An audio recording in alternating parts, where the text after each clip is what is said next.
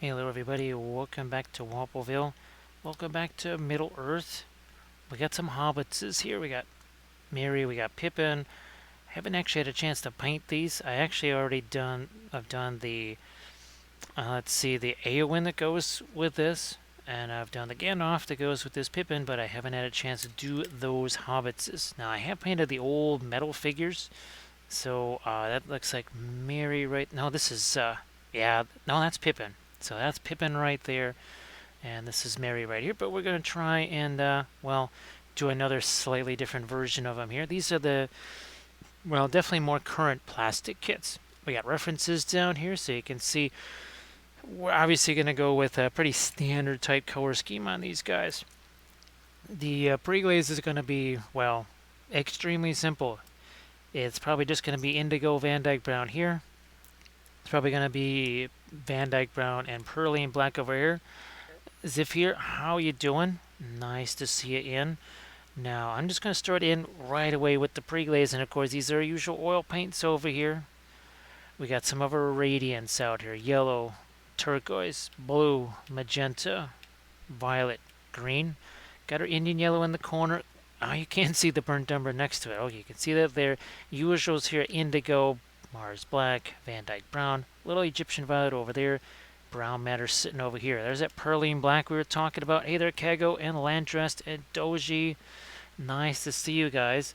Sorry that I was not able to do the stream last night.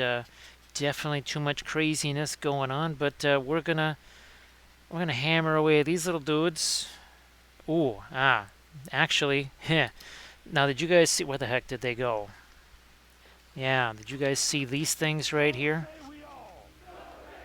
Oh, gee, hey, thanks, Landrest. Actually, I could use me some of this right there. Thank you very much. Appreciate that. Hey, War Shadow. Hey, Megan. Sorry I didn't get a chance to shoot you a message, but oh heck, this is kind of funny, Megan. Now, Megan, you don't have yours posted to Instagram, I know, because you want to kind of keep the surprise, right? But yours is beyond fabulous, super fantastic. Thank you so much, Halligan. Well, actually, here again, these are. Thank you so much. There you go. Thank you so much.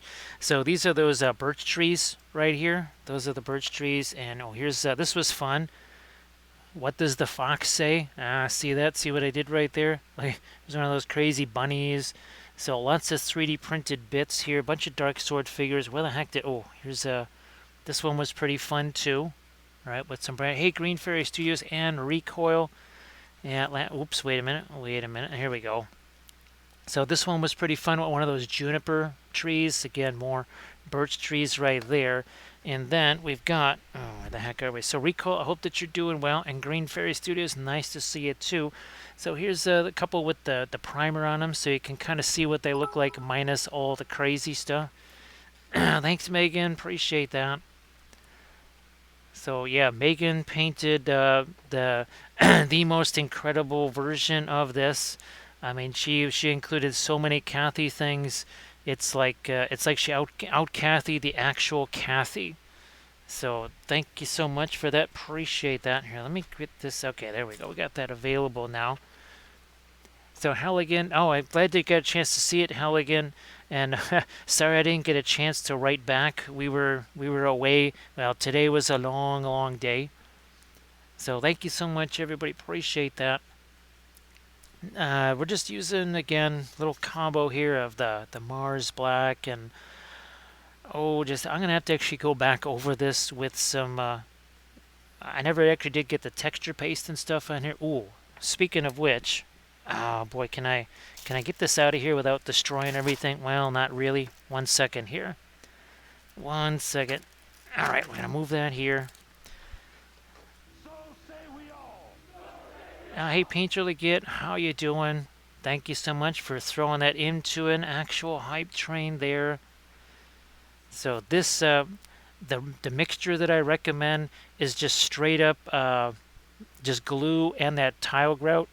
Sorry, that's all you need. The other stuff is just too much junk. It's just not necessary whatsoever. This is necessary, however.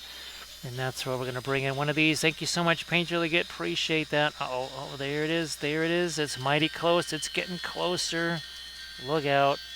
Hype train. He's like, um, forget the Eagles. Can't we take this to Mordor? Ah, see what I did there? See what I did? You didn't expect that now, did you? So thank you so much, Painter Legit, for getting that hype train across the finish line. Thank you so much. It's been a rough couple of days, and I would expect more disruption is on the way. Unfortunately, kind of the thing that's been happening the last few months as far as those treatment things go, that has made those more complicated. I'm pretty sure we'll be going through that again. In fact, I'm pretty much guarantee we'll be going through that again. Hey, Clinton Hobbies, Bithron, and Paint Liquor. Nice to see all you guys. So yeah, Painterly Get Megan has been working on a Kathy figure, and well, we're calling it Plathy and Plero. That I think that has to be the official name of it. It's really a spectacular piece, really incredible. Just so many fantastic details in there. Hey, Painterly Git, did you want to post? I know you have the Instagram pics of your Kathy and Jiro figure. If you wanted to post that. So yeah, sorry, I just like, wait a minute. Painterly Git already did one of those. Painterly Git can post that. Halligan, I was surprised. The pace, that the stuff held fast. In fact, I can almost say that it held better than some of the other stuff that we use. Because yeah, I'm really pushing on this stuff, and it's not going anywhere.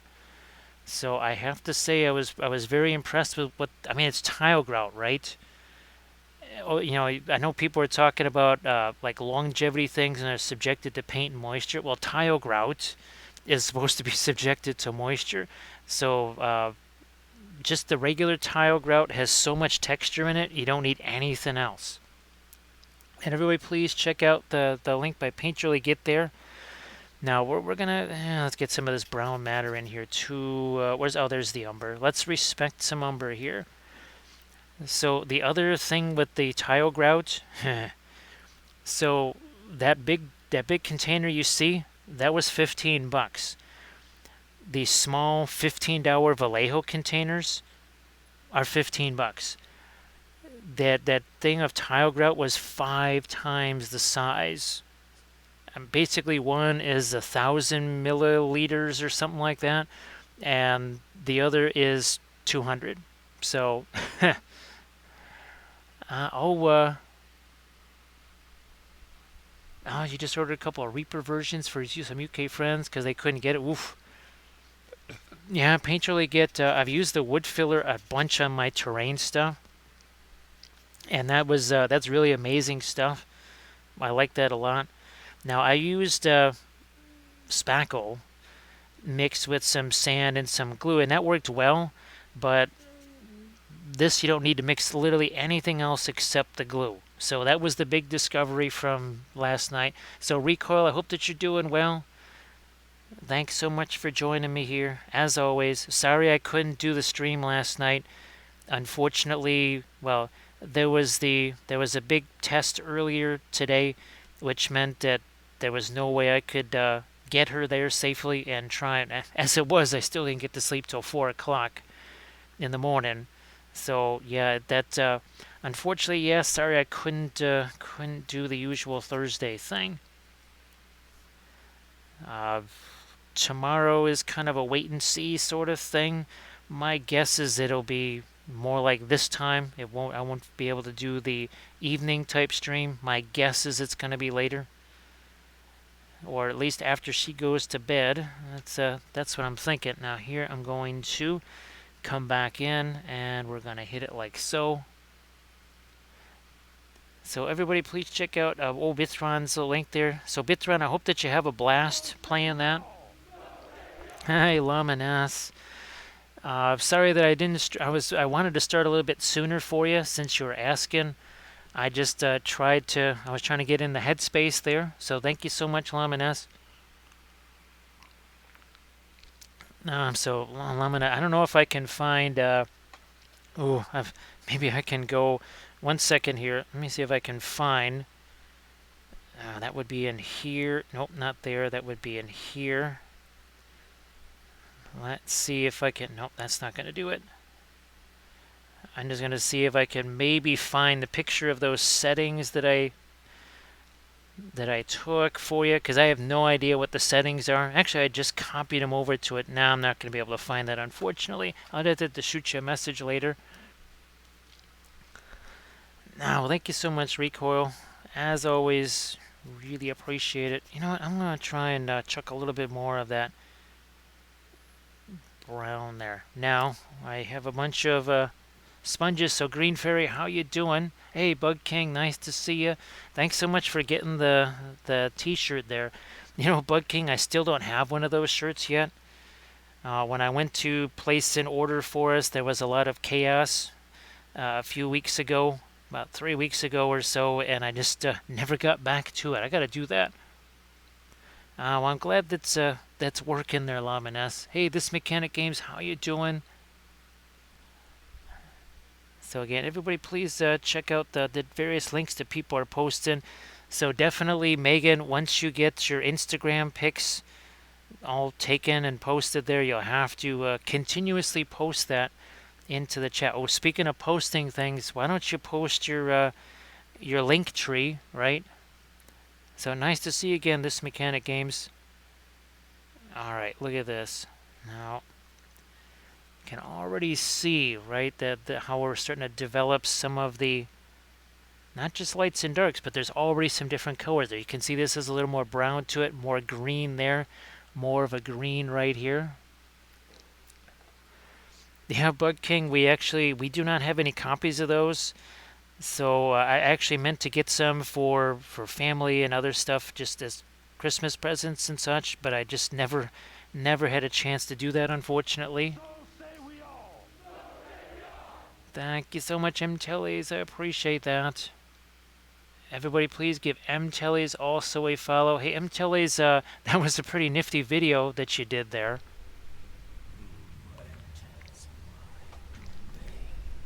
Thank you so much, Sister Zhang. Nice to see you again.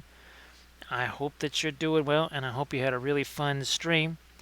So everybody, look who has returned. Look who has returned. It's the Zhang. So Andrew and Victorious and Owens, nice to see you, and Austin and G Monkey and Falco Rich. We are painting up a couple of tricksy little Hobbitses right here. So we have Merry and Pippen, and actually, it's the Zhang. Guess what? You got in right at the beginning, right where we do those darker colors. We take our makeup sponges and we wipe some of that stuff away. Hey Owens, how you doing? Now here's some earlier versions that we painted up on the stream. These are the old classic metal versions of our Hobbitses right there. So that's Merry and Pippen respectively. Fun little base there. Wait a minute. That means Gandalf is going to come along there. And thank you so much, Fantastic Mealster. He says, fool of a took. He's like, oh, fine. I knock one skull down a well and everybody hates me. It's like, dude, I think it was more than just that. Just saying. Thank you so much. Appreciate that raid. Let's see. So Doji, I would say Phthalo Green, Perline Black. Or maybe Phthalo Green and Indigo. They're two staining colors, right? So I think Perline Black and definitely the Phthalo Green. You want to bring that Phthalo Green in. Let me see if I can find. Well, oh, speaking of Phthalo Green, right? Because it's got that intensity, so it's good for pre-glaze. You can make it warmer. You can make it cooler. So definitely, I would say the Phthalo Green for sure. And well, you can't go wrong with the Perline Black either. But here's some of the other things that we have painted up on stream. How massive this thing is. So these are some Conquest miniatures that we've been painting on stream. Let me see what we have. We've got one of these lads right here. Again, these massive Conquest miniatures that we've been painting on stream. So much bigger. But oh, look. Texture roller base. Texture roller base. Those are from Green Stuff World. Really fantastic stuff. Yeah, Bug King, that Phthalo Green it's pretty darn incredible, right? Oh, here's another recent one. All of these done with the oils, by the way. So we got a nifty little red-blue combination right here, again from Conquest Miniatures. Don't want to be eating any of those at Thanksgiving, I don't think. And of course, where is... here we go. So again, phthalo green. This is a cooler version of the phthalo green. The other one was much warmer. This one is a whole lot cooler, a lot more blue, and well, same thing here. Lots of phthalo green. I think I ended up putting a little bit of a, well, like a Sever's blue, cerulean blue type color in there.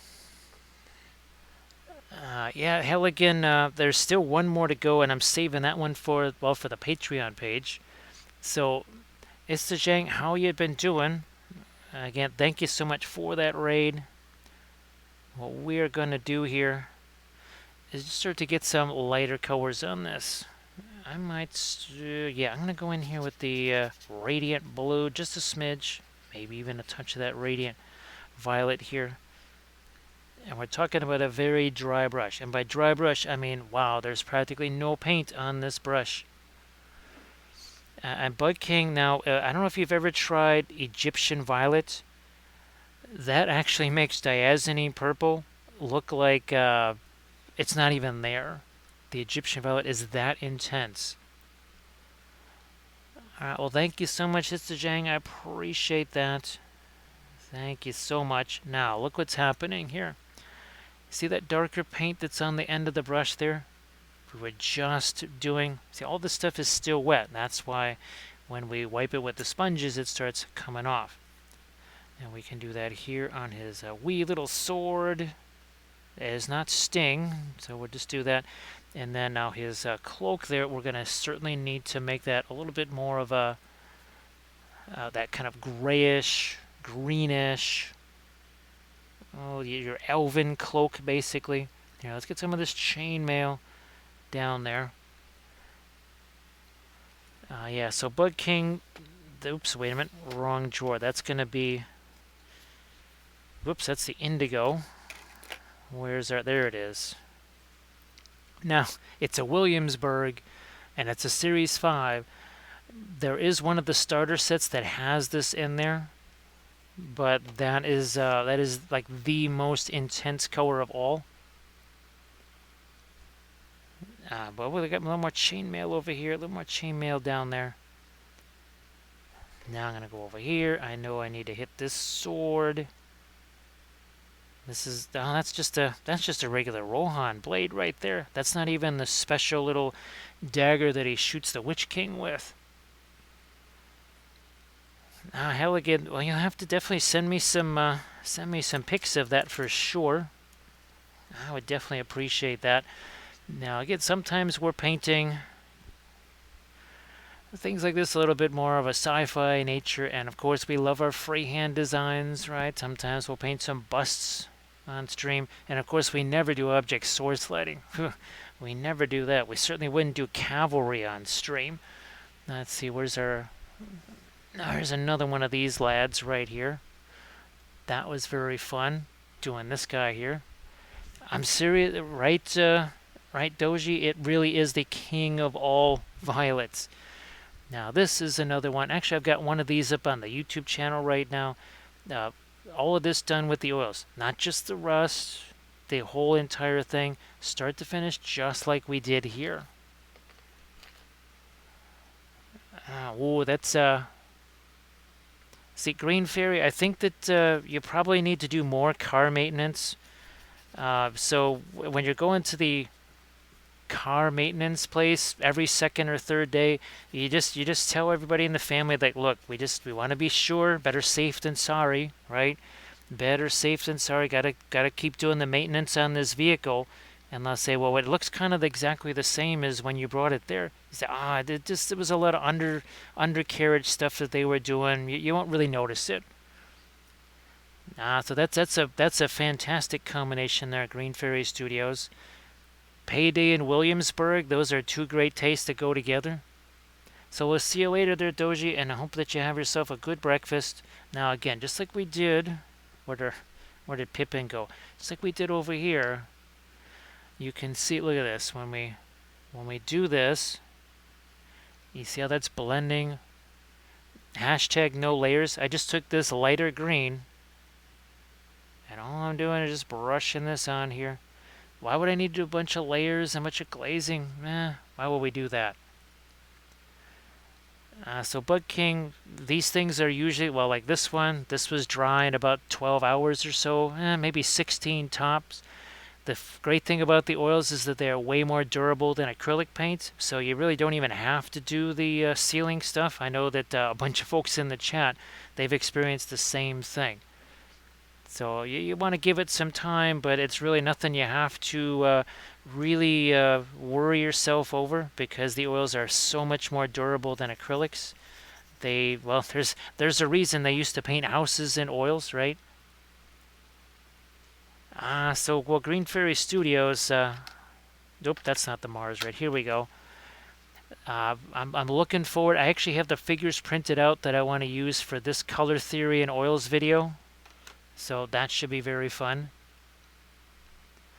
So like Green Fairy was saying, they can sometimes have a little bit of a satiny appearance. And of course, that is the one thing about phthalo green, is that it can dry a little bit more satin. Reds tend to do that as well. Now here, the fluorescent colors, the nice thing about them is, well, they're homemade fluorescents. They dry super matte. All these other colors, there is no sealer on this of any kind, because there was no shininess to that whatsoever. So Halligan, I'm really glad that that's going to work out for you. Really good. So hey Megan, definitely if you wanted to post your link tree, we have lots of folks here. I don't know if you actually got a chance to do it, because the raid kind of came in just as I was saying that. Now here we're going to try and get a little bit warmer green in just a couple of places, not everywhere. But you see we got a little bit of a temperature shift there. Warmer green there, cooler greens over there. Now, okay, there we go. So everybody please check out Megan's link tree. Now, just sorry Megan, I wanted to make sure that you had a chance to post that. There's her. Yeah, now this is also going to have to get some of the browns in there. Now, do we have... That's what we have, one of our... this is one of those sculpted regular Rohan riders that we did and turned into a Royal Guard. Bug King, I don't add anything to the paints. I just they're just the paints and nothing else. No alkyds, no gelkids, no nothing. I mean, obviously some thinner to thin them down, but other than that, absolutely nothing. Just the regular old paints there. Now here we have to get some grayish green in this coat. So I'm going to actually go back over here. That's got a little bit of the green, but now some of the brown in it. Hello, little hobbits. Spark my gun. Thank you so much, Lead Beeman. I appreciate that. And along comes Merry. And wait a minute. We could do this. We haven't had this in quite some time. He says, "Are you an orc?" He says, "Dude, you've almost stepped on us like 10 times." He's like, "Still haven't answered the question." He's like, do I look like an orc?" He says, "You smell like one. You could be just a little orc." He's like, "I think I have a bunch of little orcs in between my toes right now." He's like, "You haven't just been to the Shire, have you?" Sorry about that. That had to happen. Hey, Valfera, how you doing? Nice to see you. Yeah, hell, again, that was definitely worth it. And of course, no assembly required, or very little, right? That's always very handy. Little to no assembly? Yeah, won't turn that down. The Syocathy has been primed. Yeah, Rico, I haven't had a chance to mess with the Syocathy yet. I do have another version that is ready to go, though. So that'll be for a tutorial video on the Patreon page using those 3D printed bits from Make It Epic Basing. That would be the brand, well, they're pretty much brand new. The Oh gosh, the birch trees, very new. Thank you so much, Led Beeman. I appreciate that. Now, of course, we also do, usually on Thursday nights, we do a 2D art stream. He says, "Oh, it's the party house, man. There's like tons of weed in there. I'm sorry, pipe weed, not weed, just pipe weed. It's a little bit flatter than the usual miniatures that we do, but well, oh look at that, how appropriate there. See our little Mary right there in front of Medjacil. Hey, Zombeaver, nice to see you back. I'm gonna get me some skin tones on these guys now. Just reasons. Yeah, that's good enough. That's good enough. We'll just start throwing some skin tone on them here. You can see we're still just doing the dry brushy thing. Why? Because we don't need a ton of layers on these things. How do you have less layers of paint? Look at this. See how we already have the shadow areas in his face, and they already kind of have a little bit of grayishness to them. Instead of me having to paint all that stuff in there, why would I want to have to do all that extra work? So War Shadow, I hope that you're doing well. Also, I know that you've been in pretty much since the beginning there. Appreciate you being here. And again, sorry I wasn't able to stream last night. I think one of these, I think here it might be our stream subject. I was going to actually paint one of these tonight, but then I thought, no, I'll try and find me some reference for that. All right, well, Halligan, you have a good one. I'll try and shoot you a message tomorrow and kind of fill you in on things. So Zombeaver, especially on streams, it's always going to be oils. It's just 1,000 times easier. Actually, I would just pretty much rather never use acrylics again for just a whole bunch of different reasons, not the least of which, well, I mean, here's a good example. Now, I think we have this one here and this one here. So we did a 2-hour Zoom class, well, 2 hours, 15 minutes. These things went from primer to this in 2 hours and 15 minutes. And that's with the oils, again, start to finish. They went from primer to this in just a tiny bit over 2 hours. That would not have been possible with the acrylics. What is possible is to say thank you very much to AD Creations. AD, thank you so much. Hey, Isidore, nice to see you again, too. Everybody, please give AD Creations a follow. So, AD, if you wanted to post any links to your fabulous sculpts there in the chat, of course, feel free to do so. And Isidore, I hope again that you are doing well. We're painting ourselves some Hobbitses. I know that people always kind of say, wait, there's never any Hobbitses. We've actually painted all 4 of them. This is actually the second version now of a couple of our Hobbitses here. You know what? I'm going to throw a little bit of that. Again, it's basically sort of a Terra Rosa. It's literally the same color that we used for the rust on this guy right here. And throw a little bit of brown matter into that. And there we are. So the armor itself getting a little bit of the brown matter. Now here maybe on the shield, some of these areas, we'll hit those with some of that brown matter. Now we can maybe start to add some lights to things. Alright, well, Isidore, you have yourself a good night's sleep. For sure. Alright, well, Valfera, sorry that it's warm down there. So it's still the whole can't make up its mind, Valfera, down there. So Valfera, well, let me see. That's not going to be super helpful for you. Let me see if I can get you something that might be an interesting film noir for you. Well, here, let's just do this one because reasons, right? It never gets old seeing something like this. Watch what happens. Oh, there's no red. They're all the same value. There's a lot of blue and red basically kind of together here in this area, but all you see are just lights and darks. So you can have the same value of a color. It could be just as light, just as dark, whatever, but it could be a whole different color temperature, like red versus blue, kind of like this.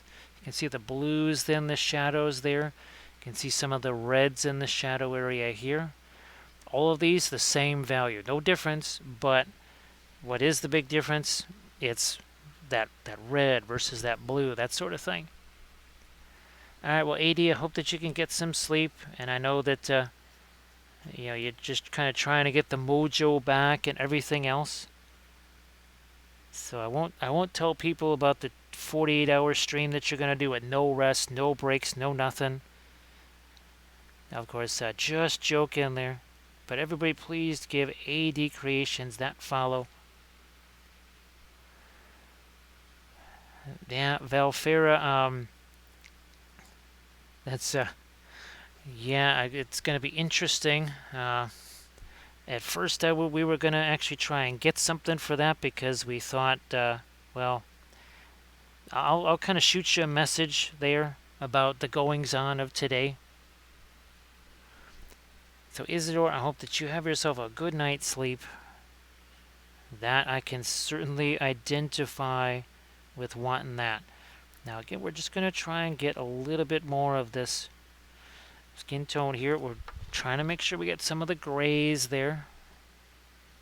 And all we have to do is quite literally let some of that pearline black that's already sitting on that miniature just have a chance to mix in with our new skin tone that we're adding here. Now let me see if I can just very quickly here get a little bit of something lighter here on the sword, maybe a couple of spots on the shade. You can see I just dropped a couple of drops of thinner there on the fast matte white. Haven't had a chance to mess around with the fast matte colors again since that first experiment. Just throw a little bit of that over here too. And then we're going to start to put some on our design right here. So, yeah, what is today? The 19th now? Yeah, I'm not so sure about. Was initially we were gonna be doing something as far as trying to get a pre-made Thanksgiving dinner, but I think we might have to take a pass on that, unfortunately. So yeah, let's keep going with this here. We're gonna have to add some Prussian blue into that. That's about we get a little bit of a brownish type color in there. There we go. There's some burnt umber. We'll respect the umber now. Throw that to the hair in a couple places. Maybe even start to think about that here. Get with the Indian yellow as part of it there. Actually, that edge also gets a little bit of our pre-gold treatment. Now we'll lighten up Mary's hair, I think, even a little bit more than Pippin's. Maybe it's be about the same, I suppose. All right, where's it? Here we go. This is the one that we need. Very different sword right here. Quick little tweak there to the edge in that channel. With the helmet, we're going to have to add some of our... I want to get some of the radiant turquoise in there. Maybe a little bit of the Prussian blue as well. Thank you so much. Hey, Anthro. Nice to see you. Thanks so much for that.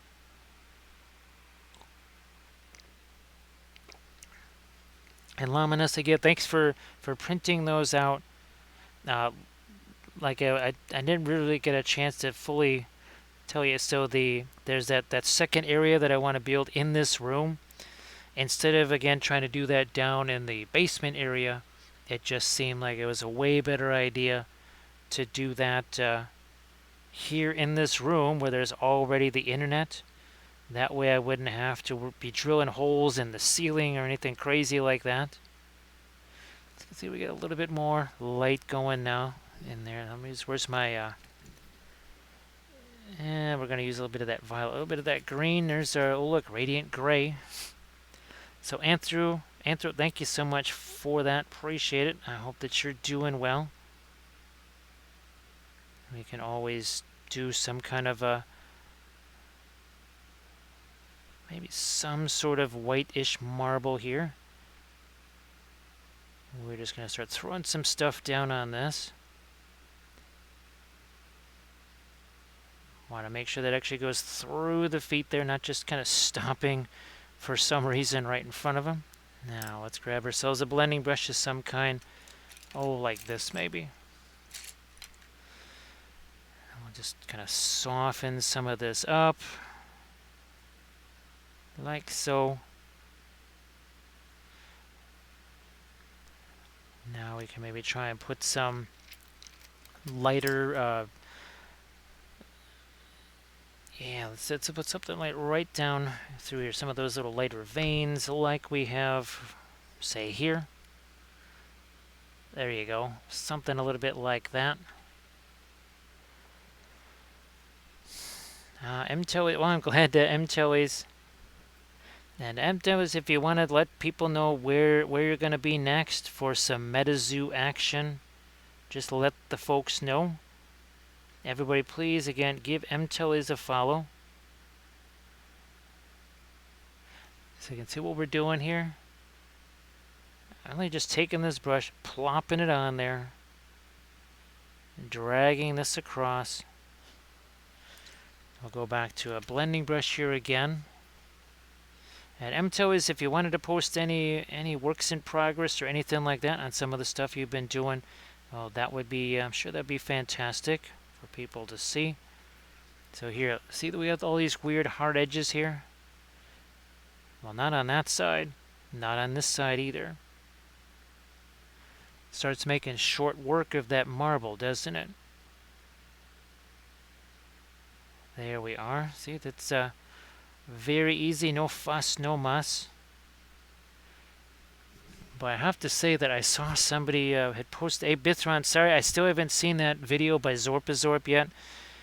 For whatever reason, I guess because of the Armada battle reports that I was trying to bring up a couple of days, I don't know, 3-4 days ago, that somebody did a thing about Armada, like the water effects on the bases, and boy, oh boy, it was a lot of steps. Oh my gosh. I said, well, you could just take the heavy gloss gel and paint those on there in about 2 seconds. That was way more work than it needed to be. So CryptidCon in Lexington, Kentucky. So everybody be there or be square. Go there and join. Go and join MTELES and all the MetaZoo goodness.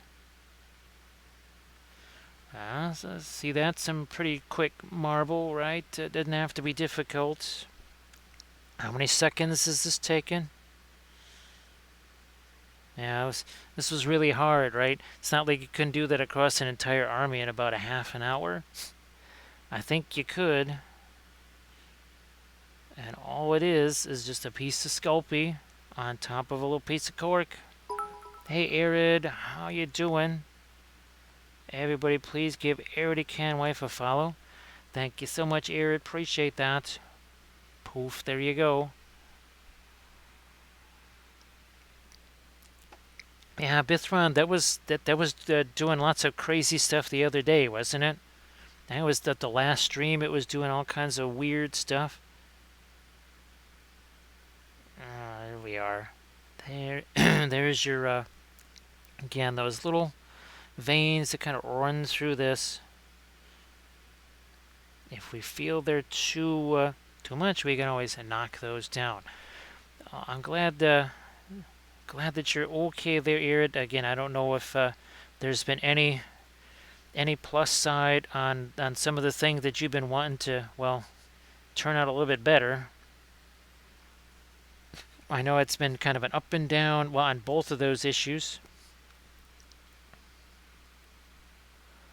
Irid, definitely lots of Mondays. Even the Mondays had Mondays. And just when they thought, well, there's not enough Monday in this one day, they added some more Monday. So yeah, last night there was no way it's gonna be able to do that stream. Let's see, as we start to add a little bit of that lighter skin tone in there, bam, right? All of a sudden you start to see a face begin to emerge. That fool of a toque. Yeah, well, Bithron, I don't know, sometimes, well, Instagram can be weird. I know I was just, Instagram has been weird a lot lately. Sorry that that's kind of the same there, Arid. Uh, most of the time I just think, I shouldn't even ask, because it almost just feels like torment just asking.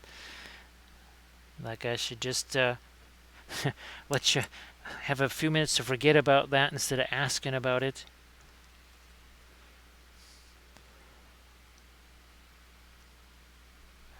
Arid, I was wondering about that too, because I mean it's just like, how do you safeguard those things? You can only do so much. So that is yeah, definitely can understand. That's got to be in. You lose some of those pieces there. Aside from the massive amount of work it takes, losing the pieces definitely not a good thing at all. Again, just trying to get a little bit of the skin tone down there. We'll come back and do some more later. We don't have to do it all at once, but we got two figures going on at the same time, right? So, boy, Arid, yeah, I mean, you don't want to have to get into, well, locks and stuff like that, but it is a self-preservation thing, right? Might have to start getting into some locks, which obviously that'll have its own interesting aspect too, of course, I'm sure. All right, let's see if we can get some brighter colors on his face, just like we did for Pippen. And we have to get some lighter hair colors on him too. Also got to get the eyes going here too. Not quite so much with the kind of green in the shadow areas on the faces here. They are just little Hobbitses, so maybe not too much. Yeah, so yeah, again, sorry I wasn't able to do the stream last night. Not sure about tomorrow. I'm positive it's going to have to be a later stream like this. And again, most likely just one of these that I already have prepped. That was one of our Dark Sword figures, or this one too.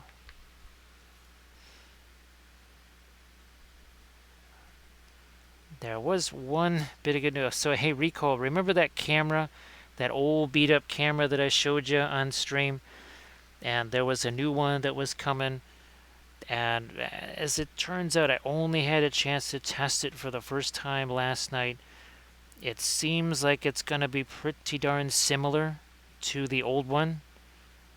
It sure kind of felt like using the old one. It seemed to give the kind of the same results as the old one. So I think maybe we're in a good place with that.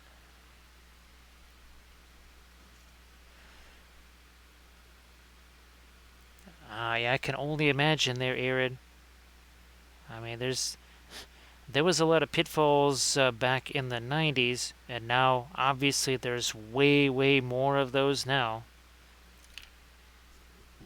Now let me see if we can, here, let's come into some of our, yeah, we'll do this though. The radiant yellow, mix that with our burnt umber, which basically kind of makes your a yellow ochre. Yeah, that's. I can even take a little bit of the radiant violet. There we go. Now we're even going to be more of a yellow ochre. So that's why. But I think I have at least 3-4 tubes of that stuff that I may never ever use. Might never use that stuff again. Now, of course, on that we're going to try and get more of our Indian yellow, some more intensity.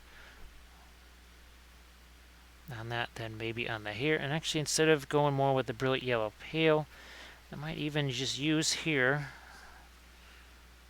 That's actually radiant violet. So we're actually highlighting his hair with essentially a light purple color. Doesn't look that way, does it? Yeah, recoil. And of course, what was really aggravating is that over and over again we asked. So this is what we want to do with this phone. I had no choice. I had to get a new phone. My old one was going to be rendered useless. And they said, "Oh yeah, that'll be fantastic for small close-up things like that. It'll be fantastic. You won't have to deal with a lot of settings and all this." Yeah, that was not the case. We'll leave it that way. That was not the case whatsoever.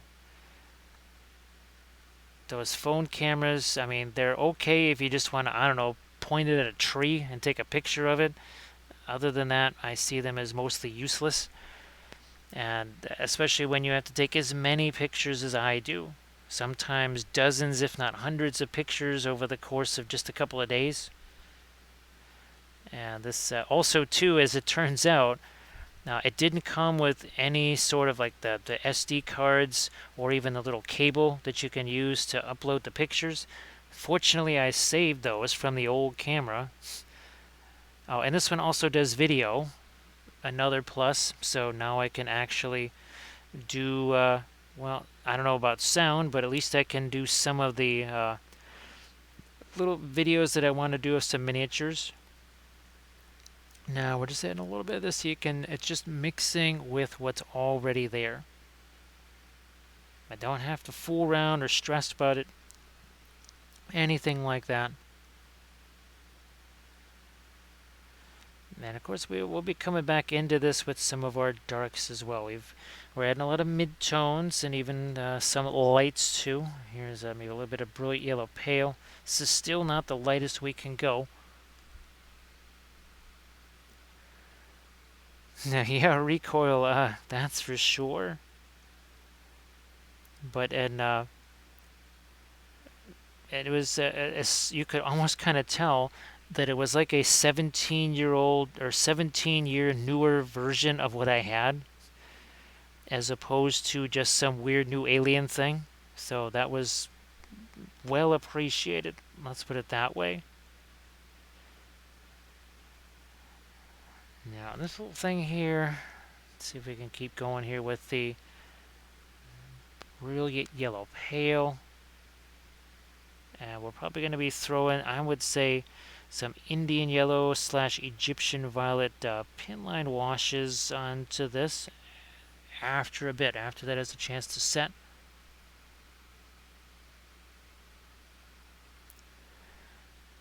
Yeah, Arid, that has to be, and of course you have to kind of treat it like the first time every time, which that's not exactly the easiest thing to do, is it? Now here I gotta be careful. That doesn't end up being the same as his skin tone. Now of course the Rohan armor all has that kind of inset stuff going on. So we'll have to be aware of that. That's the metal inset into the leather. Alright, back to Pippin over here. We never really have done some of the lighter stuff on his hair. Now, grayish green. I could take just about any form here. We could take some of that radiant violet, some of our perline black. Let's see what that does. And again, you could see we're not, it's not just one level lighter, right? It's several levels lighter, because we can just take our blending brush. So I'm literally just kind of slapping this stuff on her. I don't care. Just take a blending brush, push all that around. See, we got those areas here. We'll just take our blending brush. Yeah, alright, I can only imagine how that goes day after day, every day. And there you go. Look at that. See that? No hassle whatsoever, right? Now you know why those two figures that I was showing you in that Zoom class, a little over 2 hour Zoom class, that's why we were able to get all that stuff done, because all we have to do is just slap some lighter color on there. Well, and then just do this. I mean, just like we did here for the marble, right? Where we can just kind of, again, tone some of that down if we need to. So I'm going to keep going with this kind of grayish green color here. Like that. Yeah, just throw some more of it right over here. Yeah, I'll throw some more over there. You can see how, look at those precision brush strokes right there. Yeah, get that precision just anywhere. All right, here we go. Let's take this and just fade this very nicely. How you doing there, Iron Ant?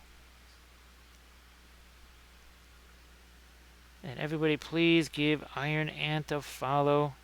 So Iron Ant, if you want to show off any stuff there in the chat, that would be fantastic. So Iron Ant, I wasn't streaming last night, so I wasn't sure if you were doing a stream last night too. I know it's all of us late night denizens. We all have to stick together because, well, it's 12:54 in the morning here, and I think 51 minutes in.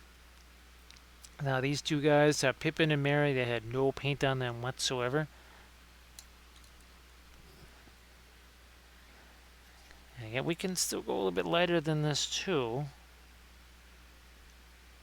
I don't know how much lighter I'd really want to go on this greenish gray. If anything, I might do something a little bit darker. Now here, not really going to do so much of an earth tone on that. We're just going to reflect some of the marble there because reasons.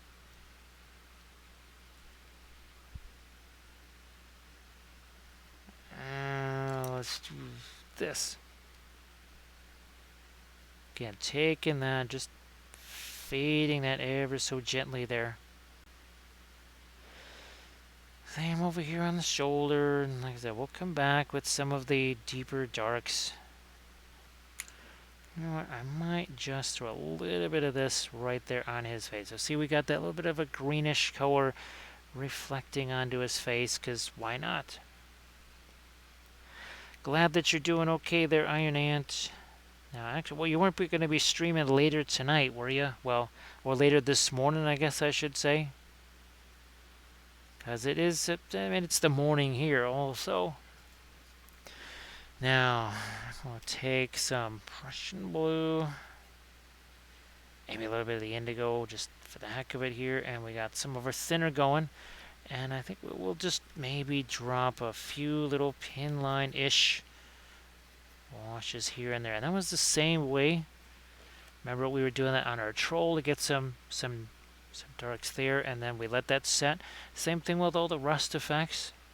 It's not going to dry, but again, it will set. It's that time to start adding some darks here. First, though, see what we can do pin line wash wise on the helmet here. Yeah, Iron Ant, it seems like for a few folks that I know, the internet has not been super cooperative. In fact, kind of anti-cooperative, as in not at all. Now, we'll have to get some reflections here on that helmet, too. Yeah, I'm just going to let me have some of that Prussian blue just mix with our lighter color here. There you go. What about a few places there on the chainmail before I try and lighten that back up again?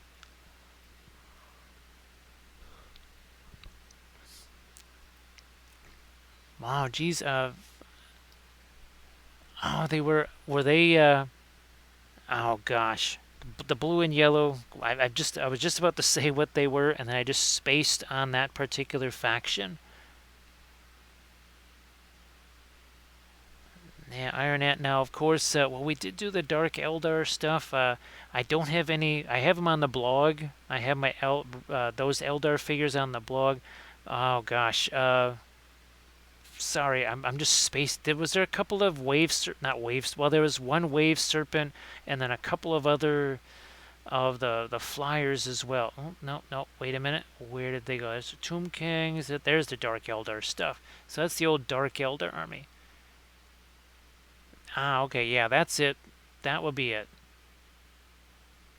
Yeah, those were the Eldar figure. Actually, I did actually find a place that did some 3D prints of Eldar figures, and I did print those out. I have to try and get those assembled so that maybe we could maybe paint those up on stream or something along those lines.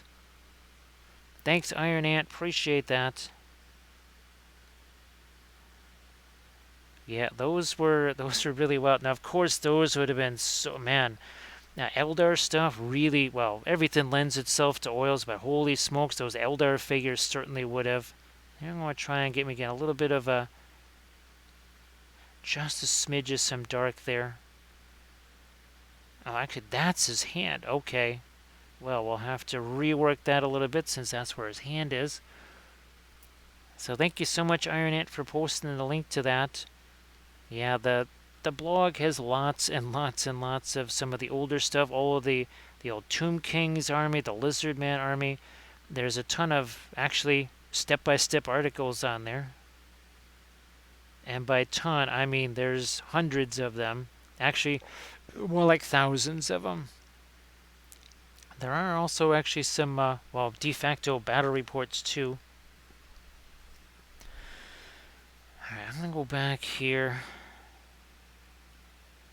Looks like there's some fuzz on the brush there. Okay, there we are. Let's get a little bit of light there on his upper lip and the lower lip. And then a little more light out here too. Okay, we'll be taking our blending brush to that and knocking that down just a smidge. So yeah, that's definitely a trip in the Wayback Machine. Because 2012, yeah, I was painting the Eldar stuff for somebody, and then of course there was the Dark Eldar army that I painted, and man, the oils would have made that a heck of a lot easier. I'm also going to do some pin line stuff here with, I think, our burnt umber, just because we'll respect the umber that way.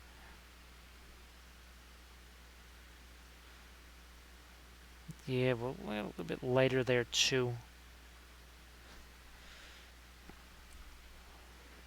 So yeah, less than an hour in here. I can remember painting up some of the really old Hobbitses way back in the day. That took a whole lot longer. Hey, Pachi Power, how you doing? Thank you so much. Appreciate that. And of course, well, the Osgiliath set, that is, well, I guess that's officially released now. So yeah, it's time for everybody to get your Osgiliath starter set.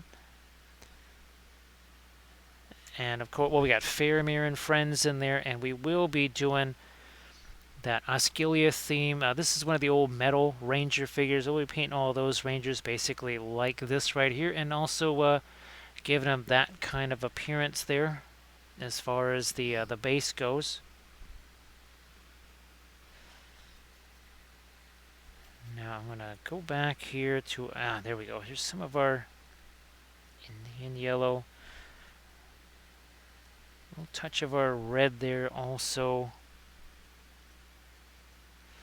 And we can still go even lighter after this.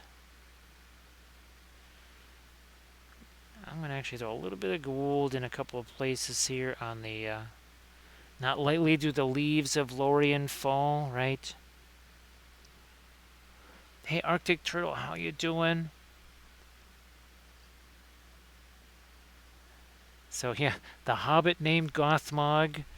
Let's see, there was actually there was an elf named Gothmog. Let's see, I think there was a Harad king that was named Gothmog. Let's see, of course there was the dwarf named Gothmog. Yes, Gothmog the dwarf, and of course Gothmog the Balrog, right? Where's her? Ah, there he is.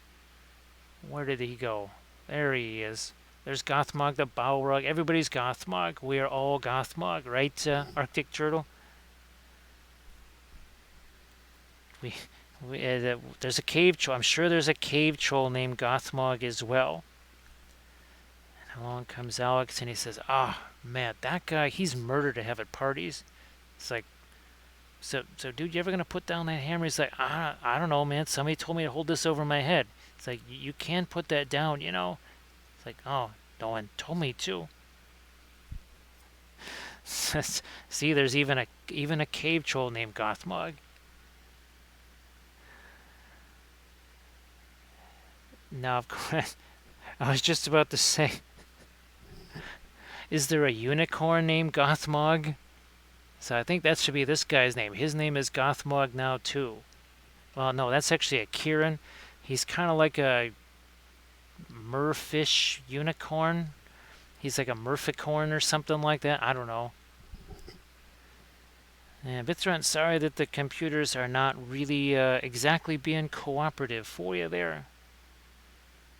They're being kind of a pain, and that's putting it lightly, I think, to say the least. Now I'm just going to try and throw away a couple little prior highlights there, but now let's go to our Radiant Turquoise. Radiant Turquoise, just to change the color on this a bit, and then we'll probably have to get some more of our lights back in here. But looking to do something kind of shiny here. And then there's some reflected light on the helmet over there. Yes, that famous hobbit named Gothmog.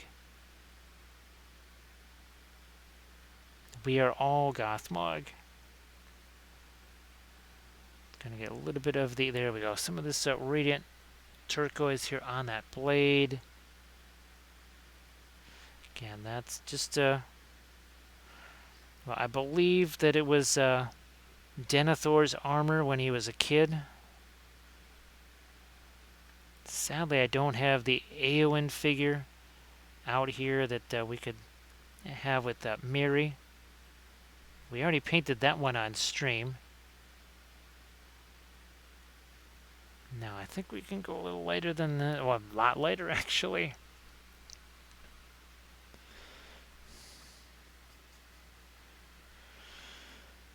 I think we can go much lighter. There we go. Let's bring in some nice juicy lights there. And then, of course, we can come back with our blending brush and hit that even more.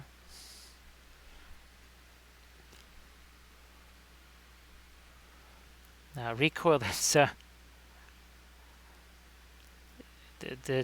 I'm trying to think of well, I think it's just that we are all Gothmog, because I was like, well, you can't have enough because it's basically every creature in Middle Earth is represented as Gothmog. So I guess all we just need then really is the we are Gothmog. So I guess everybody at Adepticon is just going to have Gothmog written on their name tag. Yeah, everybody will just have Gothmog written on there, because that won't be confusing at all. We're not going to confuse Gothmog with surface tension painting, though. Surface tension, how the heck are you doing? Everybody please give surface tension painting a follow. So surface tension, nice to see you again. And as always, you want to post any links to stuff that you've been painting, that would be fantastic. We do actually have, again, a new video on the YouTube channel. It just was one of the trolls. We kind of condensed him down a little bit just to really make sure we were covering all of the rust and corrosion aspect, the setup of that and everything. Now here, let's get a little bit more reflected light on that helmet, shall we?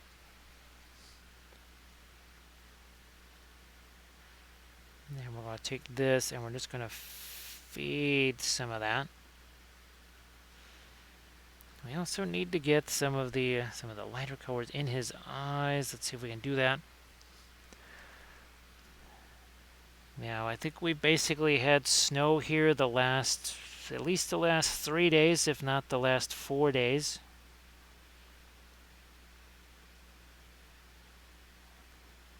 At least the last 3 days. I don't know how much snow other folks have had. Now, you know what? Actually, I'm gonna switch over to our umber. See what we can do here again, just to actually, I'm just gonna go darker here with the eyes first, then we'll come back and do the light once more. We didn't quite have enough of the dark down in there to start with. Now back to our lighter skin tone one more time here. Over the eyes. And we are thinning down that paint. Of course, when we got such little tiny Hobbitses like this, it's really important to be working on both of them at the same time. If everybody could please give surface tension a look-see there. Surface tension just posted a link for you. So that's just a little bit of brown matter here on some of these leather elements. Like so, maybe get a little bit of that reflected onto the helmet. But yeah, these guys are pretty darn small. Thank you so much, surface tension. Appreciate that. Thank you so much.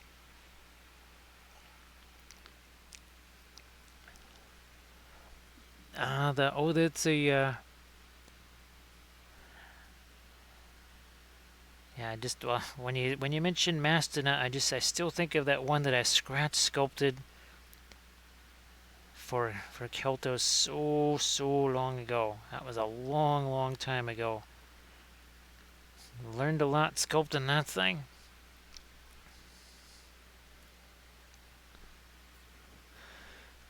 Now I'm gonna try again. Do the thing with the. I'm gonna maybe just try the brilliant yellow pale instead. It's also a little bit thicker, and I think that might just be a better way to go about this here. Sure enough, the less thinner was the way to go.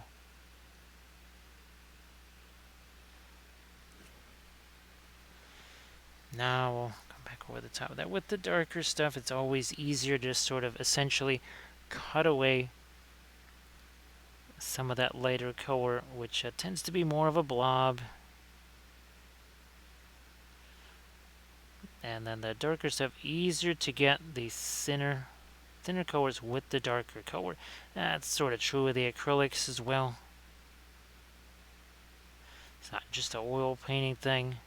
Let's see if I can get his upper lip a little bit more reinforced there too.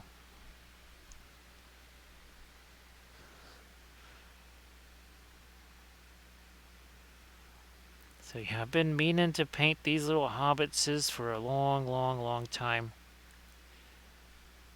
And since there was a lot of chaos, I just thought, well, here, let's just hit these couple of guys here.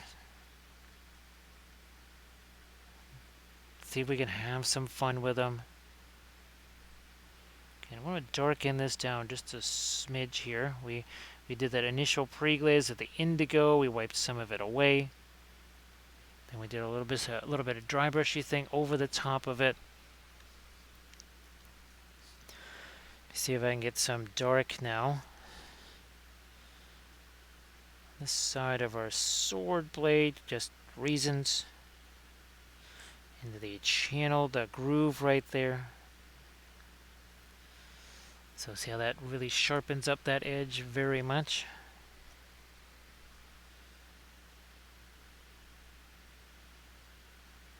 Now here again, going to throw some darks over here. Then we'll come back in with some lights, especially where the little rivets are in that leather.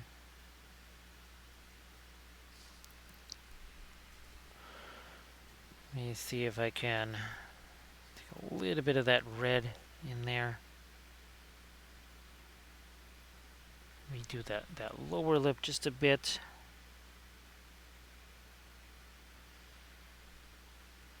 Okay, don't want that hair to end up too light. So make sure that we also have enough of our lighter colors on the skin.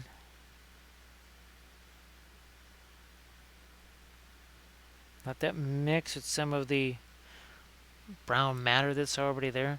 Now you have a good night there, Megan. And I hope that you have yourself a good night's sleep, and I'll shoot you some messages tomorrow. So thank you so much, Megan, and that really is super fabulous. It's really spectacular. So many amazing elements to that. It's like your Alfred Hitchcock one, with all the really nifty, cool things that were involved with that. So I think you made yourself a masterpiece there.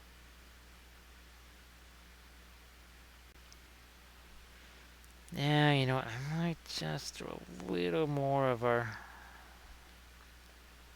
light edge there.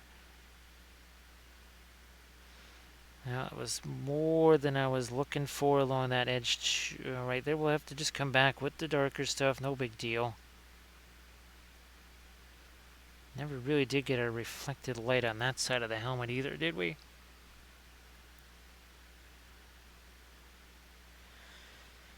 I got a blending brush. I'm going to just use that right over here.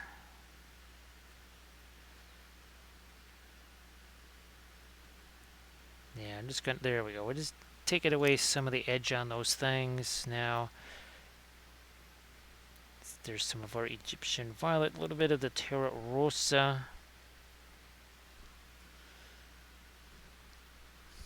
On this, on the leaf clasp right there, we need to get a little bit less, just the yellow on there. Same thing, perhaps with some of our gold down here. Now we did have a bit of a mold line running through those fingers, so they got kind of destroyed just a little bit by that.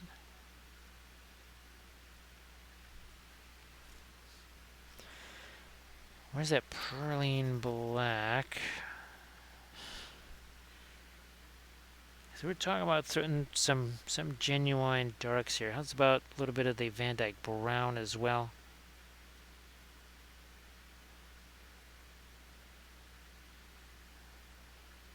I need a little more separation between some of those folds.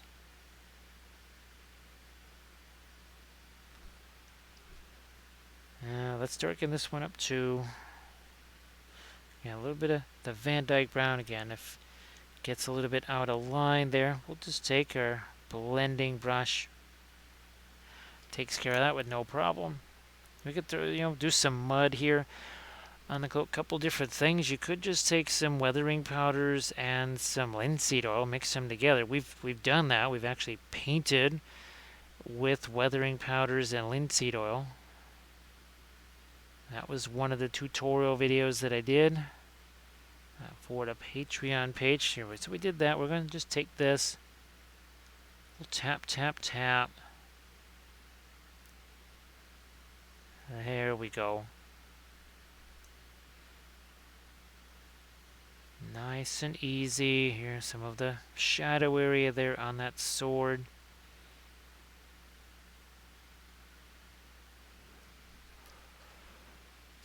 I can still definitely put some more lights into them. I'm going to take, actually here, we'll keep going with the Radiant Violet mixed with that green. Maybe even more of the Radiant Violet. Also, I think I'm going to thin it down just a smidge too.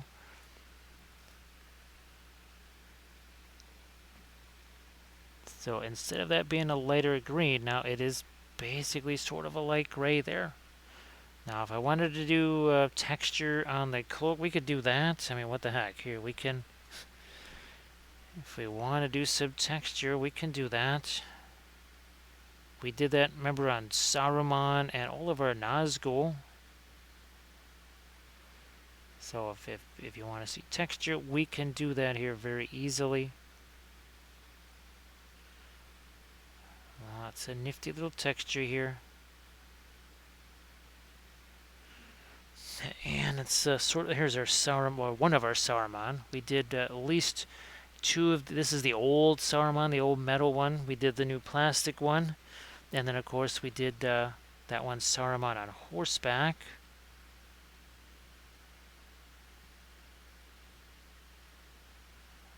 Alright, yeah, see, we'll just, again, we'll come back with our blending brush where we think, okay, maybe that's a little too much texture there. So we'll just do a little tap, tap, tap. We kind of get rid of some of it. Not all of it, but some of it. Same thing here. We'll just see a little bit of tap, tap, tap there. And then we'll come back with our blending brush and we'll tone that down some. I'm usually not super big on the whole textured robe thing since, well, these guys are, well, these are halflings, but generally the miniatures are only 1.125 tall or thereabouts, so you can barely see the texture on a full-size person. Could you really see that much texture on somebody that's only a little over 1 inch tall? Again, I understand it looks neat and everything, but sometimes you get to say, well, I don't know, would you really see all that much texture? I still could, in theory, actually go a little bit lighter than this.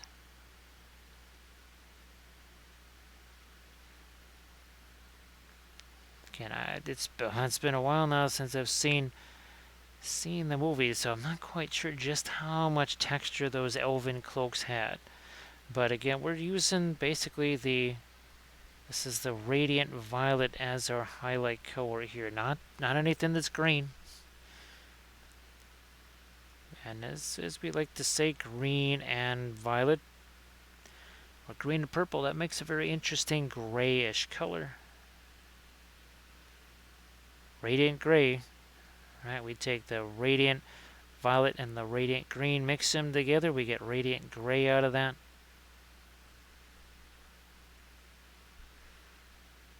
Now I should probably lighten up the sleeve there. Once again, a little bit of tap, tap, tap there. This is kind of a interesting, kind of an artifact of digital sculpting, where you get these cloaks that are, it's like they're practically made out of metal or something like that, like somebody hammered this out in metal as opposed to an actual piece of cloth. So maybe that's why the texture is not such a horrible thing to have on here after all.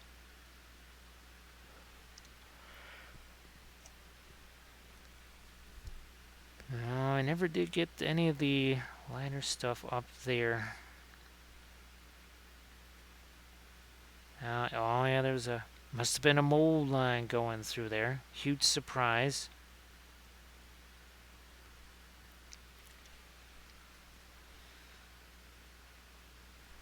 And again, we're 1 hour 18 minutes in, and that's two little Hobbitses there, including the marble, of course.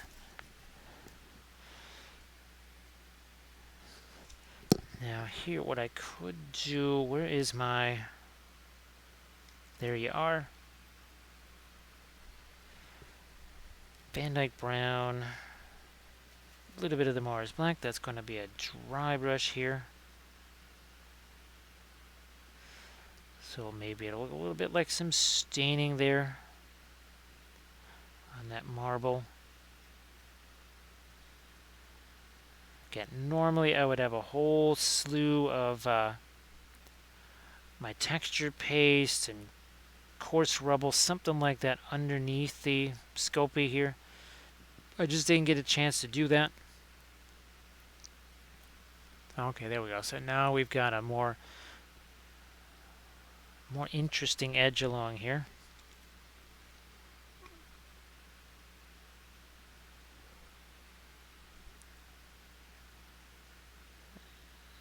Yeah, Arid, I think, I'm trying to think if it was Jinxed or Drax's or something like that,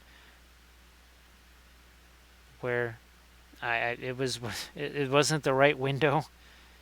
It was actually supposed to be a message for a person like in a Facebook Messenger or something. So the person reading it on their Twitch, they had no idea what I was doing there. I said, no, that wasn't even supposed to be in a chat. That was just a message for somebody. There we go. Yeah, I'm just going to take again some of my darker stuff there. Let that get mixed with the lighter things.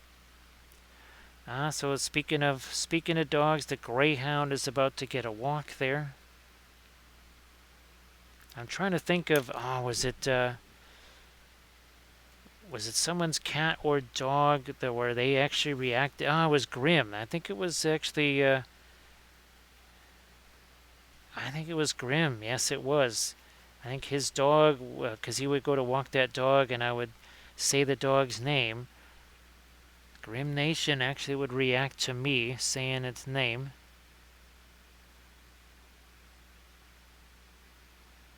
Smidge of lighter skin tone up here. Yeah, Arid, I don't know if I've ever done that.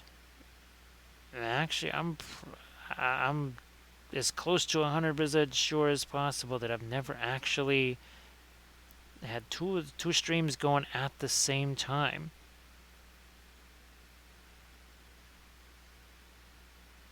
Let's see if I can't see, that's too much like the skin tone there. We'll have to change that around at some point. So I want to see if I can some lighter stuff in the toes here. We'll be coming back with probably just a brown matter pin line, something like that. It's actually a little gauntlet type of a thing there, or a bracer.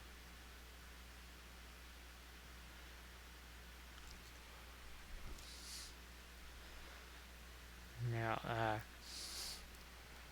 I don't know how much lighter we want to go here. I'm going to try and do a little bit more here, maybe with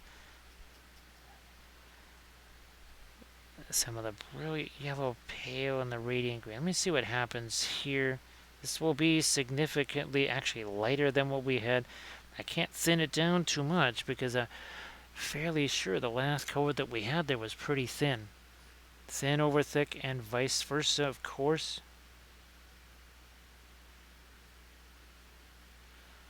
And again, just looking to do, see that's very much lighter. Well, that's okay. I can always, if I feel it's too light,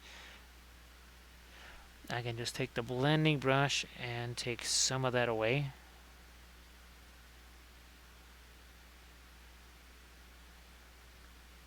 There's some more.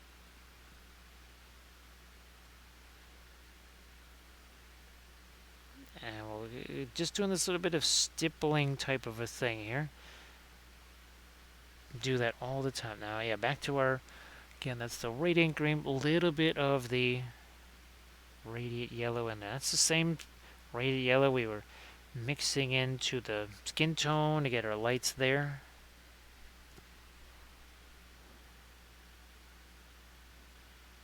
We'll throw again some light there right of where his shoulder is.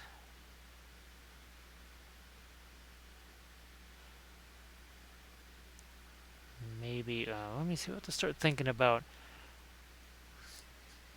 this right here, right around where the clasp is. I think I might also try and again do a little bit of texture there, a little bit lighter there. Maybe not as much on this side since you do have some of the hair sort of hanging over.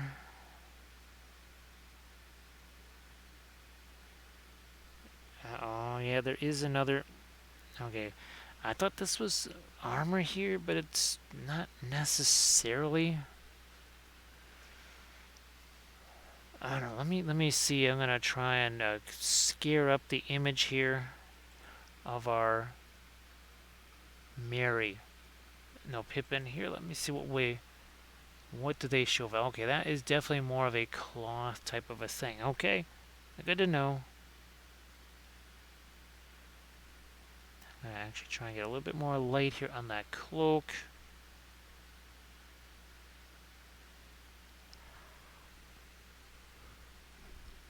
And we'll do the same light right here.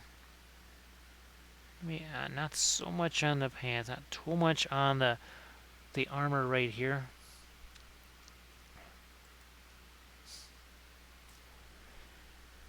Yeah, Irid, hours ago I was yawning again because there's not been hardly any sleep over the last week and a half, pretty much. And there was especially none today with the earliness of that appointment and how the evening before was not a spectacular one. Yeah, it was something. Okay, there's another eerie. Yeah, we need to get a little bit of light in there. Now, as we do this, you can see that it gets toned down. It doesn't disappear completely. But no need for any kind of glazing. No need for a bunch of layers. We also have some different colors going here. We have some warms. We have some cool colors. We have that violet in there even. Now, let's let that set, and let's get back over here to our Merry, and I think we need to start doing some darks here on his cloak. We'll take the Perline black and some Mars black. So that's the really, really dark green also, and a little bit of Mars black just to make sure it doesn't get too green. That's what we were kind of missing there, a little bit of some darks. We'll come back just like we did on Pippin. We'll add some more. Now, see down there, the darks are just fine over there. Now, on some of these metal areas, we're looking to get that dark right against the edge. The darker that is, the more our light shows up. Here we're trying to get a little bit of a horizon line there on the boss. We never did get the darker portion here on the sword. Might even just do in the channel here, we'll just maybe do a little pin line wash there. Yeah, actually, well, that's that. There we go. Yeah, a dog named Gothmog. Actually, well, we have. Where's our dog? Here, this is part of our, again, that basing video that I did for the Patreon pages. Another Dark Sword miniature. There's a dog named Gothmog. Boy, these juniper trees, I really do like those. This was the first chance I had a chance to really use the juniper trees in a while, and then of course the brand new birch trees. So that's going to be very fun to paint those. Again, that is the latest tutorial video. So Artemichael insisted, well, you would have the Gothmog might try to eat Gothmog. So Artemichael, I hope the things are going okay there, and well, school stuff is always kind of weird. I wasn't sure if you were gonna, well, I guess Buffalo was supposed to get 6 feet of snow or something like that. I wasn't sure if any of those conditions might create a wee bit of one of those 6-foot snowstorms for you. There, we'll get some dark down there, and maybe even here before we come back at that with our light. So Artemichael, are you just gonna have like, are you gonna just have a trophy case? And each year you try and expand on the number of students that try and get you zapped there. It almost seems like that's something that you need to do, is have a little bit of a trophy case and like some newspaper clippings or something like that. And just have a little badge of honor as we add some brown matter to the brown matter to the Indian yellow here. Alright, well, Luminous, thank you so much. I'll shoot you some more messages tomorrow, and I'll kind of there's some other things so I kind of fill you in on some of that. So thank you so much, Luminous. Appreciate that. We also appreciate Bill. How you doing there, Bill Robertson? 29 total, man. That's getting close to three baker's dozens.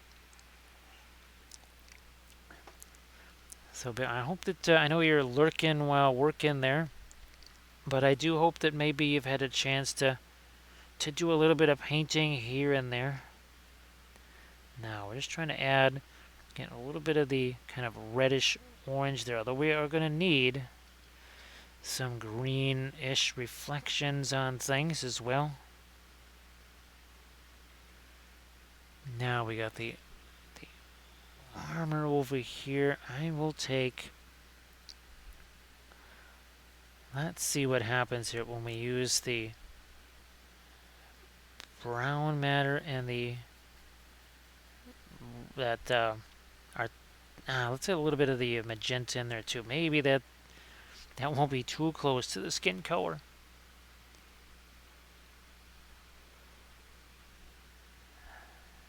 Yeah, Arda Michael, I know. I'm pretty sure we talked about it. That notion of there's certain even when I was in art school way back in the day, you had the kids that were just kind of there just to be there, and then you had the people who would the kind of the night student crowd and stuff. That was a very different crowd because they were paying some decent bucks to be there, and they were really they were not they were kind of tired because they'd be coming in after work, and their attitude was a little bit different when it came to work and that sort of stuff, and how they acted in class. It was very different. Now I want to just see if I can't throw me a couple little lighter edges here on this. That is actually mostly supposed to be leather, so we have to keep that in mind as we do this. Now we're going to do the same. Where did he go? There you are. So some of the same lighter grays like we did on Pippin's cloak there.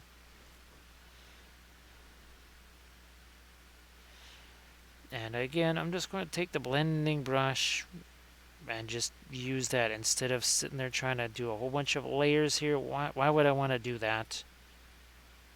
There's really no point when I could just take the blending brush. See that? Look at it. We're just it's not exactly nice and neat, is it? Doesn't have to be. All I have to do is just kind of slap this on here and then push it around with the blending brush later.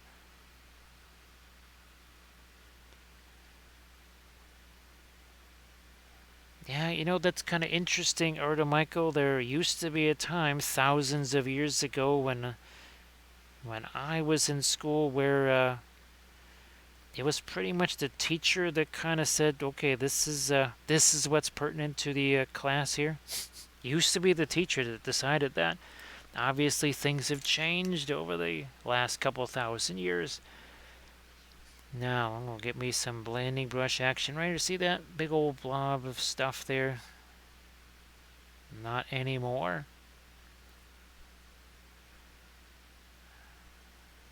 And we could do more texture stuff in here if we want to. We can make it lighter if we want it, whatever. I might throw in a little bit more of the radiant violet in there too. Here we go, back to, again, the Perline Black Radiant Violet mix. Now, we need to get a little bit of this, maybe not quite that much, but we need to get it as close to that clasp as possible. We also need to get some of our reddish orange into that, well, not quite gold of the clasp. There is a mold line that kind of cruises right through that, so, this... we'll let that be more of a warm green. We'll save this cooler greenish gray for the cloak, though. Hey, Crazy Wolf, nice to see you back. So Crazy Wolf, what'll be about hour and something in? Yeah, hour and a half in. There we go. Hour and a half ago, our two little Hobbitses, they had nothing on them color-wise. They were just primer. So here you get that a little bit of a yellowish green now, minus that big old piece of fuzz. Not gonna do any texture on this part. We'll just keep that for the cloak, shall we? So Crazy Wolf, I hope that you're doing well. Oh, that's right. Well, happy Saturday now. I almost said happy Monday. It's been a lot of Monday. Actually, this whole week has been all Monday. No wonder we've lost sense of time. Every day has been the same day. Now, you know what? I'm going to see if I can't throw a little bit of warmer green on that. Why not? Now the shield. The shield, do we try and get a little bit of our green there? I think so. Speaking of some Rohan here, where did he go? Oh, here he is. Yeah. So there's our Thryden Wolfsbane. Remember we painted him up in a very recent stream. There's our little casualty down there. This was all 3D printed actually. Our Thryden Wolfsbane.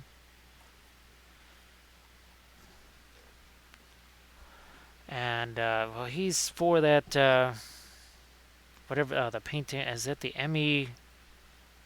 Whatever the painting contest is called. We did it last year.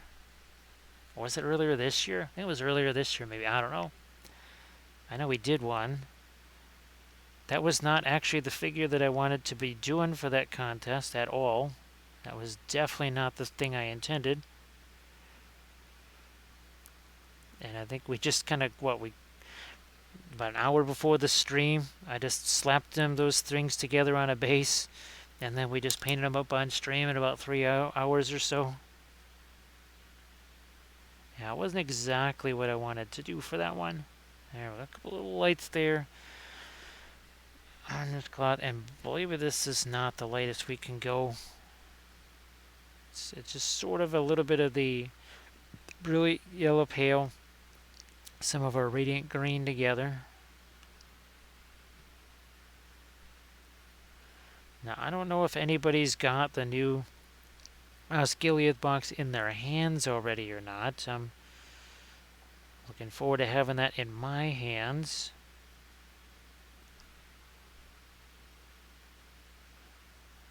Ah, that's what's missing down here. Now, let me see if I can come at this with some real heavy-duty lights, especially on the shield, some of the metal bits. I think we've really gotten those. And of course, we do have some of the freehand here that we're going to try and tackle.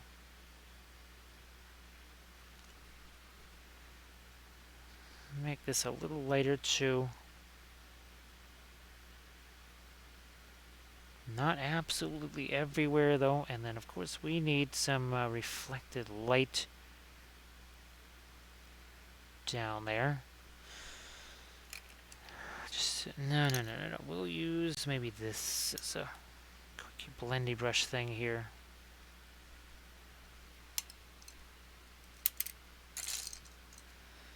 And also got to get some skin tone on his feet down there. Kind of missing some.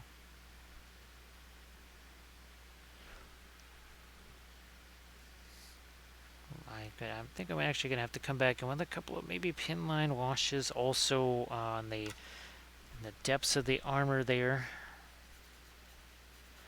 Not too much thinner on this, of course. Again, it'll just become a pin line wash, and that's not what I want.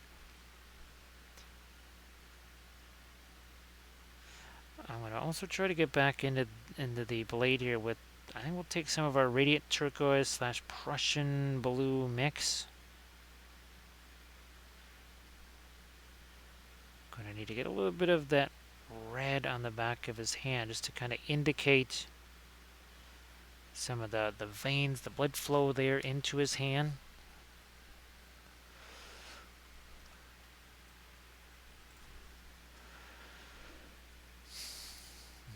Yeah, see this whole top edge on some of these, there's just nothing there. There we go. Now, of course, if that's a little too, if we feel that's too thick, I can come back with some of the darker, even just some Indian yellow or something, and carve away a little bit of that edge. But I would like it to be, say, Indian yellow and maybe Egyptian violet. It always makes a nifty amber. Of course, I could also do the, we could respect the umber and have a little mix of, say, umber and the Indian yellow.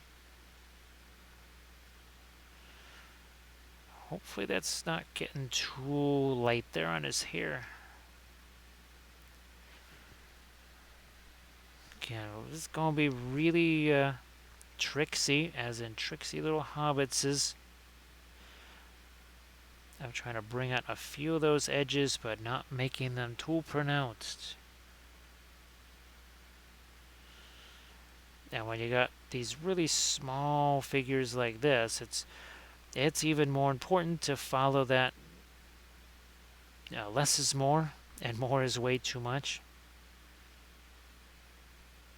Because I've seen it with people doing the oils, and you can just tell straight away that they're getting a little too much paint on there, or a lot too much, and you know that there's going to be a little bit of an issue that's going to pop up.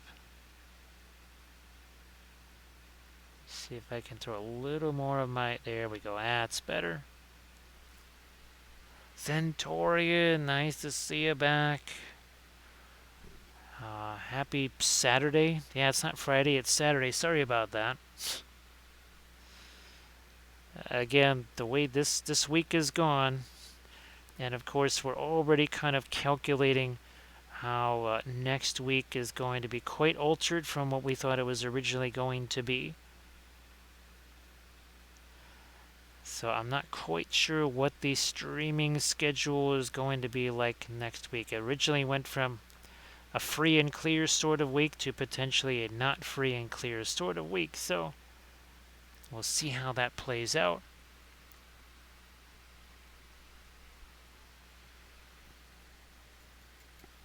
Zentorian, yeah. It's, well, everyone here is Gothmog. Everyone's name is Gothmog, and every day is Monday.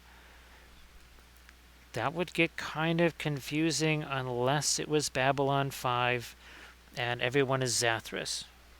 That's less confusing that everyone is Zathras. But here in a stream where everybody's name is Gothmog and it's always Monday, that gets confusing.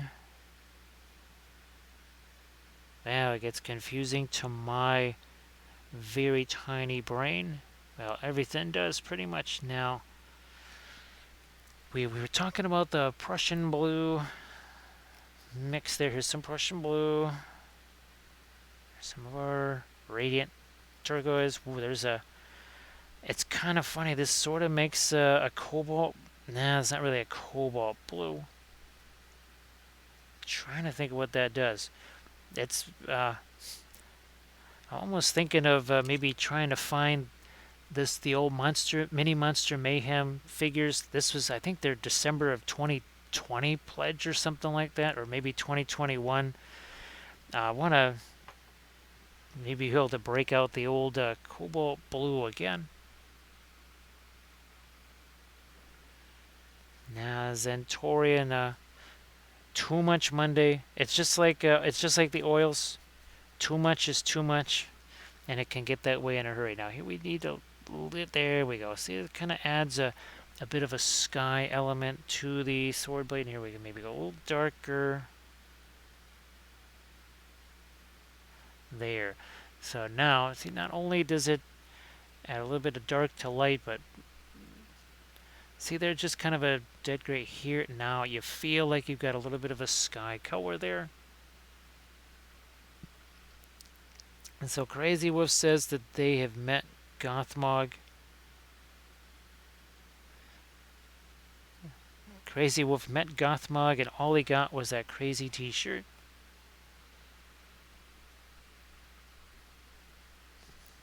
Well, you went to the bakery. Delicious breakfast. So, That always sounds really spectacular. Ooh, wait, wait, wait. Burnt umber. Let's respect the umber over here. We don't always get a chance to use it. So Doji, let's see. We're 1 hour 45 minutes. There we go. So Arta Michael, what will the team be? And I guess will they be 3D printed? Will they be regular GW Blood Bowl figs? Thanks so much there, Doji. Hey Doji, if you wanted to post your links in there, I know that you've got the stuff that you posted in the Discord. If you wanted to post that in the chat there so people can see it. And there we go. So you do a little bit of inline wash on his hair. However, unlike a, say, an acrylic glaze or whatever, all you do is just touch the brush there. That's it. That's all you can do. The dwarves are the Amazons are a custom metal cast with bunny ears. Oh, Shadow Forge. Actually, is anybody out there familiar with Shadow Forge miniatures? I think they're from Australia. I don't know if they're still around, but they were kind of the first ones to do the female Blood Bowl teams. It wasn't all female Blood Bowl teams, but some of the teams were. I remember they did a female orc team, and actually that was the only project that Kathy and I ever basically split up the team and painted it together. I think they were called the Orc Kids, as in, I think it was ORKIDS.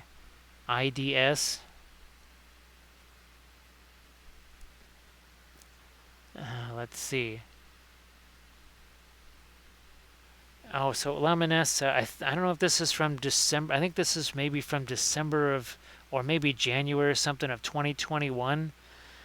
But I seem to read this was either 2020, late 2020, or very early in 21 there. Oh, no problem there, Doji.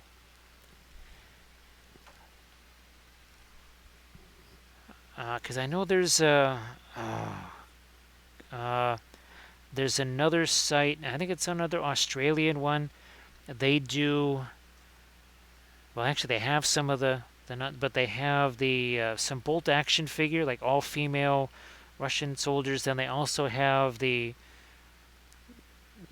basically the women farm labor type figures. They got pitchforks and Tommy guns and such.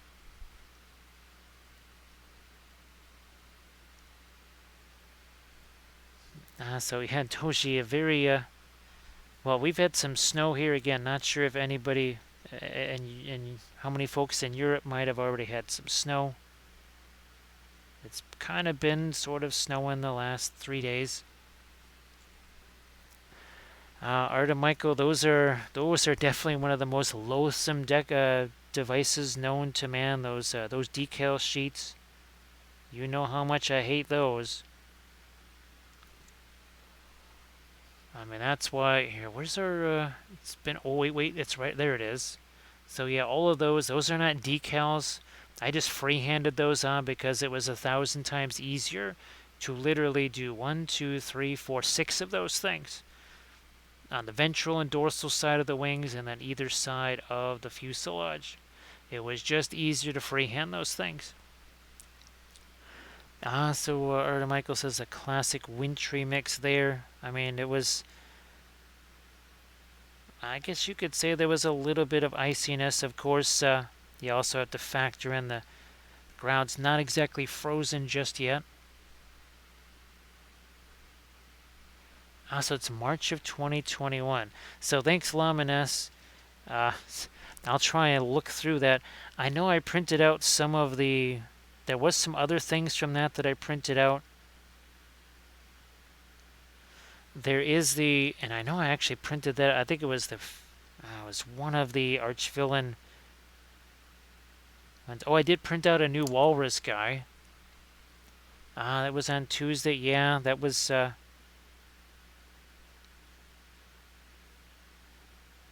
Okay, there we go. A little more light on the shield. Now, I was looking all pretty much just the exact same color there. It's the exact same value.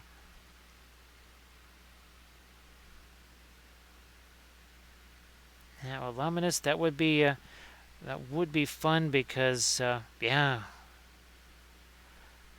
I don't even remember what some of the other things were in that release. I know there was a bunch of crazy little dogs, and I think wasn't there like some kind of crazy little gnomes or something riding him or something. I don't know what it was. It was kind of crazy.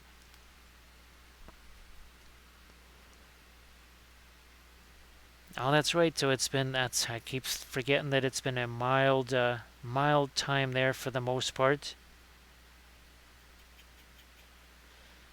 So I think it would be safe to say that I think it was 26 degrees here earlier today. That would probably be about, what, a -2 in centigrade, maybe?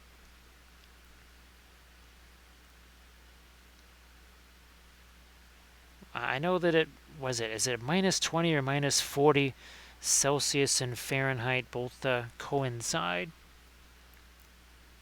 Can never remember which one it is.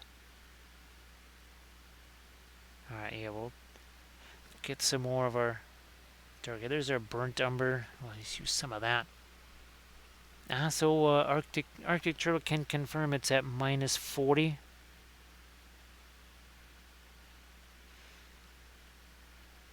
It's just we did have the -40 here. Now, of course, that's with the wind chill, but when you're out there, when it is about -30 degrees and you've got a 40-mile-an-hour wind, that is frosty.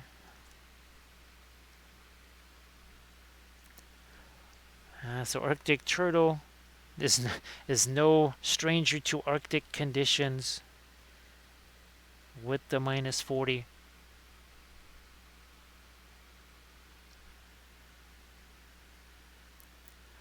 Yeah, so I thought at some point, now of course there's a third temperature thing that, as somebody who's very much into astronomy, of course there's kelvins, and it's been so long I kind of forget how the Kelvin to either uh, Fahrenheit or centigrade. Now let's get a little bit of pin line washy stuff going here for some. There we go. See, that's going to bring out some of those. Just so much easier to do that.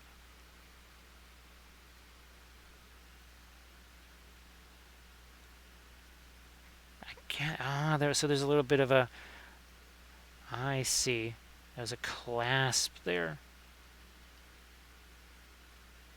Now we might set. Now let me see if I can do some eyes for Merry over here.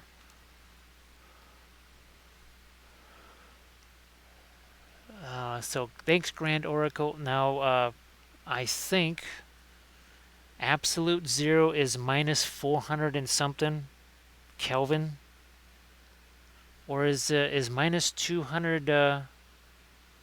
Okay, 0 degrees Kelvin -2. I know there's an absolute zero, but I could swear that is something like -400 Kelvin. Now there it is. That's absolute zero. It's -273. So okay, and that would be probably okay. Yeah, that. Thanks, Grand Oracle. It's been a while. So Care Quinn says it only matters if you're outside and in the military. Otherwise, you just stay inside. Well, here, when I was commuting downtown, there was a lot of standing on corners waiting for the bus when it was -20 with a 15 to 20 mile an hour wind.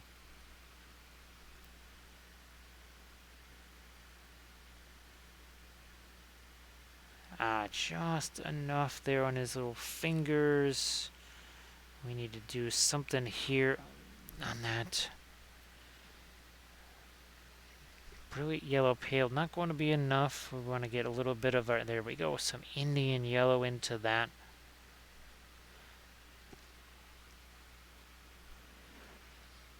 Art of Michael, there was only I almost never ever ever used the slotted bases. When we first started doing miniatures we did, because we didn't know about, well, our usual basing techniques that we do now. There is one handy aspect to them. Now, do we have them here? Okay, so these, wow, these don't have their magnets on them. When I want to do my magnet sheet, where the heck is one with a magnet sheet on it?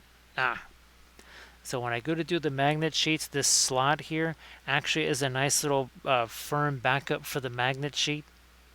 So that's the only time I like the slot of things. Otherwise, I absolutely hate those. Because see this pin right here? Sometimes those darn pinholes, they go right through this slot. And boy, it's very difficult to drill through that thing. So yeah, that's really the only time that I'll say, oh yeah, that's a slotted base. That could be handy. What's also handy is to say hello to Big Fort. Nice to see you again, Big Fort. If everybody could please give Big Fort a follow. Well, that's what makes Twitch really, really fun and fabulous. And of course, Big Fort, I know you're probably get stuck behind an ad or something like that, but if you want to share anything that you've been doing in the chat, you got Discord links, Instagram links, whatever, feel free to share that. Now, let's see, 1 hour and 56 minutes ago, these two Hobbitses, well, they were just primer. So all of this has been done in the last 1 hour and 56 minutes here. So, and actually, we're going to be getting back to Merry's cloak right here to get that caught up to Pippin's. Also trying to do just a wee bit of texture there. Hello, little hobbits. Spark my gun. Thank you so much, Goddess of D's. Hello, little hobbits. He's like, so no Took, huh? He's like, well, you only call him a fool of a Took every time you see him. It's like, well, I mean, that's okay. He's like, hey, you know, go out here wants to talk to you. He's like, ooh, I'm out. You'll find out about that in a minute there. Oh, thanks, Big Fort. Appreciate that. Everybody, please check out what Big Fort has been doing there on Instagram. Now, in addition to our very small little hobbitses here, we've been painting some much larger things, like some of these conquest miniatures. These things are ginormous. So all of these have been painted on stream lately. He's like, don't even say chicken, man. It's Thanksgiving, man. That's dangerous for us. Like always just looking at you like that. So yeah, we painted up a unit of these Wardoon riders here. And then we've been working on a mounted squire unit. Did a little bit of dapple gray horse on that. That was very fun. Here, let me just set him over here. There we go. So everybody please check out what Big Fort just posted. So P2 card, unfortunately here we've got a illness going on with my wife, and it's been pretty nasty. And it's really, well, it's kind of wiped out all of her work. It's wiped out a huge portion of mine. And people have been very generous here. Sadly, there was supposed to be one form of treatment for this, and the insurance company said no, which has led to a different type, which unfortunately that hasn't worked out very well, unfortunately. So thank you so much. Appreciate that, Big Fort. Oh, here's some of the other stuff that we've been working on. We did a couple of these. These are 3D printed. And actually the same color that you see in his skin tone, that's the same thing that we use there on all of our different rust effects. Minis, how you doing? Nice to see you again. Well, happy Saturday. Again, here our calendar is very different from everybody else's. It's basically a 3-week calendar, which also can be altered to 4 weeks spontaneously, which we would prefer not to have happen, but it does. So that's, if you're wondering why I get the days mixed up here, we never quite know what day it is.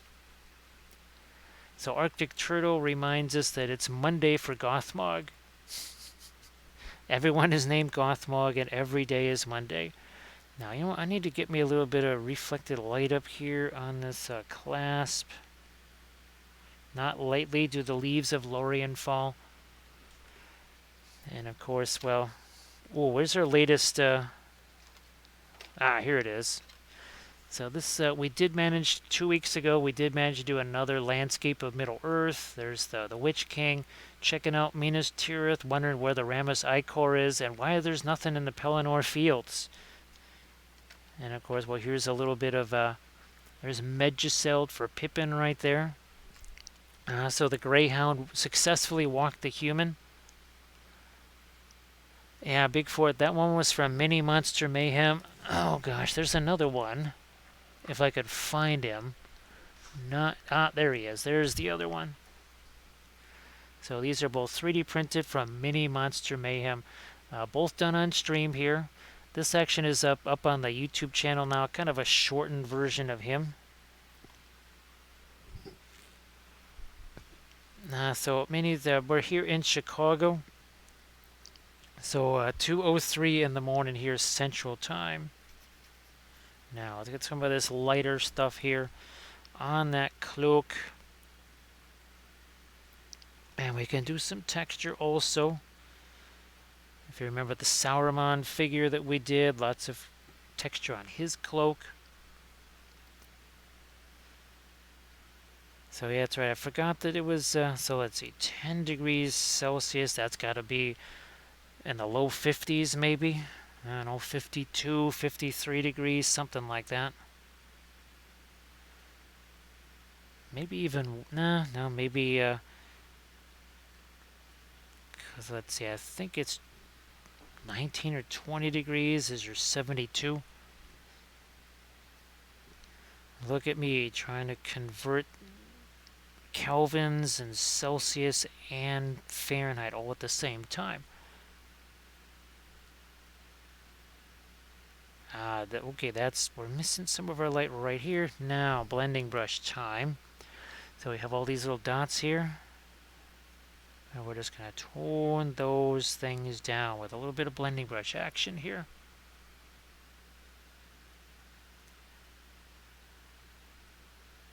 Yeah, let's hit that too. The question is, do I want to lighten up that one fold a little bit? Yeah. So Art of Michael, originally it was refrigerator like literally the business card says refrigerator magnets. Then I was using, I think I was getting them off of Amazon. I do have to say that the Green Stuff World, especially the pre-cut ones, those are really nice. Save a heck of a lot of time. But they're also thicker. So the magnet sheets, they are a little bit thinner. Now here I just realized we got to get some of our brown matter into this and a smidge of Van Dyke Brown too. Now the nice thing is that the magnet sheets, do I have that little scissors here? No, it's not here. But the ones out, Art of Michael, I can try and send you a link to the ones that I use. But there's actually a nice little scissors that comes with them, because especially when you're trying to cut these little tight circles, it can be a real pain, if you know what I mean, trying to cut those things. So here we're just changing that back to some more of a leather color right there on that bracer. Now we could throw some, again, we could do the mud stuff on the cloak as well. On this here, I'm going to grab me some of the, little bit of our not Fanchon red. That is the Naphthol red. It's going to go up here.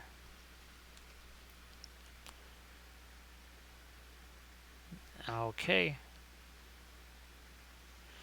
Now we need to get some of our green down over here. Oh, geez, thanks, Recoil. Oh, yeah, there's just a little bit of drop right there. Thank you so much, Recoil.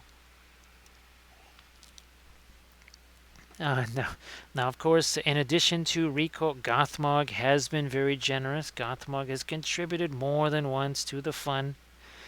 So, that Gothmog gets a reputation as being, oh, speaking of Gothmog and reputations, in that starter set, right, there should be the two versions of Gothmog, the mounted version and the, we'll certainly try to paint that up on stream because, Gothmog would be very upset. Hey, Bill, how you doing? So half a millimeter thick.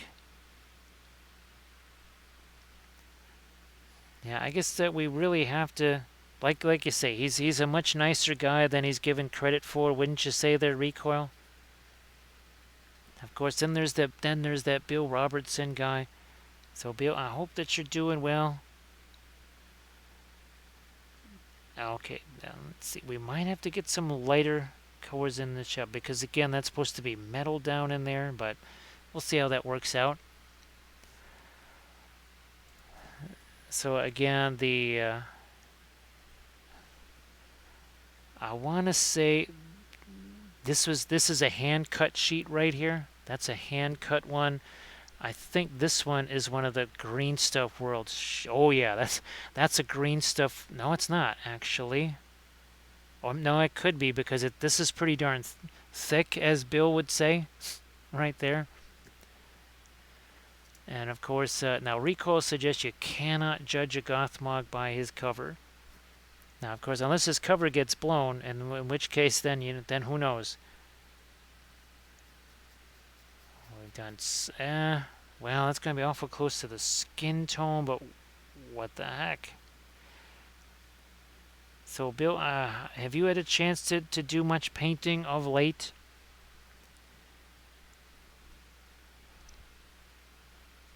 But I'm glad that you're doing good there. Okay, now we've got the lighter colors. We need it on his knuckles. Oh boy, can I just get a little bit of light on the forehead? Just over there, just not much, and maybe here. On that cheek, just a smidge there. Bill, it's been I'll try to shoot you an update there, Bill. The last month has definitely not gone the way it was. Well, nothing has gone the way it was originally programmed, that's for sure. But the last month, it looks like this next treatment session is also going to be a difficult one.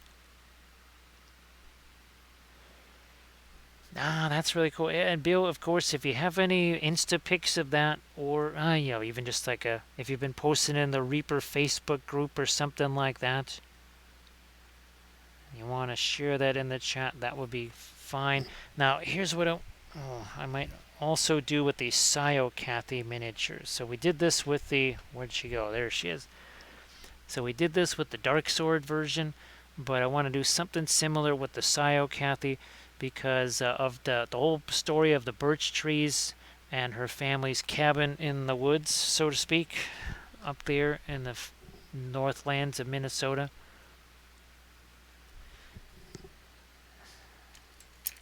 Where is my... we'll just use this thing here. Just trying to throw a couple of more lights there. Do we have ourselves one of our horsies here that's got the... Nope, that one... oh yeah, here's another one of the... oh yeah, that's definitely a magnet from Green Stuff World, because that is really thick right there. So yeah, definitely, Bill, if you want to post that link there. We'll just get back to our radiant gray. And there's a couple more lights on this. Everything else is all just going to be grass and foliage and that sort of thing.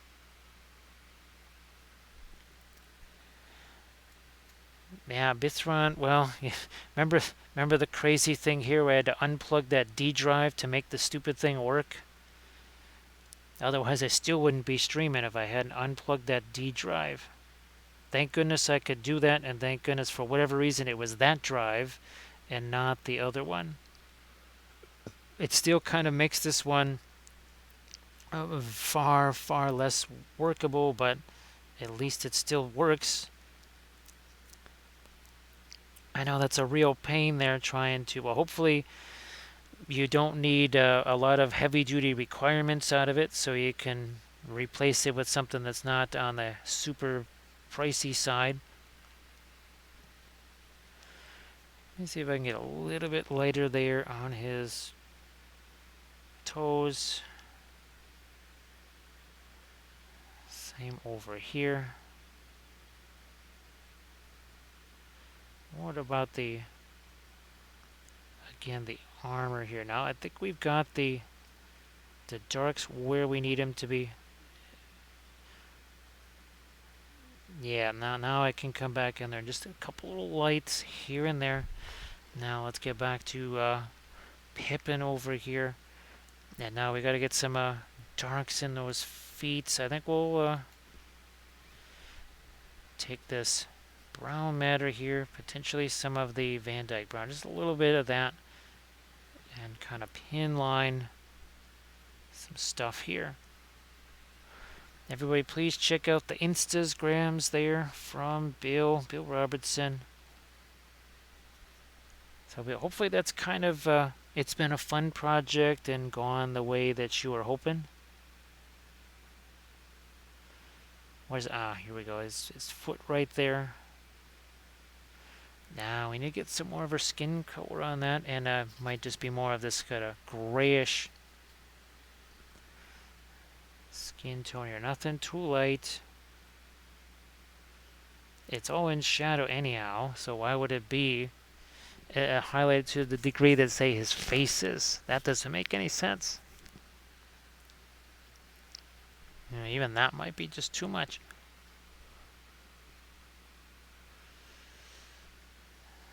Yeah, Bithron, well, the streaming machine here, I gotta say, it's gotta be at least 5 years old, possibly 6 years old now. And the other machine that I was trying to use, that one was more like, 10 years old.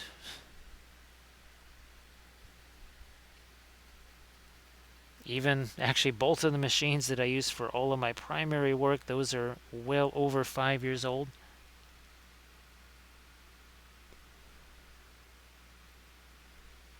Yeah, Bill, I'm glad that it's been cool.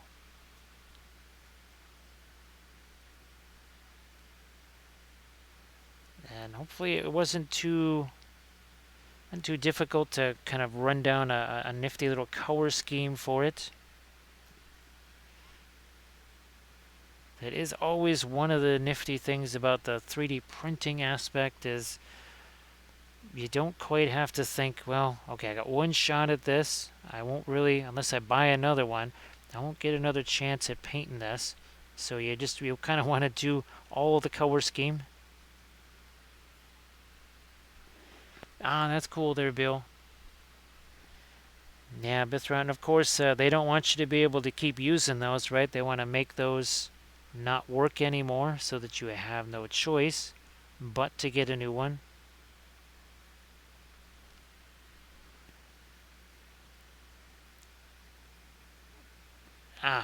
See, that's just so much easier to cut just a tiny bit off of that with the dark. Now here,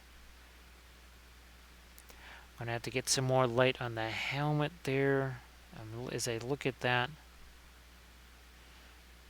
Also a couple other areas over here on the leather there.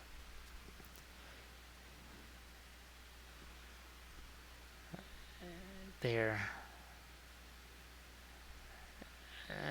But a little bit of the brilliant yellow pale get into that. Now maybe two. We'll let that be a little bit on the thicker side, because prevent that whole pin line wash effect that we just do not want. I mean, if we wanted to, we could try and put some scratches or whatever here on his that little pouch thing. I know that's kind of all the rage along with the texture on the cloaks these days.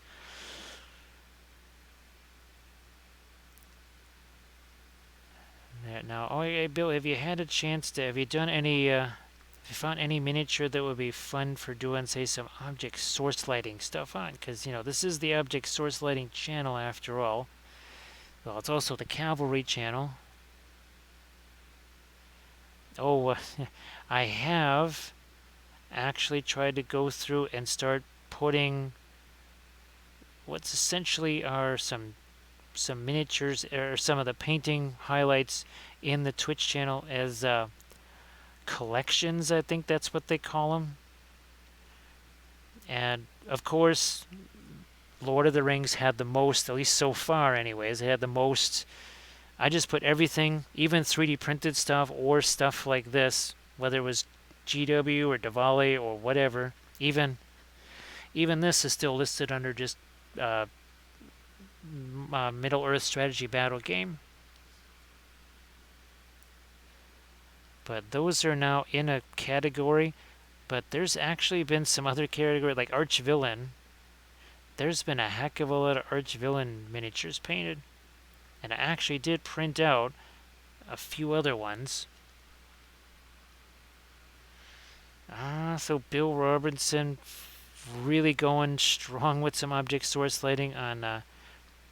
Yeah, that is that part of the game. Was that Monster or something like that, right? They had the people walking around with the lanterns, and well, this one has a whole bunch of them. I know, what was it, 17 different light sources. That was the most light sources I've had, I think, on a single figure, at least as far as just that I can remember, as we get some more, just a little more light here on his foot. Especially the toes, because... Now, of course, this one here, this came on one of those little slotted things, so we had to slice off his... I think we did have to cut him, or maybe he didn't have the... Maybe these newest ones just don't have that anymore.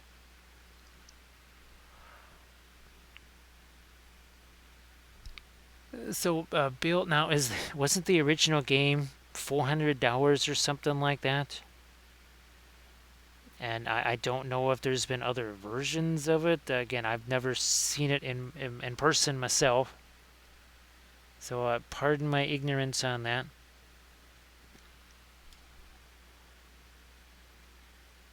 And I've only actually ever seen one Kingdom Death miniature, in two of them in person. Those are the ones that I painted. Otherwise, I've never actually seen one except just as internet pictures. Ah, that's part of his cloak right there.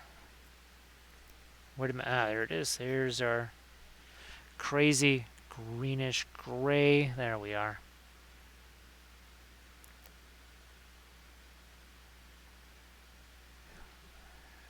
Now, on his pants, maybe, let me see if I can change the...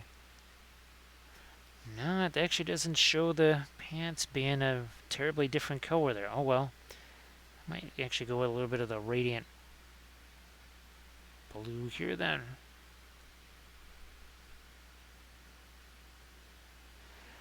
Yeah, that was... Well, I remember... I'll never forget the original Kingdom Death Kickstarter, because that one ended 2 days before our Kickstarter did. Our Painting Pyramid Kickstarter with all the Painting Pyramid videos. Yeah, it ended, I think it was 48 hours or maybe even less before ours began. And what was weird, and I don't know if it's still the case or not, maybe not as much as it used to be, but lots of people would buy Kingdom Death miniatures but then never paint them. It was the weirdest thing. People were buying those up like crazy, but no one ever painted them, and it was really weird. Now, what I have to do here is sort of separate here. This is where the eyebrow and eyelid need to be separated by a little touch of, like right there. See if we can do the same on this side. There we go. So now the eyes are a little bit more established there. And all we had to do is just throw that tiny little bit of color there. Maybe a smidge of reflected light on his face. And that's not actually the lightest color that we can put there. We could go lighter. Not sure if that's going to be too much. We don't want to overdo that. So probably should put some right over there.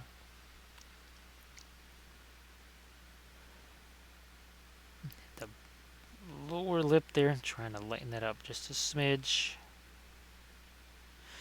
And I might do the same thing that we did on Merry, and a little bit of a inline wash, possibly with umber. Let's respect the umber. By the way, this is the Williamsburg burnt umber. Dries nice and matte, that's for sure. See, not enough thinner in there. Bingo, now we have enough thinner in there. Can always tell when it should literally flow uphill against the grain. If it's not doing that, you need to get yourself some more thinner in that. All right, Doji, you have a good one. Glad that you're able to have a tasty breakfast, and thanks so much, as always, for being here. Appreciate that. Now, I'm going to try and get some lighter stuff here on the cloak. There we go. We were kind of running out of our radiant violet there. We have plenty of the perline black, but that's that really dark green.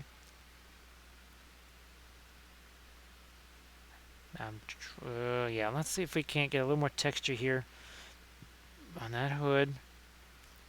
Maybe even a little lighter here. So I'll just go over there to the, again, that's the radiant violet. Purple and green together. They're going to make it a nice little grayish tone, except so much better than some dead gray paint. I've never, ever, ever have I bought a gray paint. It's so easy to make those, and I don't mean mixing black and white together. You can make gray so many different ways. And it just looks a heck of a lot more interesting, that's for sure. Now, I think we need to maybe throw a little more light here on the edges of that cloak. I don't know, maybe we need to get some more dark in that. I've been adding light. Adding light doesn't really seem to have the contrast that we're looking for. When in doubt, make things darker. Always works.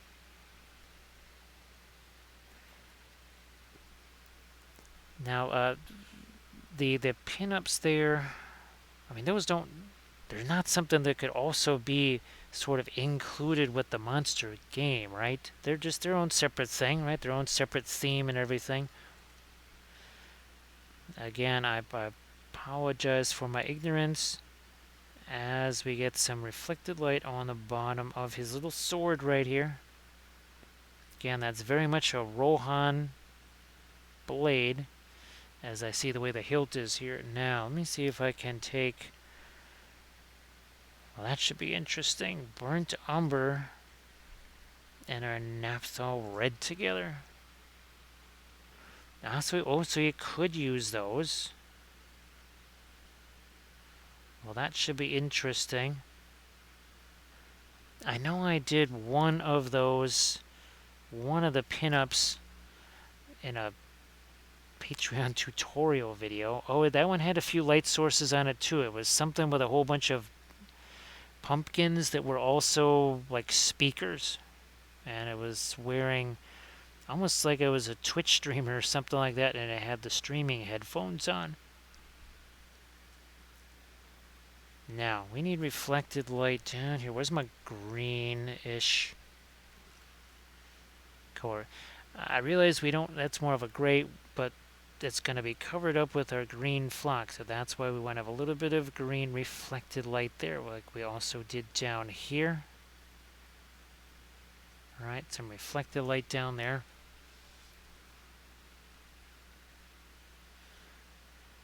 Did I get enough light green? Yeah, I think so. I think so. This, speaking of light greens, here we go. Let's see if we can't get some reflected light on the boss of the shield here. It's really amazing. Oh, 20 minutes ago, half an hour ago, it would have been very, very difficult to get any paint there at all. So, Chomplax, thank you so much for that follow. Hello, little hobbits. Like, dude, man, what's with all these really giant horses here? I thought you were the king of horses. I will end you. What is it? Why? I have no idea why they're so big. I think it's steroids. He's just referring to those conquest horses that we've been painting on stream that are just ginormous. I know someone said 38 millimeter scale, but those seriously are more like 48 millimeter scale. Same thing over there with a little reflected light on the bottom of that. We gotta break this out. That was just a couple little stripes there. That's better.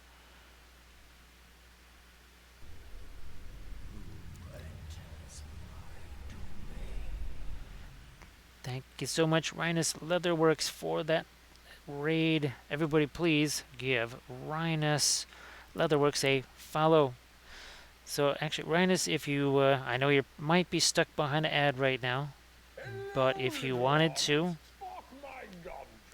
if you got an Instagram link, Discord, anything like that, thank you so much, Rhinus. Appreciate that. Hello, little hobbits. It's like, wait a minute, I thought you fell. He's like, well, we sort of did, but we landed in some water. That was cold. It's like, oh, so it wasn't like a leaf that fell down there and woke up the Balrog? He's like, he's sleeping again. Don't wake him up. Thank you so much. Hey, Tanita, how are you doing? So, Rhinus again. Oh, here we are painting.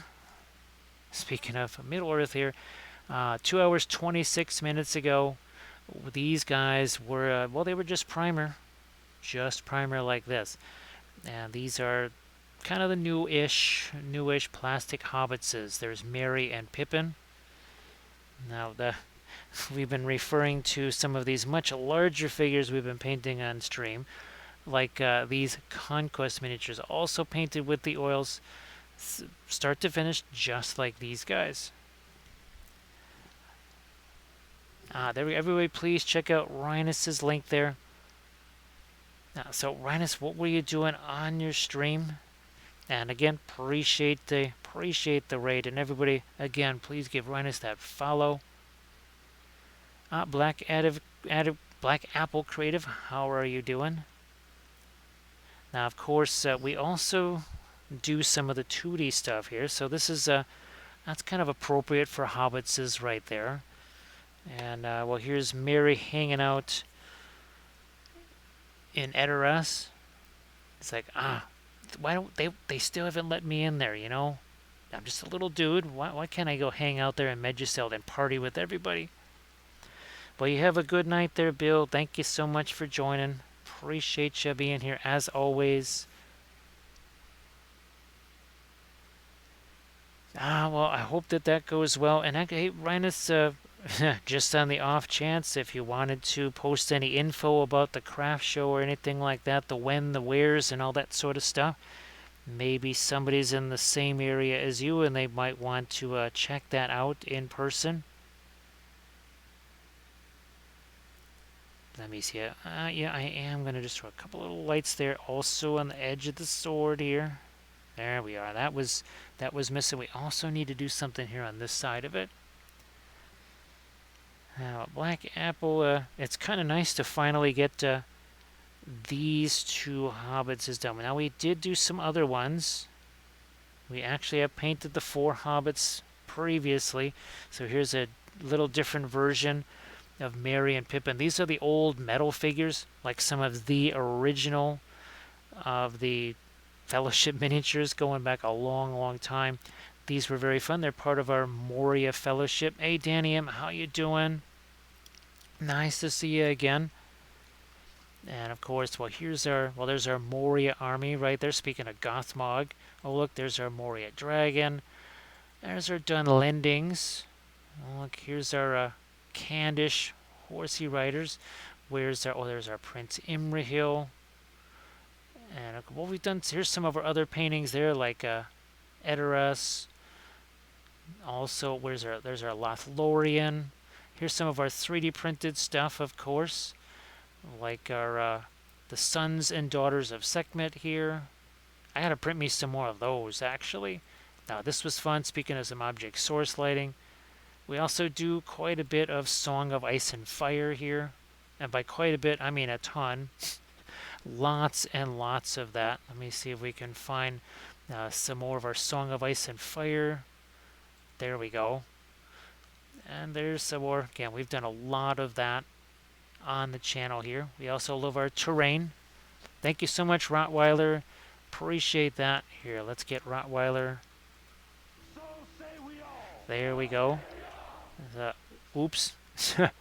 Not a whole lot left in there. Thank you so much, Rottweiler. Everybody, please give Rottweiler a follow as well. See you later there, Arctic Turtle. You have a good one. And Danny M, of course, we've had some activity there. He's like, "You're sure you're not an orc?"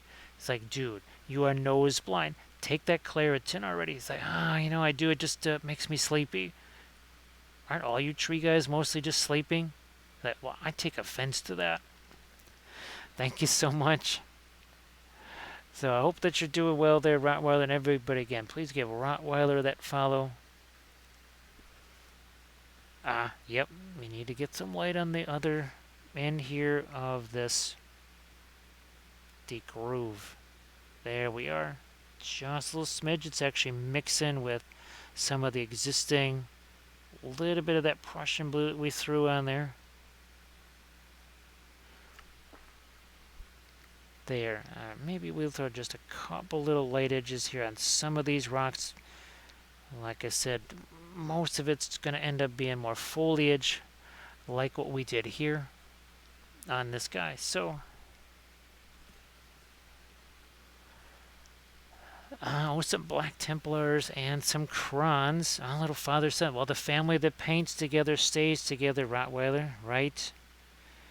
And actually, hey, Rottweiler, if you wanted to post any links to some stuff, I know you got some links there that you can share, some things that you have been doing. Yeah, never did get the light on the top part of that cape. There we go. So the Sunday, getting back into the painting groove. You know what? I still need to, well, that's going to have too much thinner probably, but let's see what happens. There's a couple of little lights here on this side of the armor we never really did get. Just put a suggestion of some of that there. And now back here to our marble. We're going to add a few more lights, a few more veins to it, I think.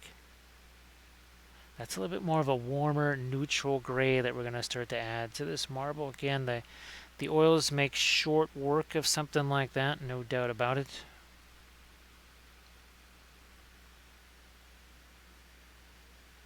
All right, well, I hope that things are relatively calm after all that.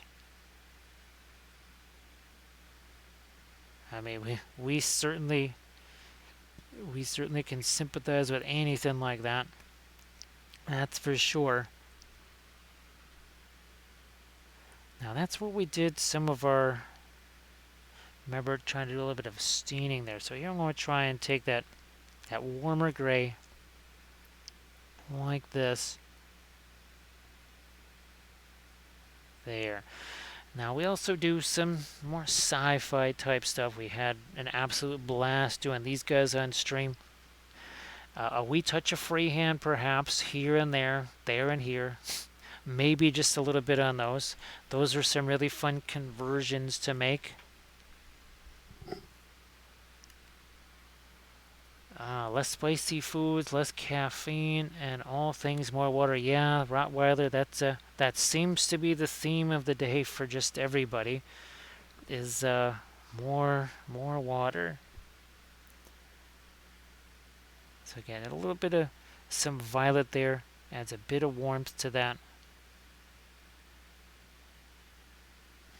I'm actually gonna go over here and make it a little bit lighter. See if we can also make some little more narrower tendrils here on some of these. Again, that's something that the oils do very, very, very well. You can get far thinner lines with your oils than you can with the acrylics. And again, for the folks that I have been talking about the old miniature photograph, the old camera, which that finally gave up the ghost. The new camera that was discovered, that seems to be working really well. Now there, that little conjunction not really working, so I'm just gonna wipe it away. That easy. That's the other really fantastic things about the oils is you want to make adjustments. You don't like something, you can just wipe it away in no time whatsoever.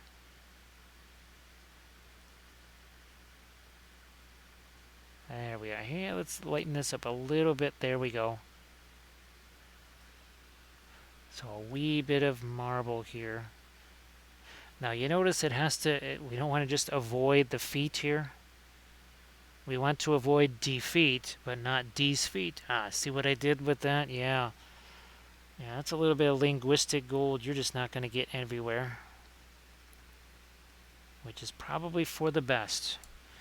Also, too, that I got to simplify that a bit.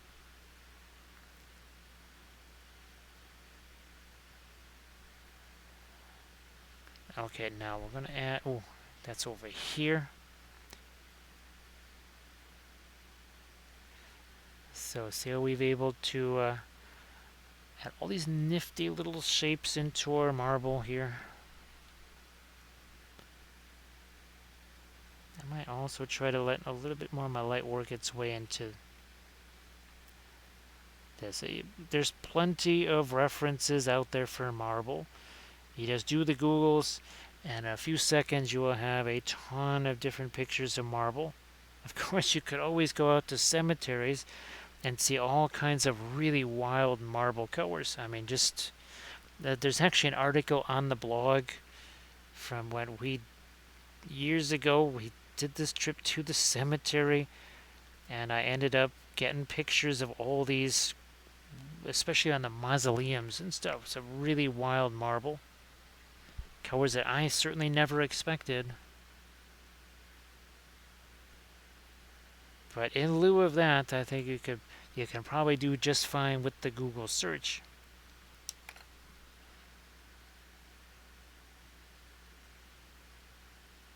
Yeah, so hopefully that wasn't too disruptive to the streaming and such. The streaming here has been kind of disrupted, so sorry if I haven't been able to look and see if you've been streaming yourself. Alright, Arid, you have a good one. Please, everybody give Arid Can Wife a follow. And of course, Arid, if you want to post links to your jewelry and such in the chat, you know the deal. Okay, there's a little more light there in that. Yeah, now the one thing I have been using for most of my... Actually, it's been the same thing here. Oh, where's our Denethor? I don't have him out here. But that's the marble theme that I'm actually using for Gondor, but we're just going to use this for right now. Who knows? Maybe I will actually darken some of that. Here, let's see if we can take maybe some of the indigo here. No, we'll gray this down a bit. So you have a good one there, Arid. You know what? I'm going to actually thin that down, get a little more thinner in that. Because some of these I would like to do... this. There we are.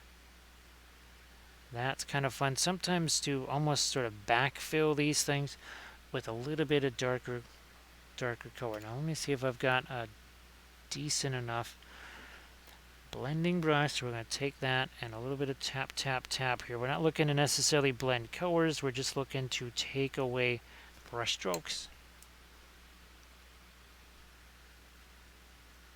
So Danny M, I hope that you're doing really well. And well, happy Saturday morning. I know for some places it's a Saturday afternoon. Of course, at least now I'm actually remembering that it's Saturday. I think I've alternately called it Friday and Monday and a bunch of different days. There we go. So we got a few more shapes inside those.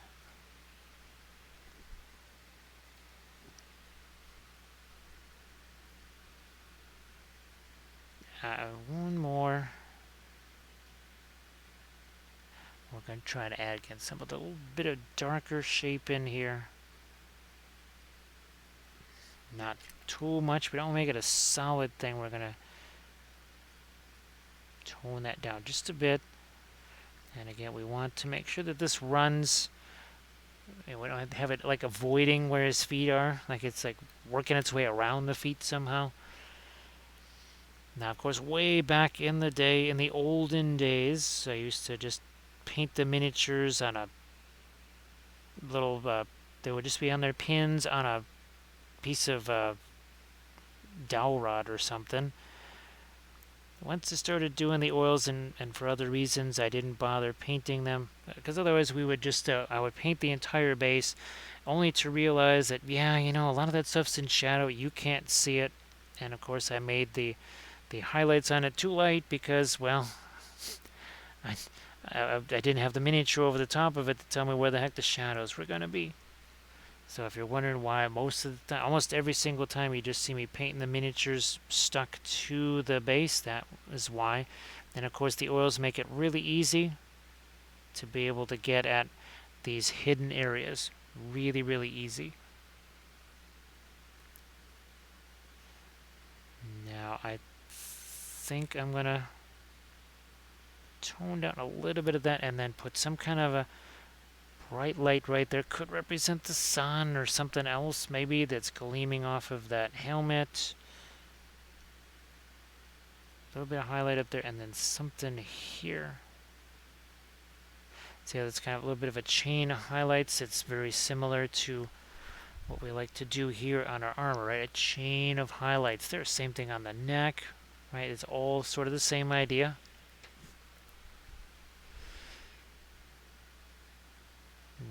Yeah,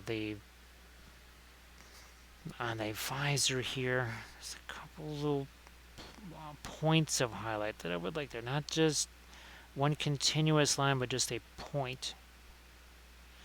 We also need some edge contrast too, and I think that's lacking in a couple areas. First, though, gonna get some of that chainmail there. We see we just kind of pick out the occasional dot there. I got the brown matter here. Oh, what the heck. Might even use some of our yellow ochre color here to get a couple little lights on the fur, especially where maybe that's not underneath them. So not quite so much in shadow.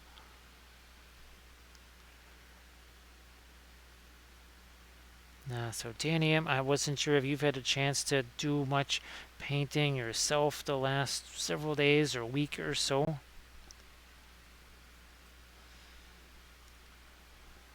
You know, I need to,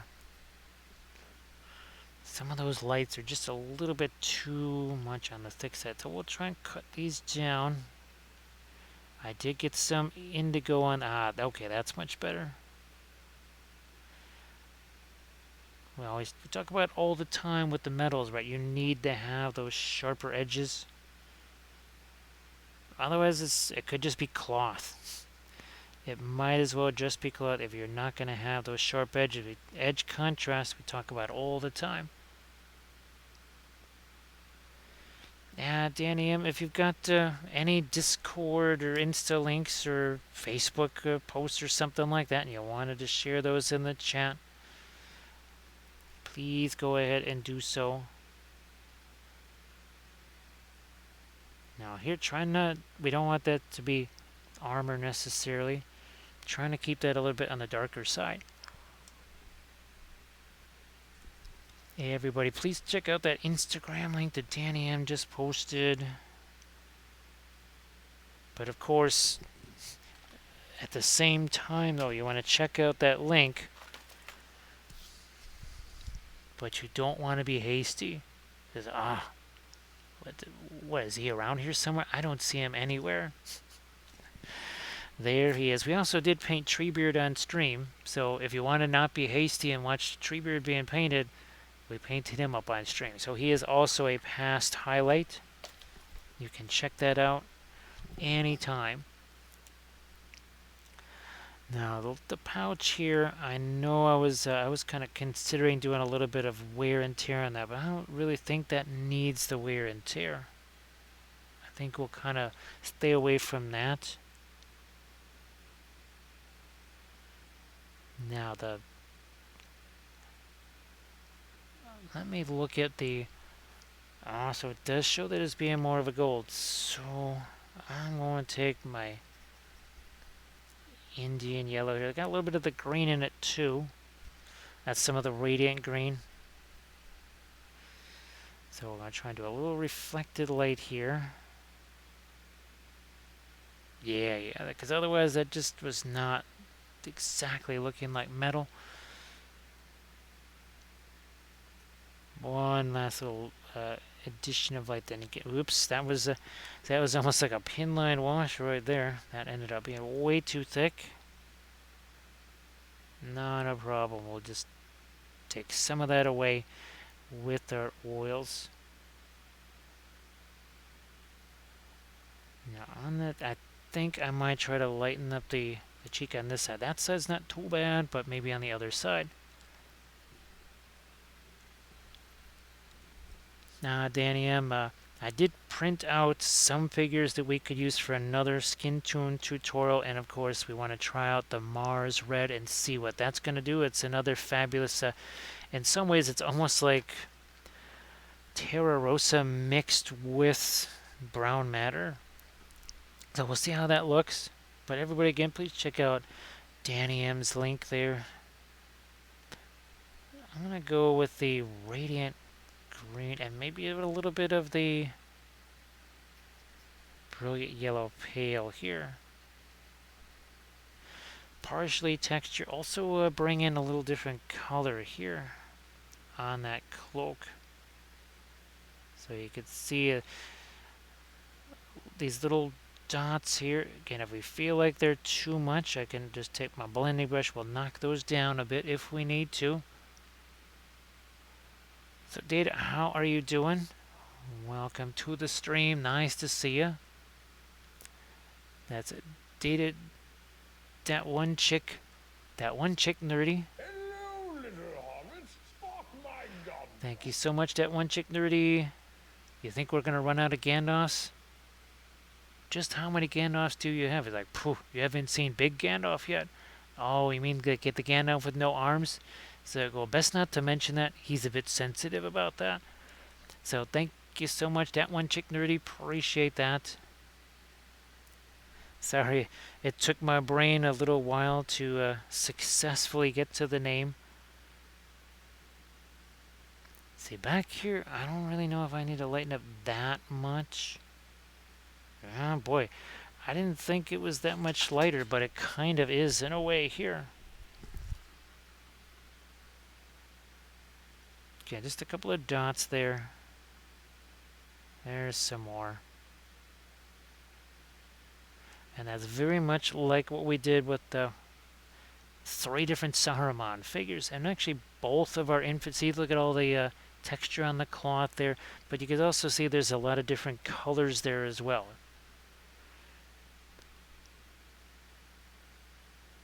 I will try and get some light here on the right back here. See, that's a weird little line there. It almost makes it look like it's armor. I don't want it to be like that. So we're gonna do the little tap, tap, tap here. Need a bit of tap, tap, tap.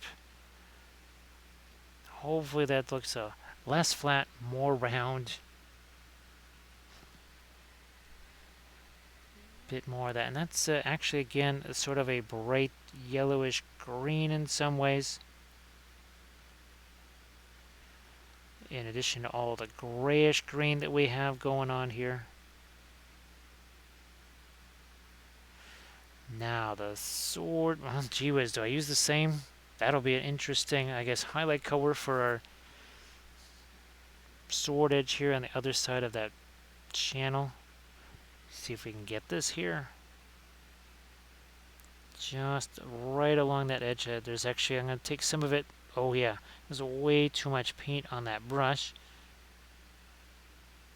Sometimes I'll do that. I'll just kind of dump the paint somewhere else. Now let me see if I can get some of my really, really, really light lights here on this too. On the edge of his sword. That's back to our fast matte white. Such as it is.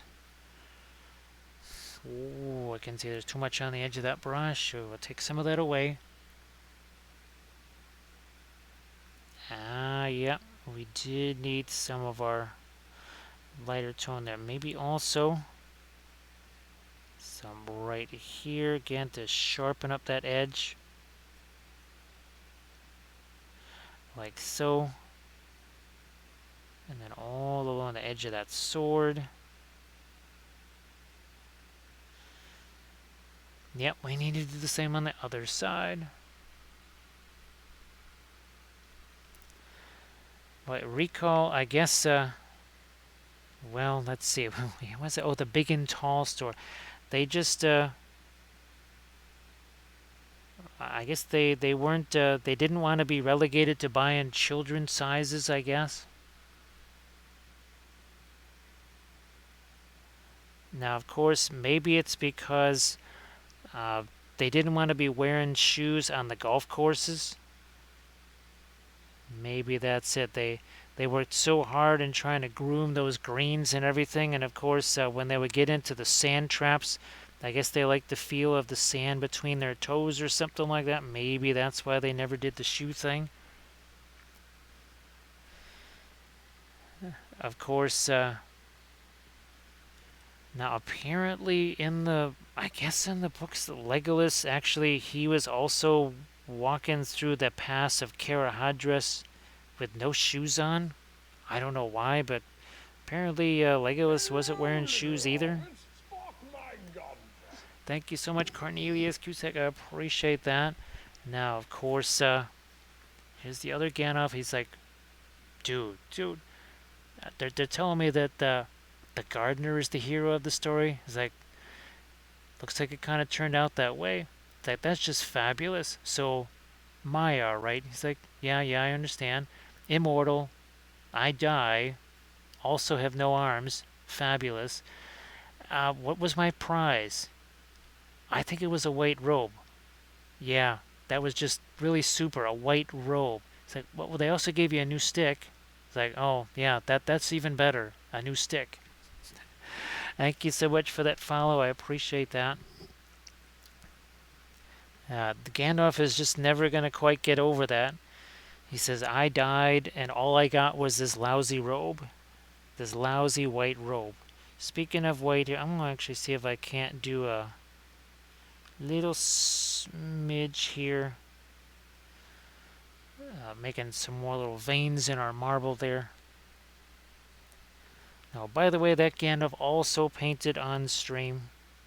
Yes, we painted several busts. I do have somewhere around here, I have an arch-villain one that I printed out. We'll try and get that one all prepped up. It doesn't have to be based. That's always weird.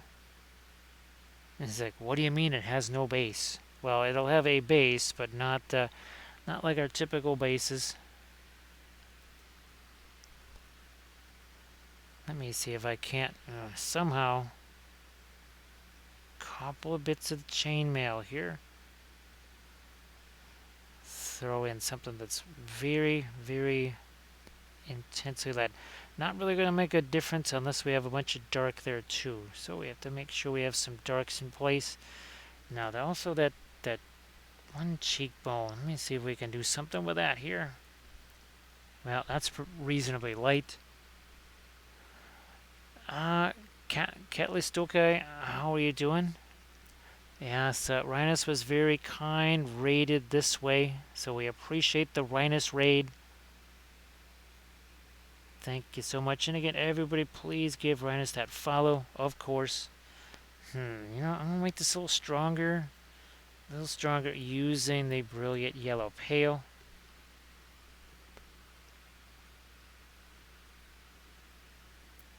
Yeah, well, remember surface tension that along came Guahir, and Guahir started to kind of put that thought in people's heads, or in some of the horsies' heads, that maybe they shouldn't just let anybody jump on him. Now, where the heck is our... Oh, there he is.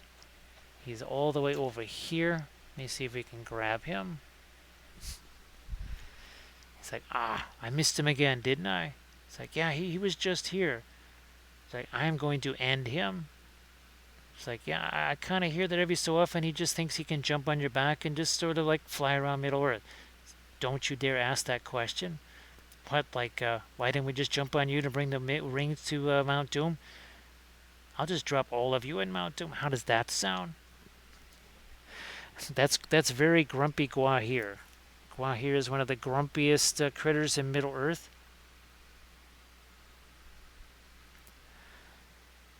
Yeah, surface tension.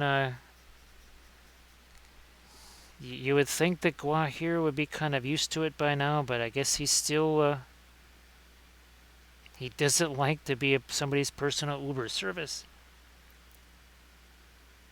Now, again, we're going to do some of those little lighter dots here on the cloak and also down here, and then maybe some darker stuff. We've done all these lighter ones, just like we did on... Also, remember on the cloaks that we did for Nazgul, we also did the darker with maybe Perline Black and maybe even a touch of our Burnt Umber. There we are.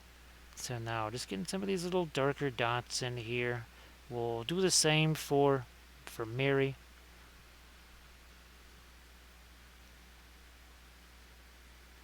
There.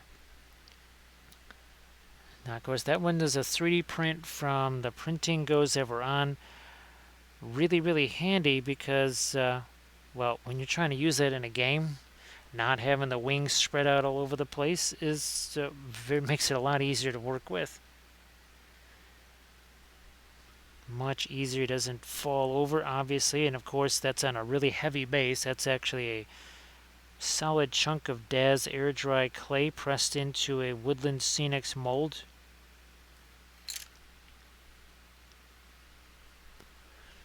And of course somewhere here, there you are. There it is. There's Isengard. Of course along comes Saruman.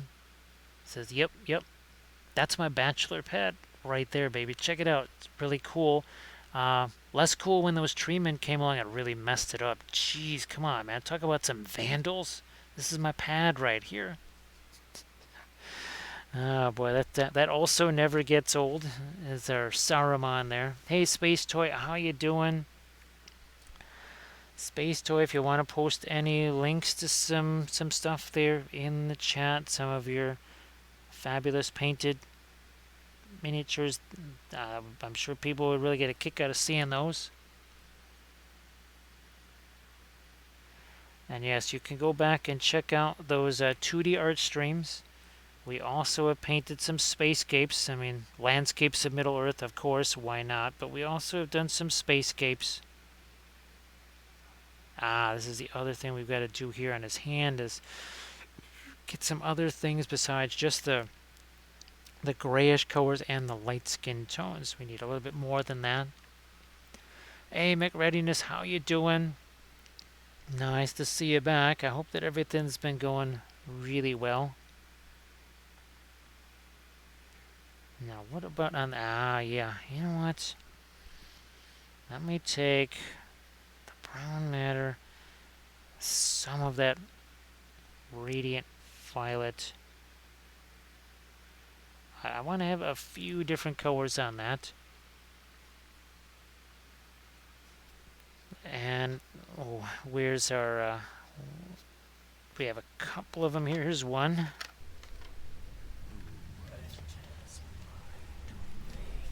So there is a spacescape right there with spacey stuff. Thank you so much for that raid. Let's see. Calypso, thank you so much for that raid. We are painting a couple of Hobbitses here. These are from the Middle-earth strategy battle game, and they're painted all with oils. 100% start to finish. 3 hours ago, You little hobbits, spark my these guns. two guys had no more paint than this right here. So these were nothing but primer 3 hours ago. Thank you so much for that follow, Jude. Hello, little Hobbitses. You little hobbits, spark my guns. There's lots of little Hobbitses here. It's like, hello, we're still here, you know. It's like, oh, a fool of a toque and you. Yeah, I think we'll take the new Hobbits. Whoa, that is not very nice. So Ghost Monk, Calypsy, and Sebwaju, thank you so much. Now here's some more of our. This is a 3D printed right here. This is from Mini Monster Mayhem. We just did this one not too long ago on stream. Oh, here's another one.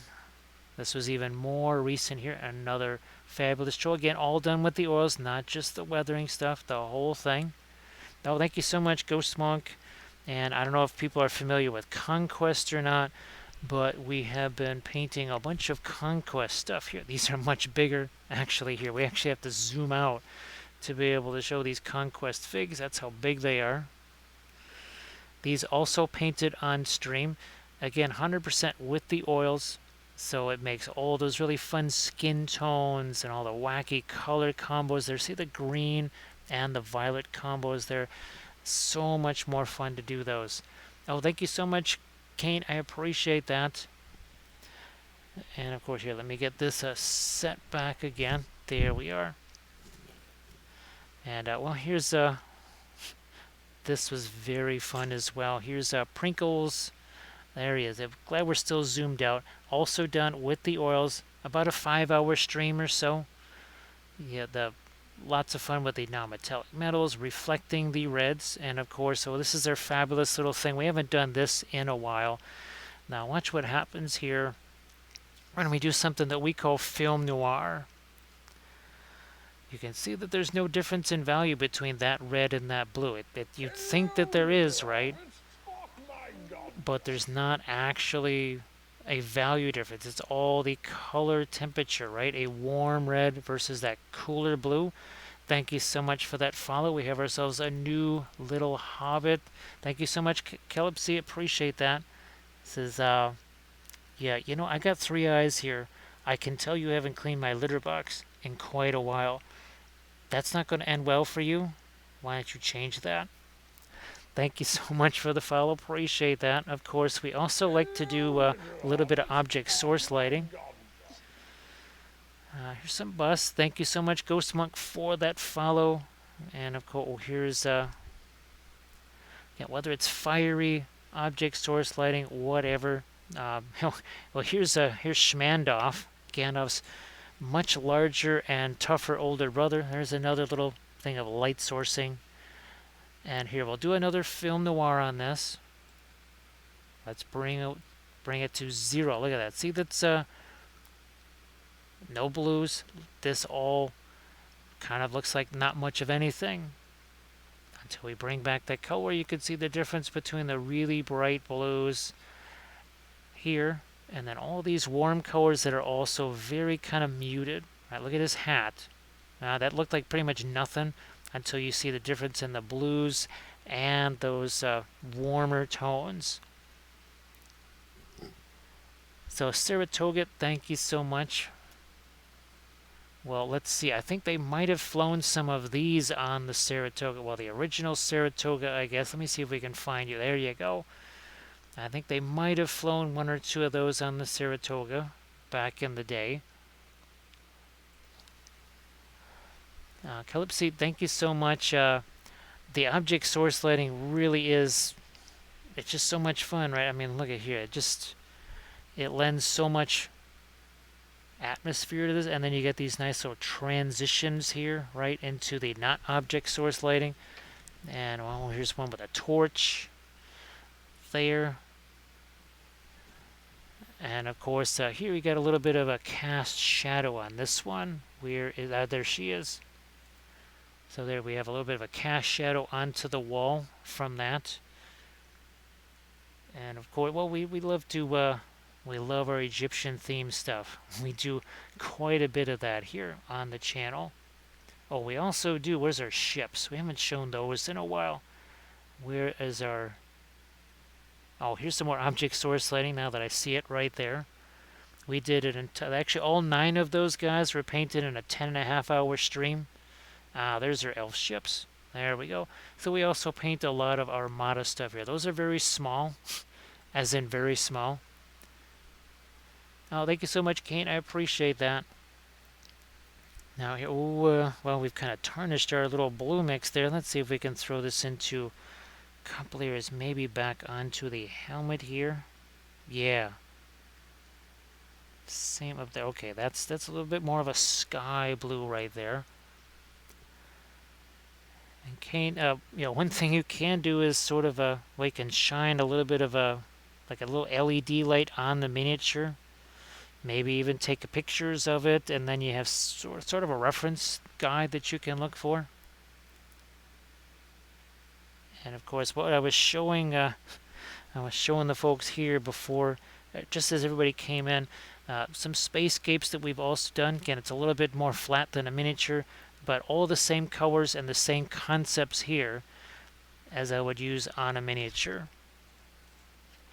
And of course, sometimes we combine it all together, where we have the 2D and of course the 3D together in the form of some freehand designs. Thanks Ghost Monk, really appreciate that. We're in a golden age of miniatures right now, and there's just so much fun stuff out there to paint. So that blue, I'm just gonna again take my blending brush here. See, we're just gonna a little bit tap tap tap here. Look at that. No need for a bunch of layers or anything like that. All I have to do is just slap the paint on there and then start pushing it around here. Calypsy, thank you so much for joining, and thanks again for the follow.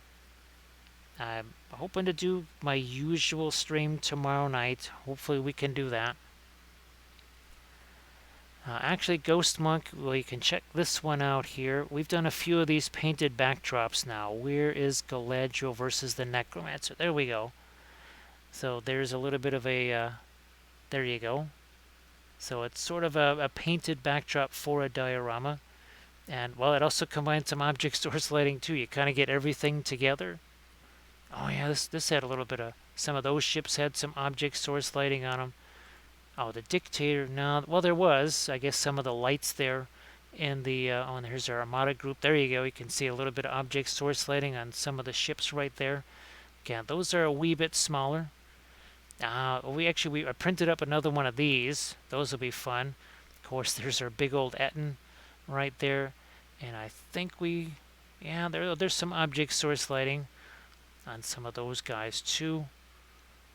Oh yeah, there's our Argonath. We painted those a couple of times. We do some sculpting on stream as well. Those were all massively converted. We did the cloaks and the banner and all that kind of stuff on those. So yeah, lots of do a lot of different things here.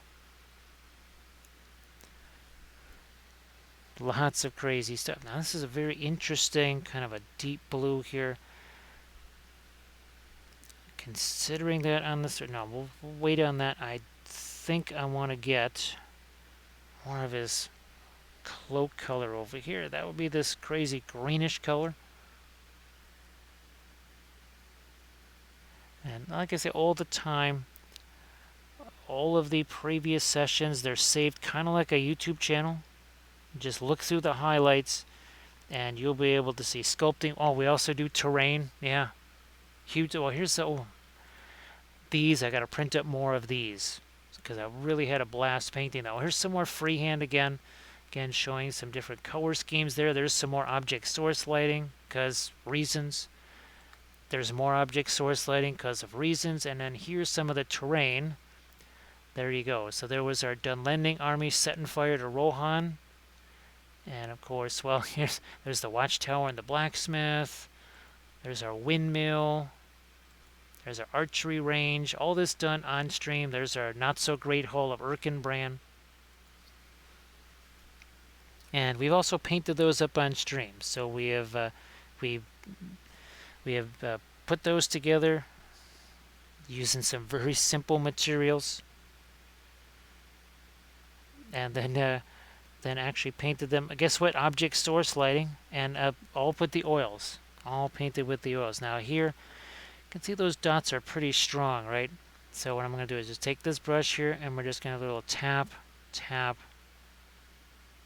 tap. We don't wipe out the spots completely. Same over here. Those are a little bit strong. We just break those down slightly so they're not quite so obvious anymore. And we did this on another bust over here. We've done this on some troll skin too. So each of these spots was painted equally dark. We took the blending brush and we did a little tap, tap, tap thing, and you can see how they're almost completely faded away, but some are not so faded. That's a heck of a lot easier than trying to just, I don't know, glaze those on there, do whatever. That is a heck of a lot easier. So just another little idea for folks there. Now again, here I just don't see quite as much of the texture on the cloak, so we're going to try and get some of that back here. Take this blending brush to it, tone some of that stuff down. Now we can do the same over here on Merry. But now we're going to get some of those darker dots. Some of our black, some of the perline black. That's that really dark green. And we'll do this little bit of a tap, tap, tap again. Then we'll come back with that blending brush, which is just a soft, chunky brush with no paint on it. There, so instead of just trying to do that only with the lighter colors, we're doing that with some of the darker colors too. Now, blending brush again. And we're not doing this, all that's going to do is smear it. What we want to do is a little tap here. Basically the same brush stroke that we were using to put that paint on there. See a little tap here and there. So basically the essence of that little dot is still there, but it's not quite so obvious that it's a dot. We want to just cut that down a little bit. Again, we got our black over here. Some more tap, tap, tap. Some more right here. And sometimes, as you saw by those Wardoon writers, sometimes we're working with some really, really intense colors. Here's another thing with, again, some more intense colors to it. And then sometimes it's a little bit more, not quite as much with the crazy intense colors. So both of these were 3D printed, by the way. That's a Lost Kingdoms miniature mini Monster Mayhem on the Troll. And you get all those painted up on the stream here, so you can always go back and check those out. I also have tons of videos on the YouTube channel. Just James Wappel on YouTube. You want to see images of finished miniatures? Well, you can check out Wappelius on Instagram. Same as my Twitch handle. I've been waiting to add that dark on that side, either side of the boss there, for quite some time. There, and of course this is another area where the oils are really helpful. So the freehand right here. I did the same thing what I was doing here with the cloak. Right, with this brush here, just doing a little tap, tap, tap. That's another way we also sort of tamp down on some of the freehand there, so there wasn't quite too intense. Like right here, see how that kind of fades into the blue? That's because we were actually doing that little tap, tap, tap thing. So that can work on so many levels. It really does. Back toward dark in these little crevices here to get some texture on this robe. Let's see, so 3 hours, 14 minutes ago, again, And that's with a bunch of raids. Both of these guys, no paint on them whatsoever. And we've taken them pretty far in just that 3 hour time frame. Now here, not looking to do the texture, but something like that. Okay, we kind of lost track of our little shadow under here. Same deal. Yep, like that. There's another area we need to sharpen up. We could probably use some reflected lights there. We also need some more shadow over here, right along this edge.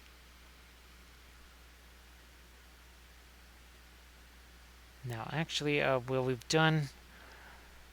I did do some really tiny tank. Do we have those here? Wait a minute. Ah, there we go. Yeah. So those things, those vehicles are about an inch long. They're super tiny. And that thing that sort of looks like an 810 Warthog, that also is really small. So yeah, those vehicles are not much bigger than this little Hobbit right there. Oh, and then of course we did do our Orc Def Copter. That was very fun. I also have some 3D printed vehicles that I still haven't had a chance to put together. Now I have a ton of stuff painted back in the day with the acrylics. But eventually we'll be getting to those. Now let me see. I'm going to lighten that up a smidge. That would have been a little too dark. But he does need a little bit more. Ah, there we are. That's it. Yeah, that's a little bit more appropriate with the look on his face. So yeah, Ghost Monk. I have actually some Custodes. They're sort of like the Custodes jet bikes. Those are 3D printed. But I actually have, I think, a Chimera 3D printed and some. Oh, I was like a 30K type vehicle, but then also I think I have a Lehman Russ-ish type of thing that I've also got printed out. Hey, Power Elephantos, how are you doing?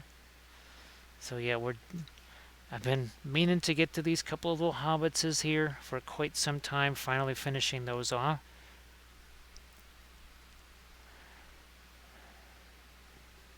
Yeah, Ghost Monk, especially with the oils, it's just going to make those just so incredibly easy. Also, what we do have here, I forgot all about this. We have plenty of bolt action stuff painted with the oils. All of the tank riders all painted with the oils, just like we're doing here. Same thing with the T-34-85.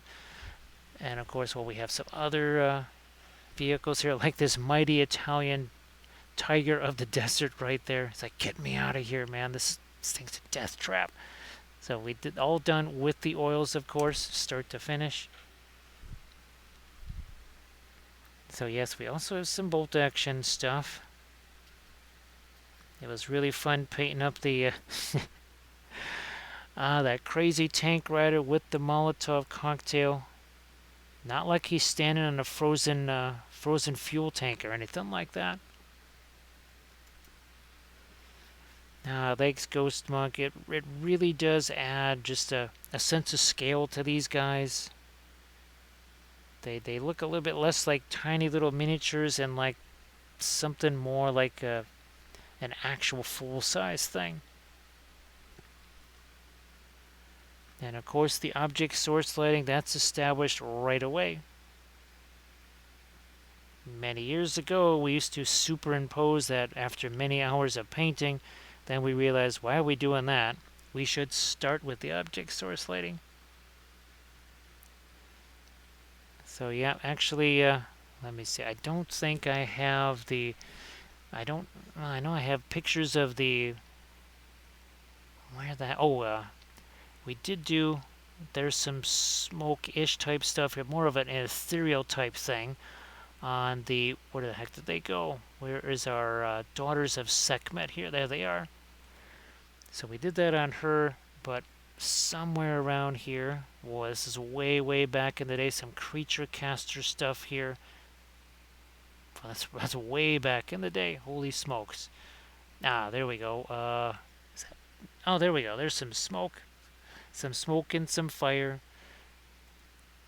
So not that one. I don't think we have any smoke on the other. Oh yeah, there's the crazy one. That was done with the oils. Yeah, that was one of the crazier things that we've had to paint on the channel, for sure. Let me get back down to my scene here. There we are. Yep, definitely. We do lots and lots of trees, shrubbery, all that kind of good stuff, for sure. And I'm here again. This is something I'll probably be painting tomorrow on stream. A 3D printed birch tree, another 3D printed bit, and then a dark sword miniature right there. Let's see, we've also done that here for this 3D printed miniature. There's a branch, plant, a stump right there, another plant over there, and then of course here, let me see if we can get these guys out here. So I think you can see those cattails and reeds on these guys here. There, look at those cattails. We painted up 11 of these guys on stream. Again, 3D printed basing bits there.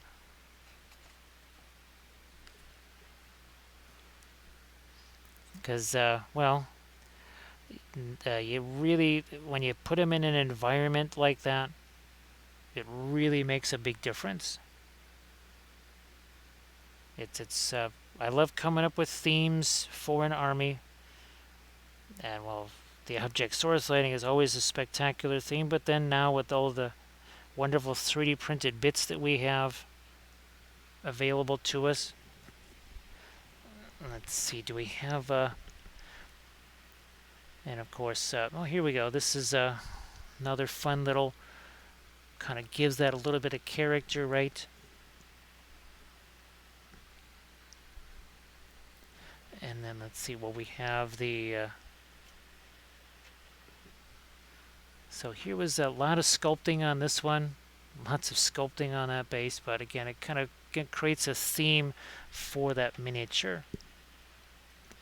And well, here's another one too. This is another base that I sculpted. So a nice little desert theme base with the Daz air dry clay. That was really fun.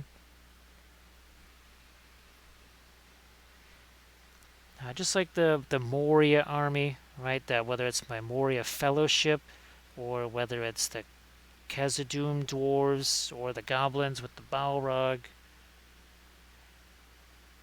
Yeah, I'm going to come back here more of the dark side. We'll take the Perline Black here.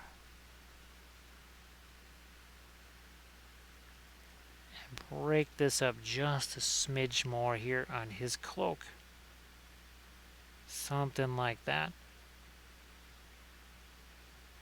And now we'll go back to Pippin's cloak here and see, do we need to do this? Yeah, I'm going to actually add some, after I see what I did there with Mary's cloak, we're going to add a little bit more of this dark here on Pippin's cloak.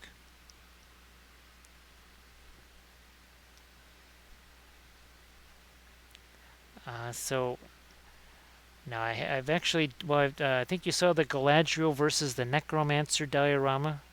Of course, that was this one right here. Where the heck are you? There you are. So that was Galadriel versus the Necromancer there.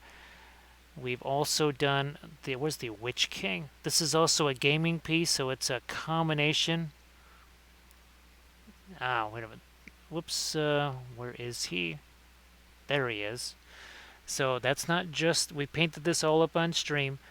That is a gaming piece, and that whole idea of that base was to actually act as a counterweight there. So it's actually a counterweight for him. And of course, where is, oh, here's some of our, let's see, where did Grand go? There he is. So there's a little something for you. That was all sculpted from scratch.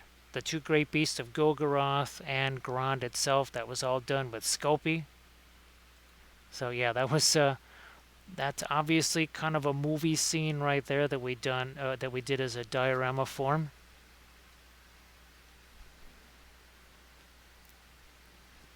So everything here is mostly non-metallic metals, except you can do true metallic metals with the oils. And we have an example right here. This is all oil paint that's all done with metallic oil paints. Even the base and again, that is from Mini Monster Mayhem right there. And then of course this was a tutorial video that I did for the Patreon page. This was so symmetrical, we divided him in half.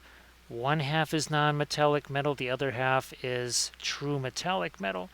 And people just can't tell which is which. We split them down the middle. One side is one side is the other. And it's one side is non-metallic and the other side is true metallic metal. Because the approach is the same, it does not matter. And we did that just to really show folks that reflected light, reflected colors, that is all that matters. Whether it's TMM or the non-metallic, doesn't matter either way. Now we finally have a couple of nice dark dots. That's much better. Now we're going to take our blending brush to that, and then down here we could give them a little bit of a dusty whatever here. Let's actually using some of our skin tone right there. Could lighten this up a smidge here. Something like that's kind of a yellow ochre once again. And also kind of still doing that little bit of a tap, tap, tap there. Because I had actually asked around Ghost Monk, I said, has anybody ever done a miniature, a bust, or whatever that has both true metallic and non-metallic on the same bust? And the answer was always no, so I had to try that. Thank you so much, Obimal. I appreciate that. Back to a fool of a toque. He's like, dude, man, that bird, he's looking for you. He's like, go out here. He's like, yeah. I should just, next time I'm not going to be so nice. It's like, sorry about that. That would be go out here. It's like, I missed him again, didn't I? It's like, yeah, he was just here a second ago. I tell you, I'm just going to drop him right there in Mount Doom. That was another 3D print right there. That is from the Printing Goes Ever On. Now we're going to continue to see if we can get some of this. There we go. Almost a little bit like mud spatters, maybe. Something on the bottom of the cloak there. Why not? And then we'll take our blending brush again. Should have no paint on it. Now all we've got to do is a little tap, tap, tap here. Break that up. It's a heck of a lot easier than doing that with the acrylics, though. That's for sure. A heck of a lot easier. I think I started painting miniatures with the oils about 6 years ago. Around about 6 years ago. And we've certainly learned quite a bit about what all the nifty things the oils can do. Now, let's do the same thing on this one here. Thank you so much, Obimal. I appreciate that. I hope that you're having yourself a good Saturday. Once again, we'll take the brown, and we're just going to try and do a little bit quick stippling of that here along the bottom edge of this cloak. Same over here. Oh, and by the way, when it comes to, say, the brush cleaner for the oils, look at this. I use it dried acrylic and oils, not hazardous, no vapor. I use a tiny bit of high quality odorless thinner. That's a water bottle cap. That's it. That is the amount of thinner that I'm using. So there's no nasty fumes or anything like that, because, well, one of those cleaners is, again, it's designed for acrylic stuff too. So not really going to have any kind of fragrance to it. Hey, Full Wild, nice to see you back. I hope that you're doing well. Yeah, Full Wild, when you, let's say you cast up 3,000 of a miniature and you don't sell all 3,000 of those right away, you basically have to on multiple levels pay for that stock to just sit around. So there's definitely a ton of benefits to not, well, having stock just sitting around, right? No, oh, that's the other, see, I'm going to try and do it. I can see a hint of, and the reason why that green is there is because of the pre-glaze. That's actually been sitting there since the very, very beginning. So I'm going to come in here, maybe not that light, but I might try to squeeze in just a smidge more of that green there. Yep, right there. That makes the armor look a little bit more interesting. And for me, the 3D printed basing bits are just so incredibly handy. Look at that. So we've got the fox, plants, stumps, plants, bunny, birch trees, another plant, all that 3D printed. And the nice thing is, let's say he was a 72 millimeter figure, all I have to do is make these 72 millimeter scale. Otherwise, you're kind of just, well, stuck with one scale. So for me, that's one of the biggest benefits of the 3D printing is not just, well, having the limitless supply of miniatures that I need to paint on stream and other such things, but those 3D printable basing bits. That's a really great thing there, Full Wild. I think, well, you know that I kind of cheat a little bit, and I'll take a heater and I'll just point it at the resin, at the jar of resin, warm that up, and then pour that into the thing, because usually about half the resin is used up at least, if not maybe a third or more.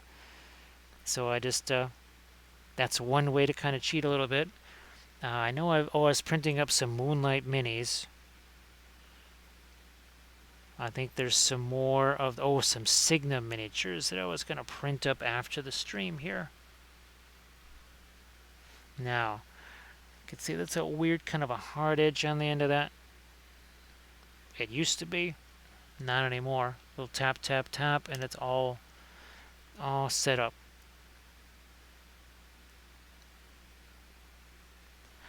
Now, here's another one we painted up on stream. Now, the miniature is a 3D print. This basing bit is from Green Stuff World. It's a resin cast. I love it. The thing is, there's one of them. I've used it. I don't have any more. If that was printable, well, not only would I have as many as I want, but, well, I could print it out at any size or scale that I needed to. So again, while nobody loves the miniatures as much as I do because, well, it can cover things that I don't have, like Haradrim riders there, and then of course our Thryden Wolfsbane. That's a casualty printed out.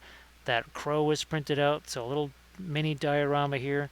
All of that stuff 3D printed from 3 different companies actually. I believe Pelennor is a really good one for 3D printed basing bits. They're free.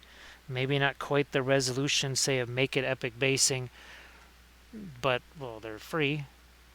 The Make It Epic basing ones, those are not cheap, but oh my goodness, they are amazing, and they keep adding more and more files. Now, I think I'm also going to, yeah, the toes there got a little bit wonky. There's no texture right here. I can only have texture everywhere else, but maybe not here. So let's change that. Also, shadow should be in shadow. Now we've not only darkened that, but with a little bit of tap, tap, tap. Now we have just that hint of texture there.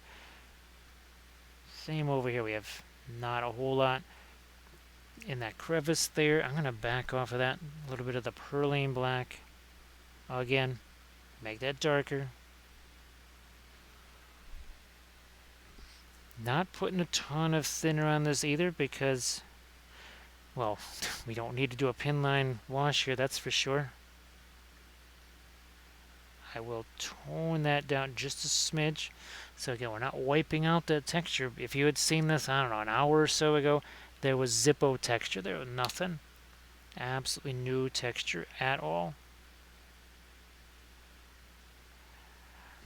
Now try to do that with the acrylics. It's so laborious because you can't do that little trick there, right? Where you come back with a brush and just tone it all down. Same thing here with the marble. Very easy to paint that with the oils. If I needed to change something, or all of these nice soft blends was done the exact same way like what we did here. A little bit of tap tap tap, and it smooths all those separate colors right together. Now here's another thing I've got to do right along this edge. There's this little there. See, those two are kind of stuck together there. The two lights in contact. Didn't want that.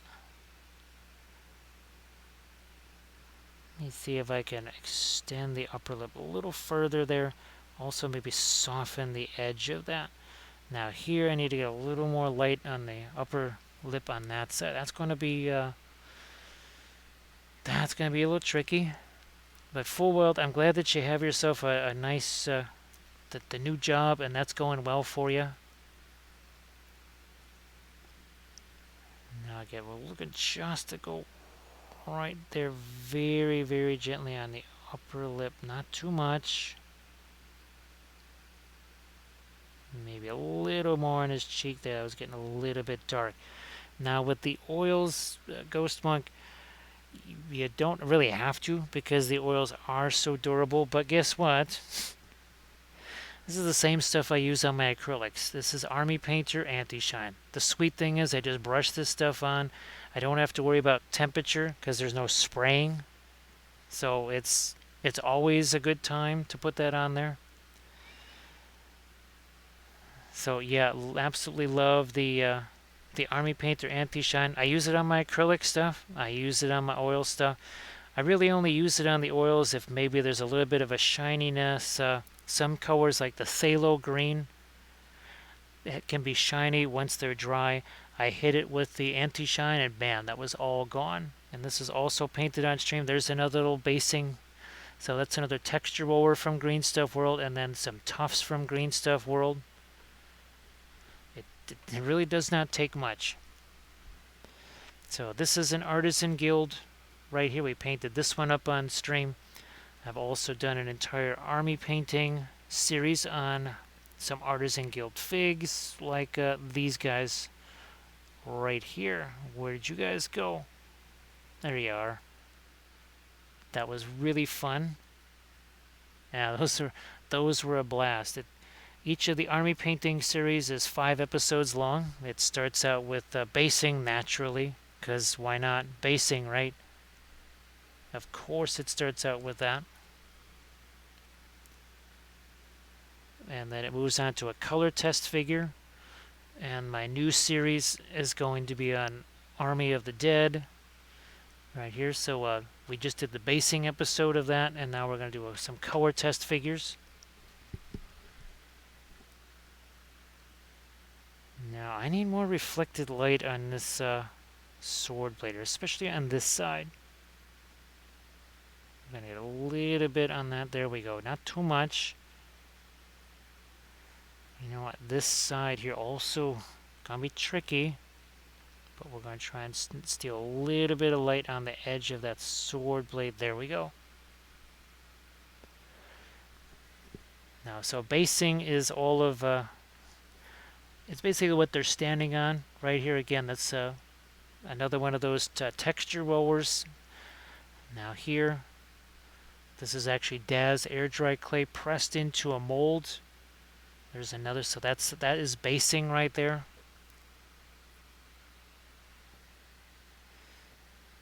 So Danny M, it's interesting how the style is kind of changing a little bit with Artisan Guild. I've noticed it. I've seen the last few Facebook posts and such. It's interesting how that's kind of evolving, right, Danny M? You know what, I think I'm going to go here with the darker. Again, that's the brown matter here. We're going to go a little bit further. We'll go with the Van Dyke Brown, too. Would you say it's a little bit less stylized there, Danny? It seems like it's a little less stylized.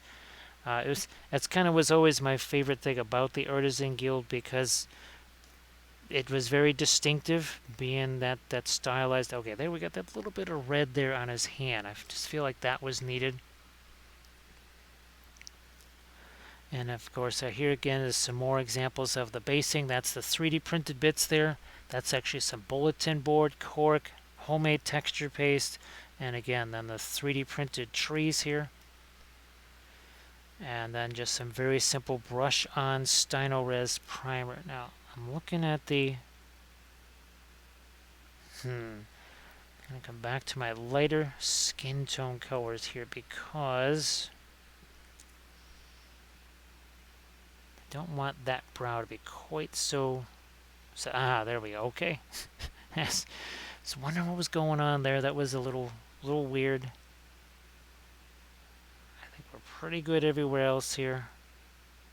Now, maybe I'm going to throw a couple of little highlights into the here. I think we've gone as dark as we can. Let's try. This is our brilliant yellow pale for the most part here. Oh, geez, Dan, that's not Stila, was it? I think it was probably Stila Rebel, and she does the oils as well. I think was it a white tiger riding a blue one, or was it the other way around? And I know she loves her Artisan Guild stuff too.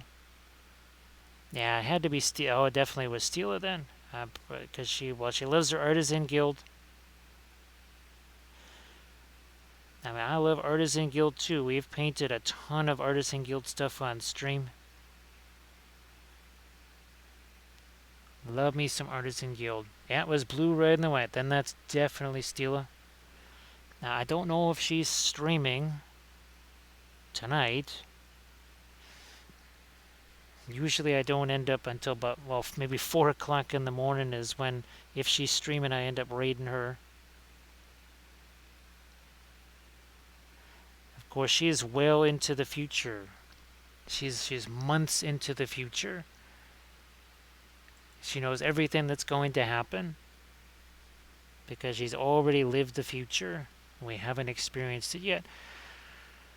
Now, this over here, first thing I'm going to do is take some of my dark here and strengthen that darker line there. Then here we got to do something with this area. Either got to lighten it up or do something. I'm going to take some of the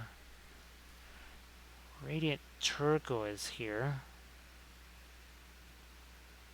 Do something like that. Maybe a little reflection there. Might even go a little lighter here. Let's get some of our fast map white into the radiant turquoise. Yeah, I mean she's like a, it's like she's like a TARDIS there. She's ahead of everybody. Of course, poor Armored Wolf is always the last one. He's 3 hours behind me. That's why on our, remember the New Year's Eve where we were painting the Christmas ornaments, and we were painting the Earth, and we would stop and celebrate New Year every time it got to be midnight somewhere.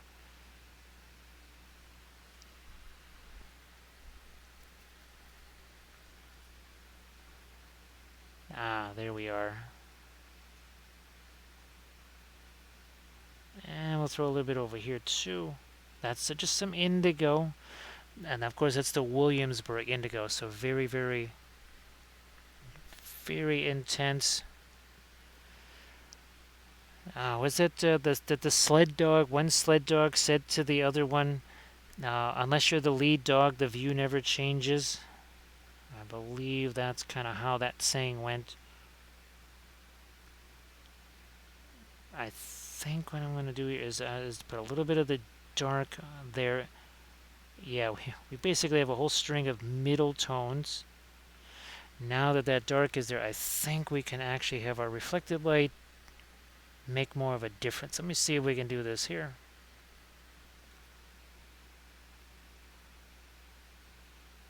Yeah, that okay, there you go. There you are.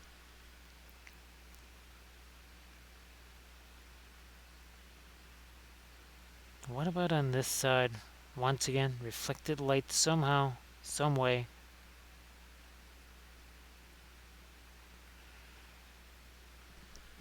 And then on the interior of the helmet, not really going to do anything there. I see if I can throw a couple more of these really bright highlights here. And I guess also too, unless you're the lead dog, the smell never changes either. Especially if there's been a lot of burritos or something. I don't know. Now I'm still trying to figure out which part of this. I'm going to look at my reference once again. It never hurts to have the reference around. So yeah, you really can't see his hand there. I guess that's I thought that was his fingers right there. Still think it is. No, maybe not. I don't know. It's really hard to tell. Also, too, see, we can maybe I think we're gonna maybe work in a little bit of a fold right here. So that's again the indigo. Maybe that's gonna be too dark, but let me see if I can't get a suggestion of a fold right there. Maybe we actually can go a little lighter on that. It's radiant blue and the indigo here.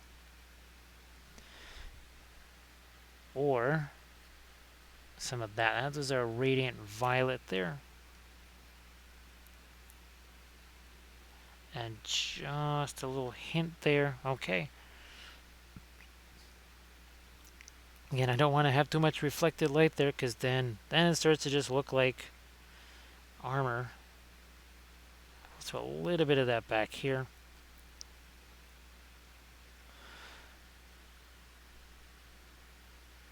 So fun with Hobbitses. It's been a long time. Last time I painted a Hobbitses was when we were doing, again, this is our Moria fellowship right there. Now I'm going to just try and throw in a couple little texture areas here. Take the blending brush. You can see they're still there, but they're just not as pronounced anymore. We just took some of that away.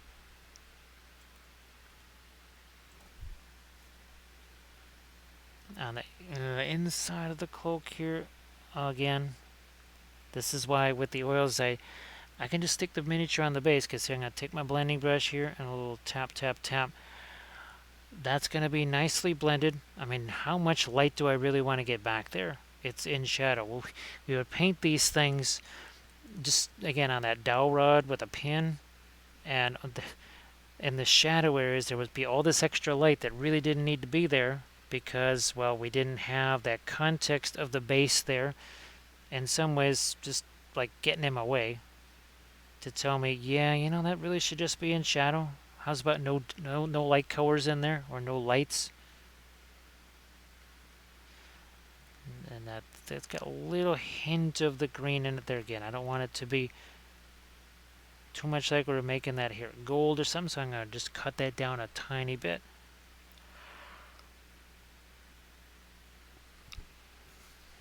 Now, what about this? I think right there, I should maybe make that a little bit lighter too.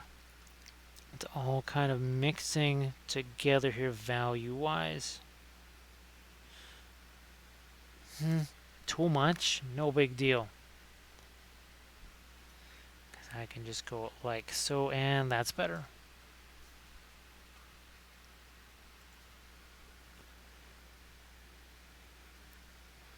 Now I've got some of that reddish brown here again, and I just realized maybe the edge of the cloak here.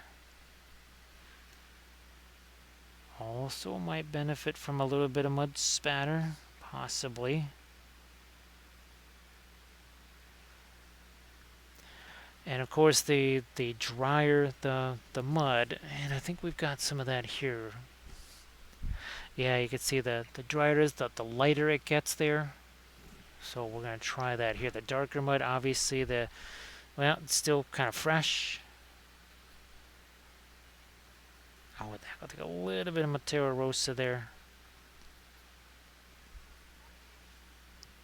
Let's see what happens. Right down there, a couple little light scatterings of some mud there, or dust, or whatever. They're little Hobbitses, right? They're low to the ground. They'll get some dust on them.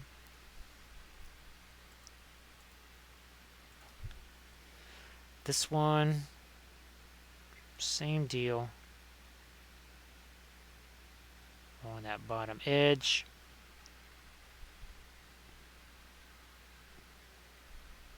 Maybe I'll add a little bit of the Brilliant Yellow Pale to this. Does that end up making it to... No, I don't think so. So we're throwing a couple of these mud spatters a little bit farther up. Now, of course, we could take... this is one of our original kind of beatable craft brushes that we use, right, to do the initial pre-glaze that we wipe away. But here this one was really beat up, so we chopped a bunch of the bristles off, and that's something that we use as a stippling brush or spatter brush. And well, we've used them for doing the mud stuff, but also have used them for my spacescapes. Made some really quick stars in a much more random pattern. Alright, now this bit on his arm, we do have to be careful because it's supposed to be leather, not metal. I got my brown matter again, and just going to see if I can't tone down a part. There we are. So I just needed a little bit more thinner, that's all.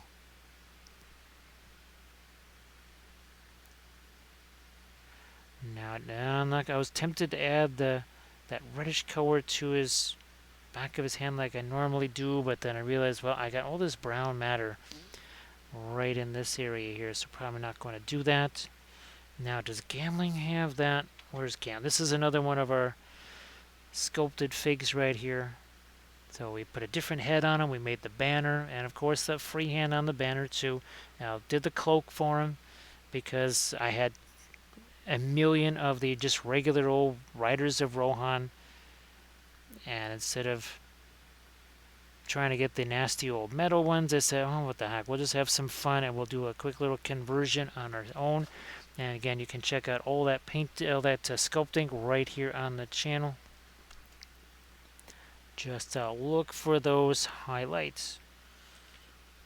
And I've been trying to go through and label everything with a category. I think, is that what they call them? No, collections. I think that's what they call them. Now here I'm going to try and get a little bit lighter here.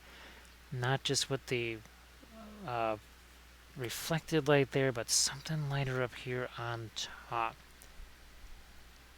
I'll start out with the radiant yellow. Let's see if that's enough. Hopefully that will be. Yeah, we never did get any light up there on the top. That's better. Been wondering what's been going on with this thing for quite some time. That's something I never did. Better late than never.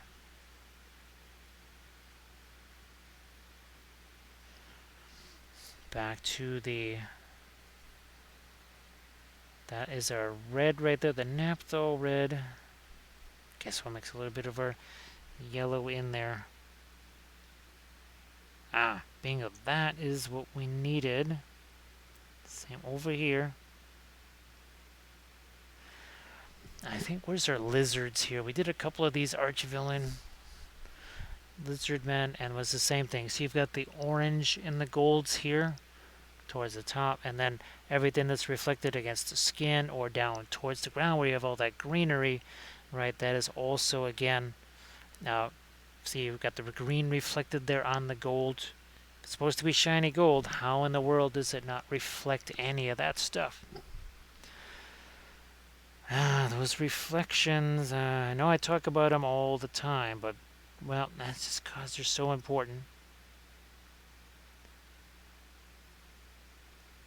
I think I will lighten up the bottom of his chin here just a smidge. Tiniest bit of reflected light there. I might go a little further with that.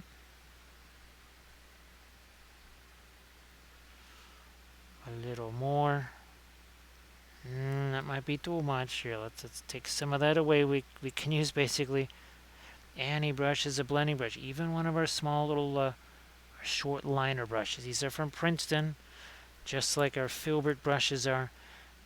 On average, getting these off a Dick Blick, they're about $5, 20-ish cents a piece.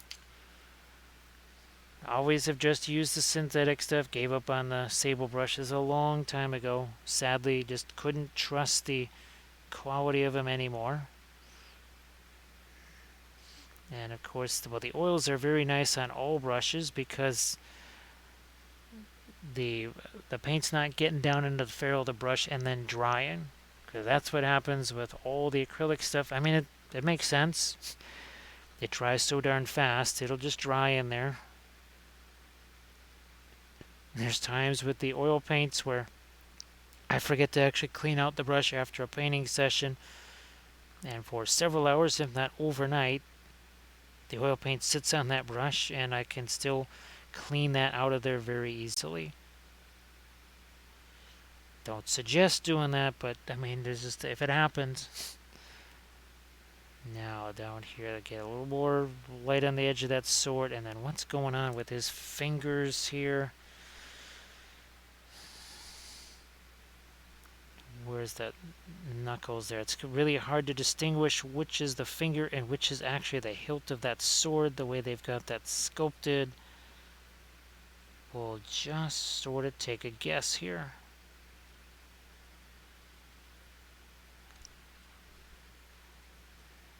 I don't know if I really want to do too much of the wood texture on the back of that. We never did do any reflected light down here. One more round here to, I think, solidify because it's basically a metal rim around this shield. Let's see if we can get that figured out here.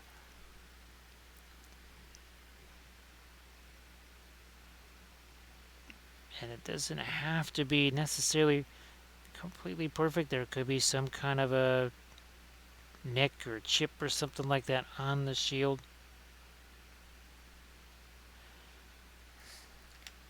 That didn't quite go where I wanted it. Yeah, there's no mistakes with oils. There are makeup sponges, and that would be these things right here. Again, these started out the same way as always with that very dark pre-glaze. We wipe part of it away. It acts, I guess some people would say it acts sort of like a zenithal priming, except unlike a zenithal prime that you just spend the entire time painting over, we actually are working with it. Hey, Bush to Pyro, how you doing? So Bush to Pyro, it kind of, again, I was going to make an announcement on the Patreon page there. It's been a little bit crazy here again. I was going to do I wanted to do either Titan Forge Merfolk or Artisan Guild Merfolk because I have a whole bunch of really nifty sea floor type foliage. So that was where it would be either Titan Forge stuff or Artisan Guild. I have a good portion of those printed out. I just want to be sure I have enough printed out for an army painting series. And then the other thing I realized is I have to print out more of the basing bits. So that is from those the bits from Make It Epic. And then there's I actually have been able to print out some Shmesh Marines, so we might also be doing a possible army painting thing with that. Or it would be Eldar figures, because I also found some printable ones, and I actually printed those out. It kind of depends on what they're actually like. You know, are they going to be good enough for army painting series? And then of course there's a whole bunch of Song of Ice and Fire, especially now. The Bush to Pyro. I don't know if you had a chance to see this yet. These are the video that I just posted today to the Patreon page with all the birch trees and all the really nifty 3D printed stuff. Yeah, I just posted that one before the stream started. Hey, Dat Moon, how you doing? So Dat Moon gets to see. Wait a minute. Where's Dis Moon? That's not Dis Moon. There it is. Dat Moon. Dat Moon, how you doing? There you go. There's a moon for you. Yeah, Bush to Pyro and definitely been a lot of chaos where the schedule. I mean, the schedule was always being messed with, but now it's really kind of up in the air. Now, oh, let's get a little dark right here. Right there. Also, over there on that shield there, let's go back to Pip in there. Just there we are. That little clasp there. Sharpen up the edges on that. Do the same here again. I don't really have the dark on the helmet. That's maybe what's needed right here. Now with that moon, I'm glad that you're able to finish off some stuff that always has to feel really good. If you have any Discord or Insta links or something like that, if you want to share that in the chat so people could see that. I Bush to Pyro. Well, same thing there. If you have any work in progresses or finished things that you wanted to share in the chat there. So Bush to Pyro. One of the other reasons I wanted to do kind of a merfolk type of a thing was it would give me a chance to mess around with the interference colors again and try a couple of little different things. Like remember what we did with this Necron right here? I want to try and do some other things with the interference colors and the oils, and see what we could do again with those merfolk.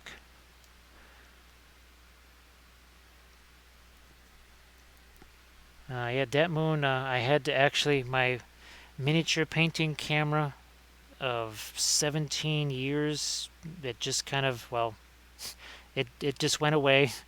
It wasn't going to last forever, I suppose. And I only just yesterday, for the first time, got a chance to use the replacement for it, which seems to be just basically a more modern version of that camera instead of something that's just so insanely different.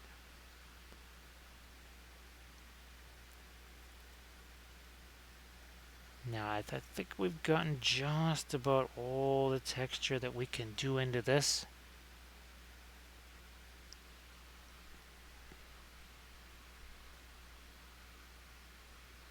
Yeah, Dat Moon, we're still not happy because both of our cell phones, we just feel like they're useless for taking pictures of miniatures. And we asked over and over again, we say, look, we take pictures of really small stuff in photo booths. Will these work for that? And they said, yeah, they will. And no, unfortunately, neither one of these phone cameras is. I mean, it might be good for other regular things, but not for miniatures.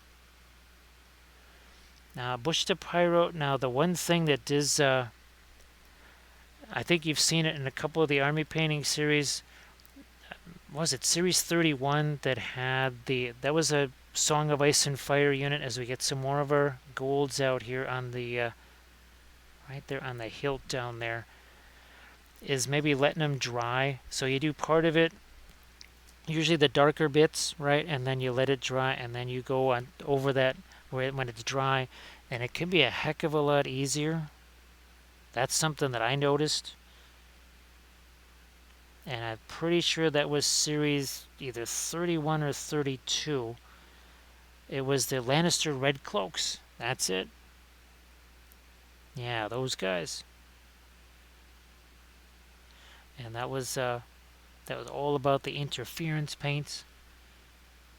Of course, we have some older series like the Ossiarchs and the Luminath. So yeah, there's our Ossiarchs, and that's what we learned is using the interference paints. That's what we used here on all of the metal. So see how that kind of changes and shifts a little bit.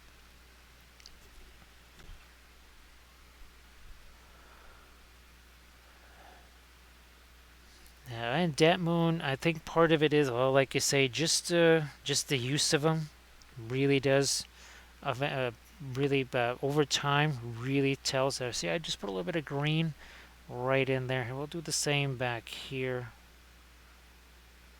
Yes, it's a reddish brown, and yes, I'm also using almost like a greenish color to highlight that.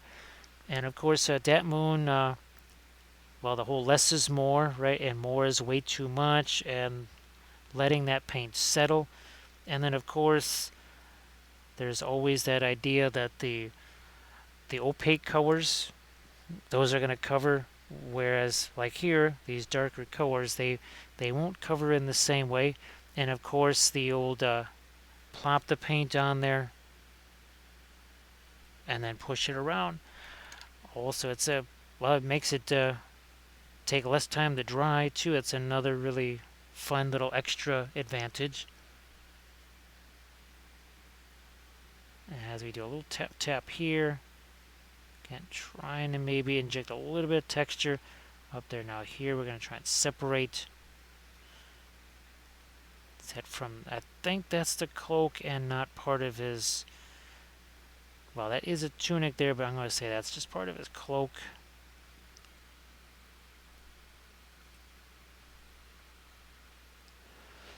So Bush to Pyro. Now, well, of course, if you're working on multiple figures at once, it's a little bit easier. But generally, you want to have that paint sitting on there. Well, like here, if I was going to do the prototypical brushstroke maintenance, we've been doing these for about 4 hours. That would be not a bad time.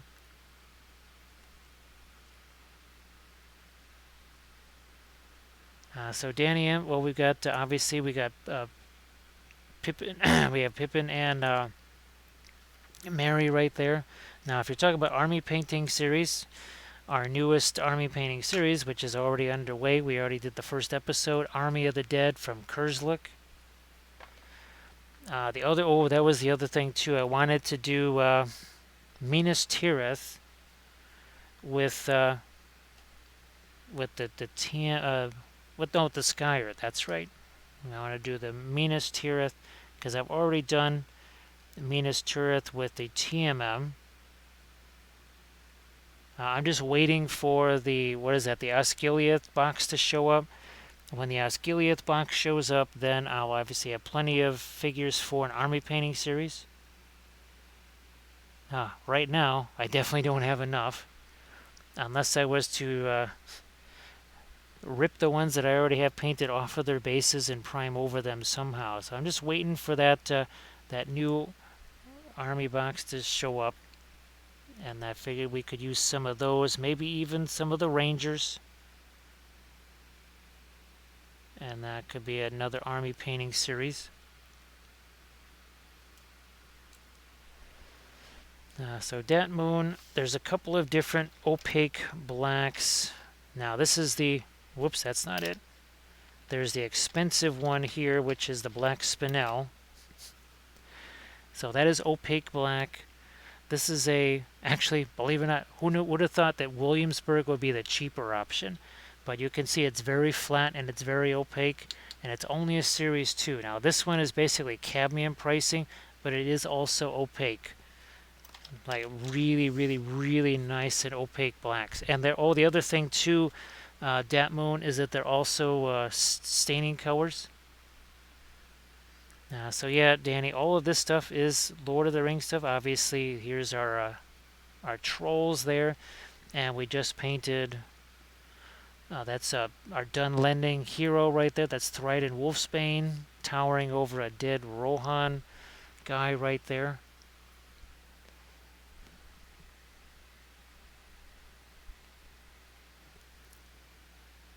Now I'm going to put a couple little more darks down under here, and then I can see some of these rings of the. There we are. Maybe a little bit of shadow there. Also this separation. I'm gonna just try and do a little. There we go. We just needed some dark right there. Now I'll come back with the lighter skin tone right next to that. So yeah, that's why full weld, I always advocate for people to do indigo and Van Dyke brown together. The Mars black and the Mars black and the black spinel, those are for the pre-glazes, because again, those actually have some staining to them.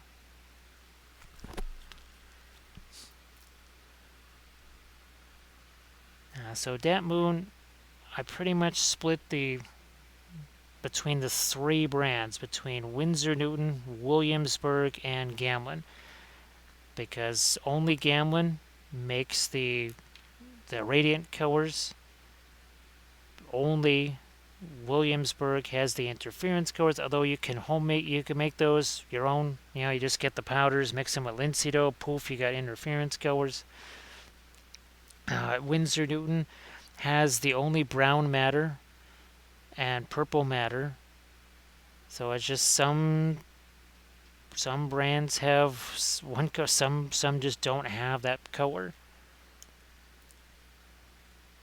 And then sometimes between brands you will get a big difference. The Van Dyke brown is hugely different between Winsor Newton, Gamlin, and Williamsburg. I mean, they are massively different. They are nothing like each other. And they're all the same pigment number. That's why I always advise people never trust the pigment numbers. Now, let me see. Okay, I have to come back in there with my dark anyway, so I'm going to try this here with the light first. Get that onto the channel on this side here. Alright, now I'll come back with the dark here. So the Payne's Gray, I used to use that all the time, but once we really realized that it was never going to be a staining color, we kind of set that aside. Although, I think we learned that Egyptian violet and potentially ultramarine blue, well, in the Williamsburg that is, that combination could actually get you a very staining Payne's Gray. Now, I haven't actually tried any of the Payne's Gray from Williamsburg, so that could be different.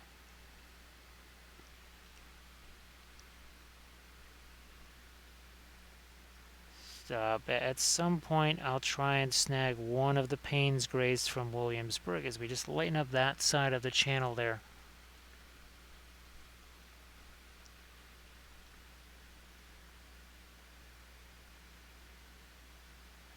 And let's see, here we go. So this is just another classic case here of the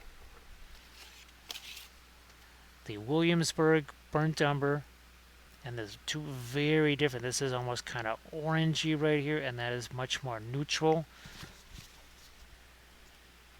And it's that's why I do advocate doing those color charts, because that's going to really reveal a lot of stuff like that.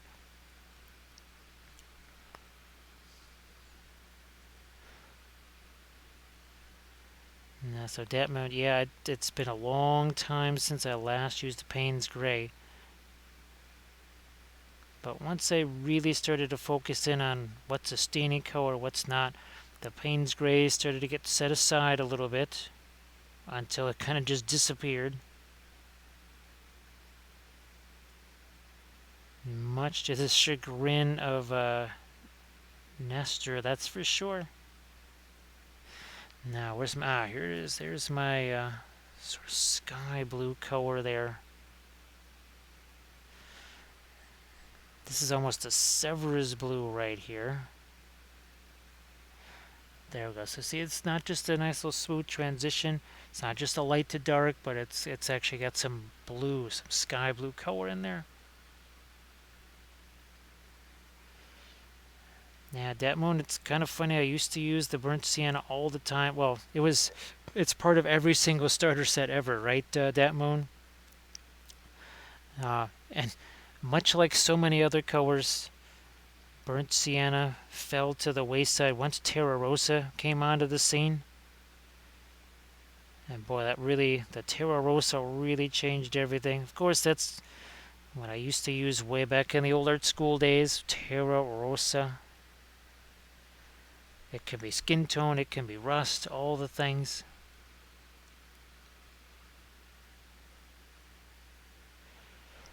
So surface tension, some colors can have some grit in them. Actually, cerulean blue is one of those, which is funny because as a watercolor, that's something that I really liked about it. It was kind of a sedimentary color. As an oil paint, it was terrible. it was absolutely hideous. And for that price, it should not be hideous. But yeah, the cerulean blue is very, very gritty.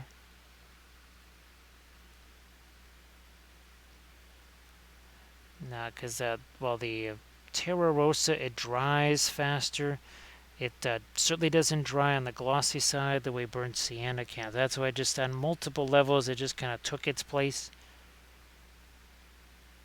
I'm trying to think of the last time I used it that I can remember. And it wasn't an intentional thing, it just kind of turned out that way. As we keep tacking on a little bit more of our lights there. Now here, speaking of Terra Rosa, there's some Terra Rosa. And then Indian Yellow, that was another color that kind of took the place of some other stuff. Because, well, guess what? It's a staining color. But it also, when you mix it with other things, even Egyptian Violet does some really amazing stuff.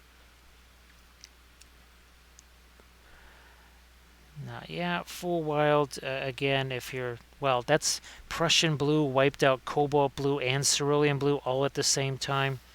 Where's my Severus Blue here? Ah, there it is. So this is actually a little bit cheaper. This is more opaque than Cerulean Blue. It's not gritty like Cerulean Blue, and it does an amazing job. I've used this on so many things. Of course, it's a fantastic sky color there too. So I suggest maybe the Severus Blue. Yeah, surface tension. It's really fun to mix.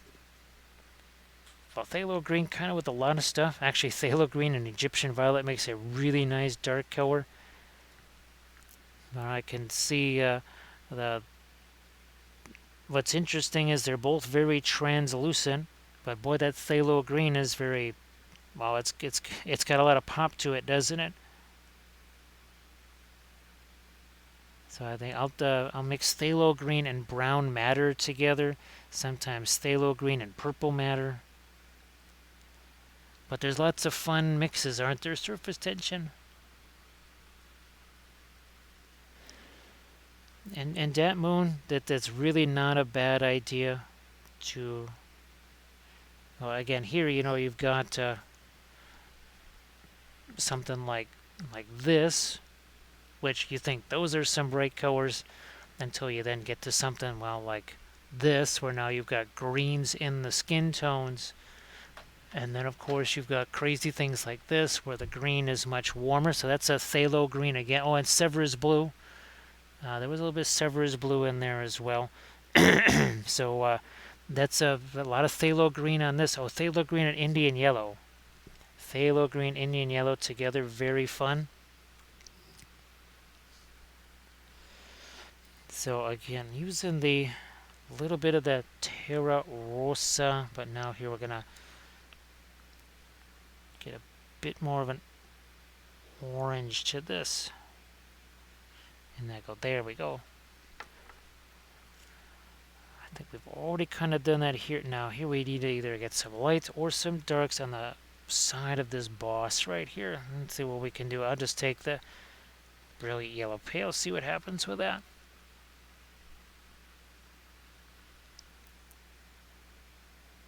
Right here along this edge, I think you could see that. Okay, there we go. Get the top of this. Maybe we'll just lighten that up too a bit.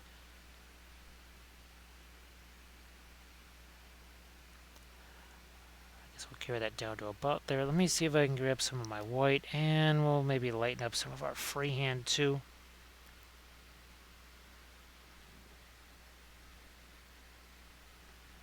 Yeah, now I'm looking forward to in another one of my tutorials here, given the Mars red a try. That should be very interesting. And of course, with the pre-glaze, right, you get a lot of, well, essentially free blending, because you're kind of letting the colors just do their own thing. Especially when you just throw out a whole bunch of different colors in your pre-glaze.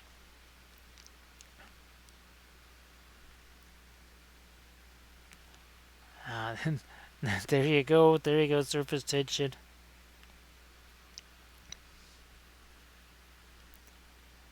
Alright, on the top of his head, couple of lights there.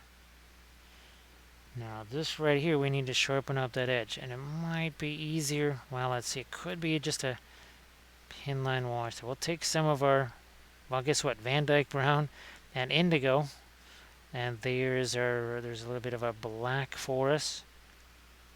That's not quite black. It has a little color to it. And again, that is almost a pin line wash. It's not quite there. It's awful close. It's just slightly removed from being a pin line wash. Tiny bit. See, I mean, it's right there on the edge of being a pin line wash. But again, not quite there. No, that's going to be too much here. Let's get a little thinner on this. Tighten up that edge. We'll move that forward, and now I got to get that light color here on the bottom of this.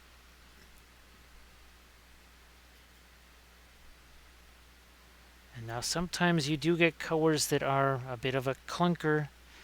Case in point was the Williamsburg Terror Verte. I might have to give that another try just to see if there's almost like cobalt blue, like when we did this one, and even when we did Mr. Giggles, and we found out that cobalt blue actually kind of has a place sort of as a bit of a glazy type color. Well, we used it here too.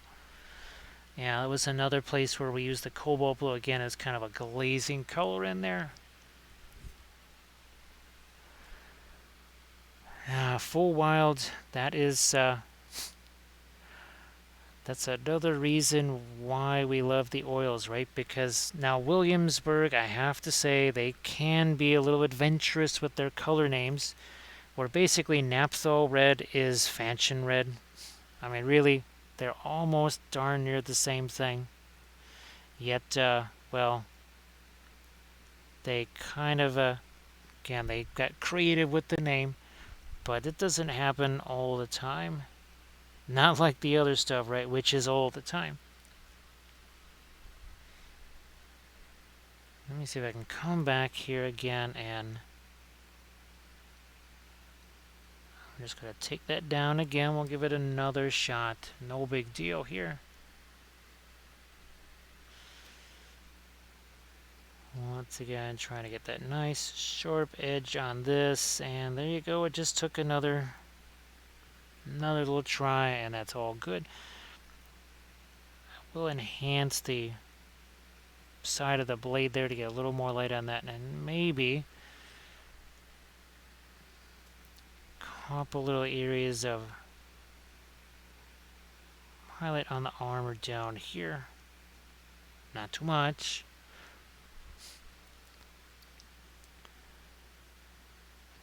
You know what? I will see if we can add a little bit of light here to the skin on his leg. Mostly because there is going to be a bunch of green flock and foliage around that, so that'll be a nice little standout there. And well, once again, I'm seeing that this is also not as much in shadow as I thought. So let's get a couple little light areas on the hair on his foot. Maybe even spread that out onto where the toes are here.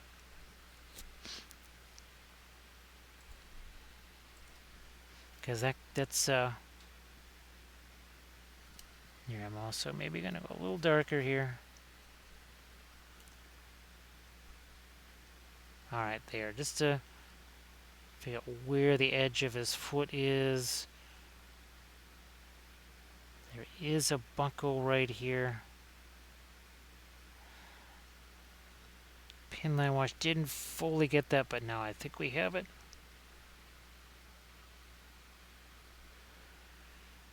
Yeah, that moon, and what's really nice is that oils are forever. There's people that actually not only have, like me, they've been using it for years, but they've also kind of intentionally tried to scrape off some of the paint, and they just haven't been able to do it. Of course, I always start with the Badger Steiner Res primer. There's certain primers that you really don't want to be using with the oils, especially if you're doing the whole pre-glaze type thing where you're going to remove stuff. Yeah, I think we should maybe get this freehand lightened back up again. And full weld, it's a good thing it is, right? Because it means we can make our own homemade oil paints. Anything, any pigment powder you mix, I can just mix it with the linseed oil, and bam, I got myself homemade oil paints. Whether it's the interference colors, the other metallics, the fluorescent stuff.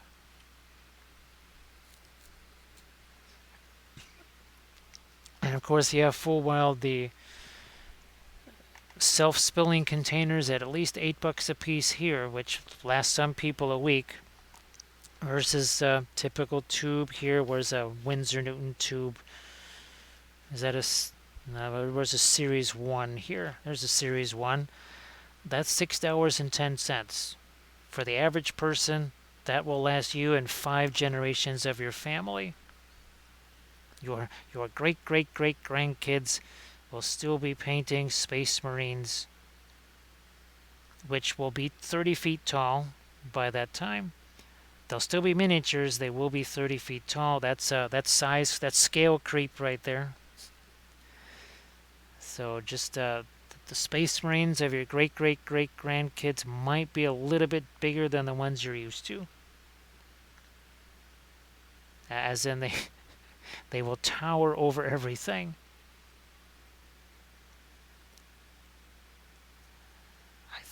Yep, okay, I could say there's a little bit of a buckle right there. Now here, I'm looking at this, thinking, I'll get a little light on the top part of his cheek right here. Not too much, just a little bit right there. Okay, I think that's it. Let's go back to Pippin over here.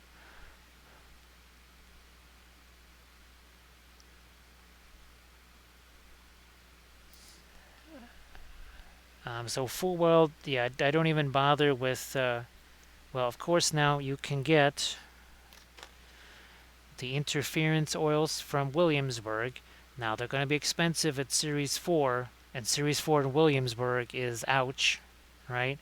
Or you can just get the powders, the interference powders. Even iridescent pearl white comes as a powder, so you could just go that route. And the linseed oil, and I've already got several videos on the Patreon page with that. Metals Workshop, that's it, yes, Metals Workshop, that's what that series is called. I'm like, why the heck can't I remember what it's called?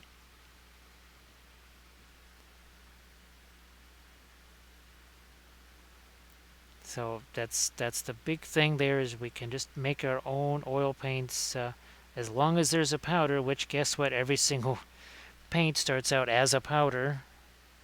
Whether it's watercolor, oils, acrylic, doesn't matter. It will begin as a powder, but then, well, usually end up as some kind of a liquid.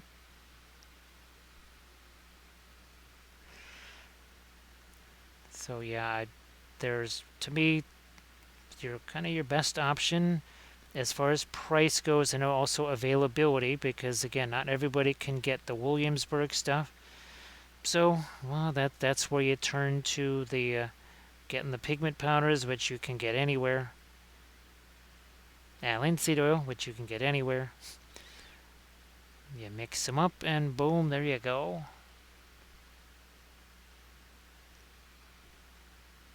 Get more of our light right here. Now I will, since it's 4:34 in the morning, here anyways, I am going to have to head out. I think Iron Ant is the only other painter that I see streaming. Well, actually, Iron Ant is not painting anymore. Let's see, Nolend is not painting. Pixel Pirate also not painting.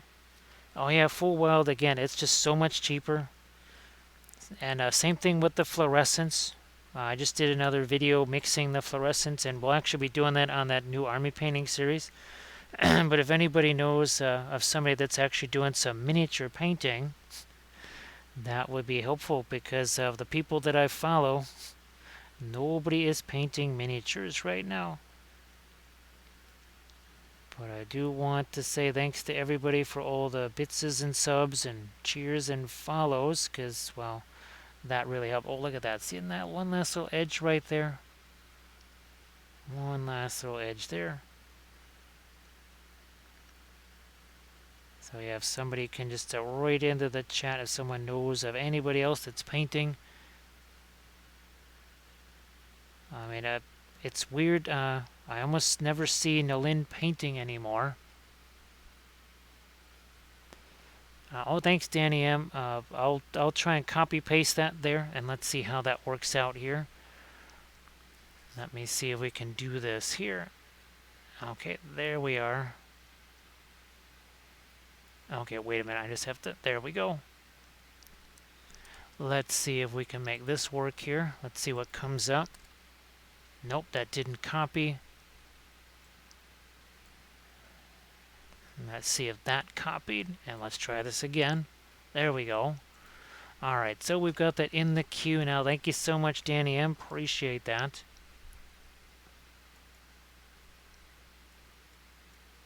Oh, geez, Commander Mittens. Wait a minute. Let me see if I can get Commander Mittens here, because I don't know if I ever had a chance to. Well, if I had, it's been a long time. Wait, let me give this another try here. Ah, there we go. Bingo. There we go. All right. So there you go. Pippin and Merry. Finally, you can't say we don't paint Hobbitses on this channel. Yes, there we go. Two very different bases. We'll get the flock and such on this after it dries, so we don't have a Chia Merry. But there we go. So thank you so much, Surface Tension and Danny M. Here, I'm going to get the countdown started because that takes a little while for that to get underway. So thank you so much, everybody. And we're just about... Oh, there we go. Okay. There we are. So thanks again, everybody. I really appreciate it. And I'll see you hopefully tomorrow